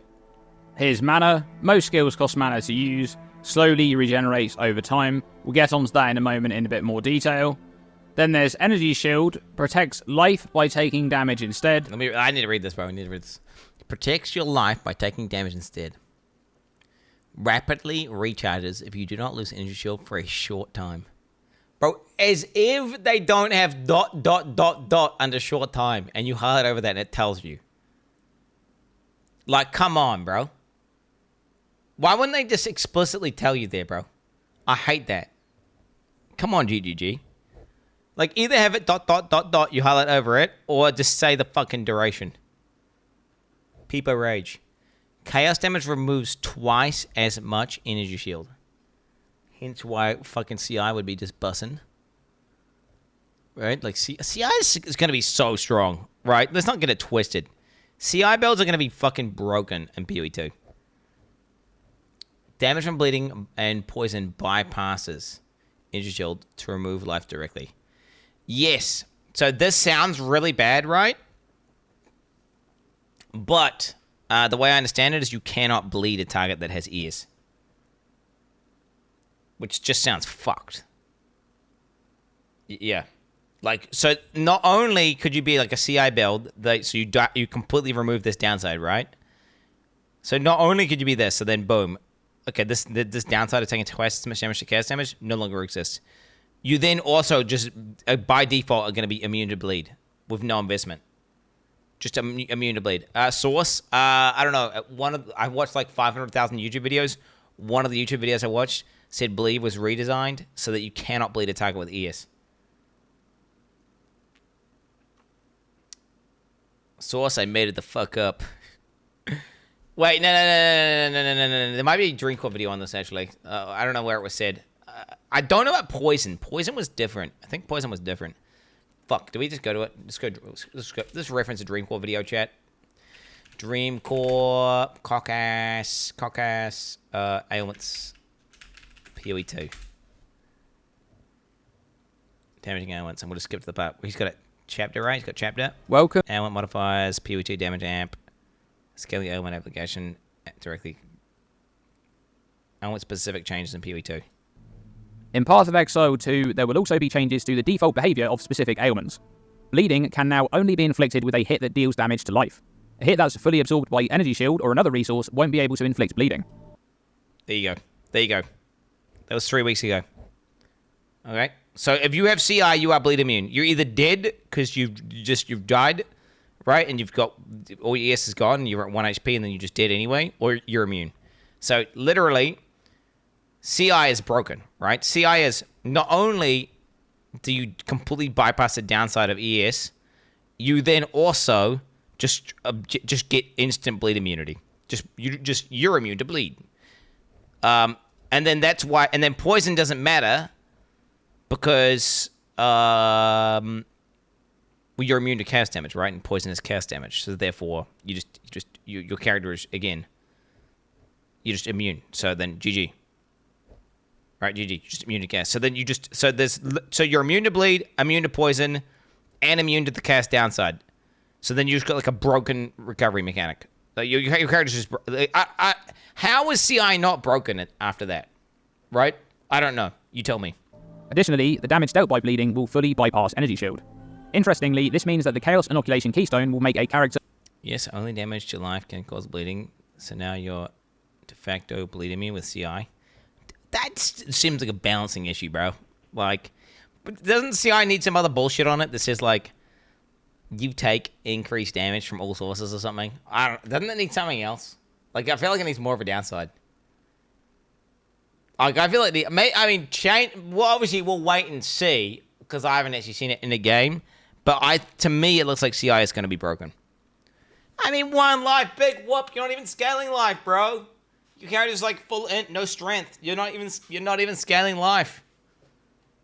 Stun, bro. You can get all sorts of nodes that just make your ES scale. Stun threshold. They already have a bunch of nodes. They have ways of bypass. Like, dude. You're not going to make it so you just get stunned permanently when you're playing CI. Like, oh, you play CI, your character's just permanently stunned. No, that's not going to be the case. What I'm saying is, this looks broken. Okay? Immune to bleeding. In PoE 2, poison will not stack by default, but you will be able to invest into additional poisons, such as this multiple poison support. Like bleeding, poison... Okay, this is pointless. Let's keep looking. Rapidly recharges if you don't lose ES for a short time. Chaos damage removes twice as much ES, and damage from bleeding and poison bypasses ES to remove life directly. And there's life. If you drop to 0 life, you die, of course. Wait, what's that gonna... Wait, I didn't realize, bro. Yeah, hybrid builds are gonna get fucked by poisons. If you're like a hybrid build which has low life, and you got energy shield, and you get like a map which has like giga poisons on it, giga poison mods, you're gonna get fucking shredded, bro. You're gonna get annihilated. If you drop to 0 life, you die, of course. Wait, I love life. Wait, let's hit. Lost when you take damage of any type. If life falls to 0, you die. Hey, there it is. You die, of course. And here's the description. Oh, here we go. Armor reduces the damage of physical damage you take from both attacks and spells, but provides no benefit against other damage types.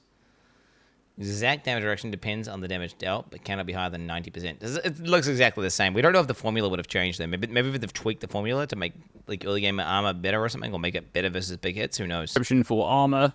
Now, just like in PoE 1, we're getting an estimated physical reduction here, which I'm not a big fan of because it can be very misleading. Chat's completely retarded. They always think this is their DI they have. They're completely wrong, and they just don't understand why the character's dying. Yeah.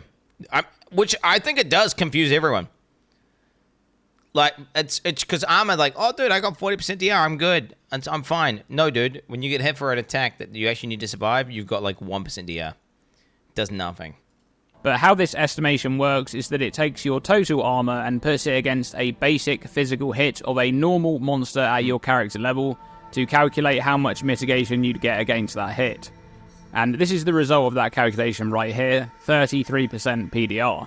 The issue with this type of estimation is that armor doesn't provide a fixed amount of mitigation, as it's stronger against smaller hits and much weaker against bigger hits. So do you guys think an armor redesign would be good for PoE 2?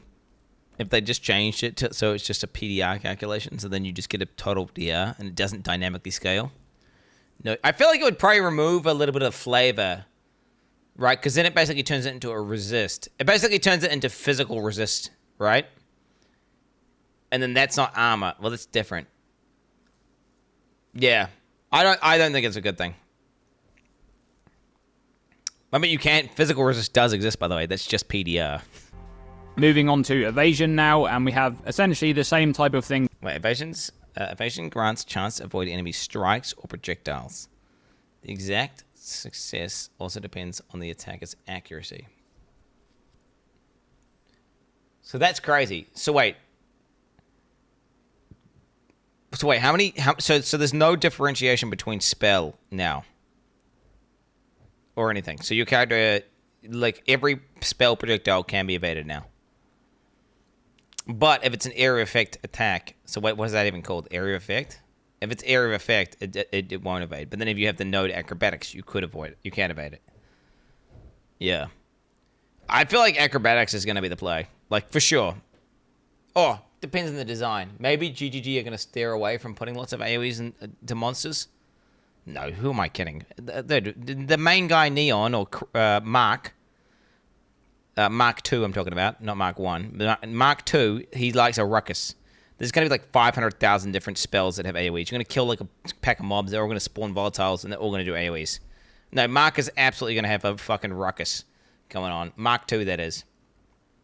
No, for sure. Acrobatics, bro, is providing you can get your evasion above 50% while having acrobatics, I think it's going to be the play.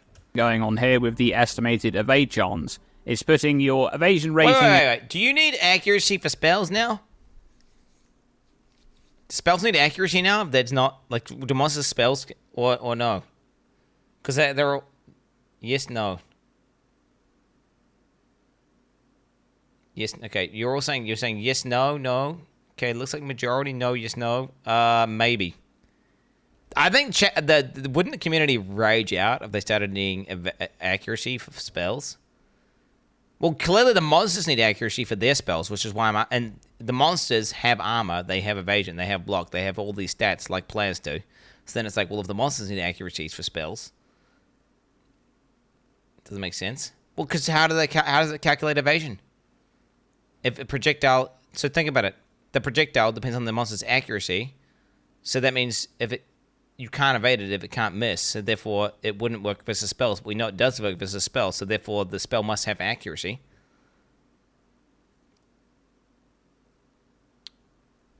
Arrow equals spell, holy shit. Chat, it's confirmed you can evade spells in PoE 2. Against an average monster's accuracy rating at your character level. That's what they say anyway. Well, that's what everyone's been saying. So. To determine evade chance. It's also stated here that evasion grants a chance to avoid enemy strikes or projectiles. And then we have block chance, which is listed a lot more prominently in the PoE 2 character sheet compared to PoE 1, which... Oh shit, dude. What are those? Chance of blocking incoming strikes and projectiles, causing them to deal no damage. Is that gonna feel super fucking weird, bro? Like when you're holding down block and some guy does some like AoE sweep and you don't block it. I feel like that's gonna feel jank. Unless the AoE sweeps have a strike tag built into it, so then it can be blocked. They probably do, right? Like Katava's arm swing must be a fucking strike. I think all melee. Yeah, maybe they'll have all melee tags. I think maybe strike just means melee. No spell block. No, you can block. No, you can block projectiles. So you can block all projectiles. Projectiles equal spells. So you can block all. So if they shoot a fireball at you, you can block it. But now if it shoots, if it shoots out like a fire storm, well then no, you can't block it because it's AOE. So if a mob does a frost nova and you try and block, it's just gonna hit you. Yeah. I'm a big fan of. Chance to block incoming projectiles and strikes, causing them to deal no damage. And it says here that some larger and more dangerous enemy attacks cannot be blocked. We know that those larger abilities will be telegraphed with a red flash, and they typically have long wind-ups too. And I think that this disclaimer here about the hits that can't be blocked should also be added to the evasion description, as we know that those same hits will be unavailable by default as well. Oh, whoa! Wait, get fucked, evasion cucks. So not only are you going to not be able to evade those turbo slam abilities, but you're also not going to be able to evade all the red attacks? Oh, wow. They're really saying fuck you. What, is this anti... Wait. Is this anti, like, ARPG, though? What? If you can't, like... just overgear shit, and they just say your character doesn't matter? Well, the point, like, okay, so in PoE 1, if you get, like, a guy who's got ridiculous evasion, like, this doesn't matter what the boss does, he can never hit you. Your character just keeps evading, right? I'm not like a normal boss, like, this guy's, whatever. Your guy can just evade every attack. He's like, haha, fuck you, bitch, you can't touch me. Whereas in PoE 2, if you had that same guy, you're doing the same thing, well, guess what? The boss is going to have attacks that say, fuck you, doesn't matter what your stats are, I ignore them. Yeah, it does make it's actually a buff to ES again, bro. Then you can just get raw ES. Fuck mitigation because it just is disabled, right? It's saying, hey, we're going to disable your mitigation just arbitrarily. Well, then that just buffs raw ES and raw life. Just get infinite life. It's like that's what Trix is doing PoE 1. They just don't even care about other stats. They just have so much raw stat, they can just take the damage. You asked for this. Well, I don't mind them doing it versus pinnacle bosses. Like a main pinnacle boss has an attack that's like a slam, and you can't block it, right? Do you know what? Whenever they first said that was happening, whenever I first found out that was a thing, I was like, hey, wait, I don't know if I'm a fan about this, guys, because you're supposed to make characters that can, like, overgear bosses, but then you can still do it anyway. The fact of the matter is you can probably still just overgear regardless. But I don't know, like, aren't like 30% of boss abilities that red attack, and then it's just not, evasion's just not gonna work, bro? Like, that seems kind of scuffed to me, bro. That seems kind of nuts. Make it unique where you can block anything, bro. They would never allow it in the game because it would just cheese all Uber boss fights. Because if you could get like block cap versus like Uber slams and stuff, everyone would just do block bills with that item. Well, next up there's the resistance tooltips. These all read the same except for their... You take this much less cold damage. Negative values cause you to take more damage instead. Maximum resistance capped at 75. By default, cannot be higher than 90%. Cool. Specific resistance type. You take this much less damage. Very succinct. Negative values cause you to take more damage instead. Very succinct. And maximum resistance is capped at 75% by default and cannot be higher than 90%. So no changes there mechanically from PoE 1. The percentage on the left is your capped resistance, and the percentage in brackets is uncapped resistance. Now, scrolling down, there's a more detailed breakdown for each of the stats shown at the top, and some extra information here like regeneration. Okay. At the bottom of the character sheet here, there's some new sections which we don't have in PoE 1. Whoa. Stun, elements, damage avoidance, damage taken, damage redirection. Reflect the damage. Oh, shit. What the hell? Stun, ailments, damage What? avoidance, damage taken, damage redirection, and reflected damage. I think both stun and ailments will list specific defenses that you have for those types, such as increased stun threshold or reduced duration of ignite on you, for example. Damage avoidance will list any specific modifiers that grant you a chance to avoid a damage type from hits. Damage taken will list all of the modifiers you have which impact the damage that you take, such as Fortify for less hit damage taken, or Shock for increased damage taken. Damage redirection will list modifiers for damage taken as, which makes you take the damage of one type as another type, such as the modifier on Cloak of Flame. Clean. Lastly, we have reflected damage, which should be listing any modifiers that you have to reduce reflected damage taken. Okay, so that's the character sheet in PoE 2, but what information can we decipher from this sheet? I went through all of my footage to collect information about all of the stats that I was gaining from gear and from the passive skill tree at the time of this character sheet screenshot. And with that information, I was able to calculate a bunch of stats. Bro. Let's look at attributes first. We know that in PoE 1, each class has their own allocation of starting attributes. I mean, you can't expect PoE players to not do this. You're going to invite PoE players, notoriously some of the most autistic motherfuckers out there. Okay, you invite them for a playtest. You think they're not going to record all the footage and then deep dive and dissect every single fucking frame and do every single math equation? Of course they're going to do this. Mathel didn't do this. Yeah, well, Mathel's not that type of gamer, bro. Okay? He's like one of the very few people that don't have turbo autism who played PoE. He's definitely on the spectrum for sure, but you know. It looks like it's going to be the same in PoE 2. From both gear and the passive tree, I had no intelligence modifiers, but I had plus 15 to dexterity and plus 45 to strength. So the warrior's starting attributes, therefore, must be 15 strength, 7 dexterity, and 7 intelligence. Next, let's look at life. On this screenshot, I have 440 life on a level 20 character. I also have 60 strength, and we know that in PoE 2, each point of strength grants 2 maximum life. I love it, dude. My gear had a total of plus 44 to maximum life, and I had no life modifiers on the passive skill tree.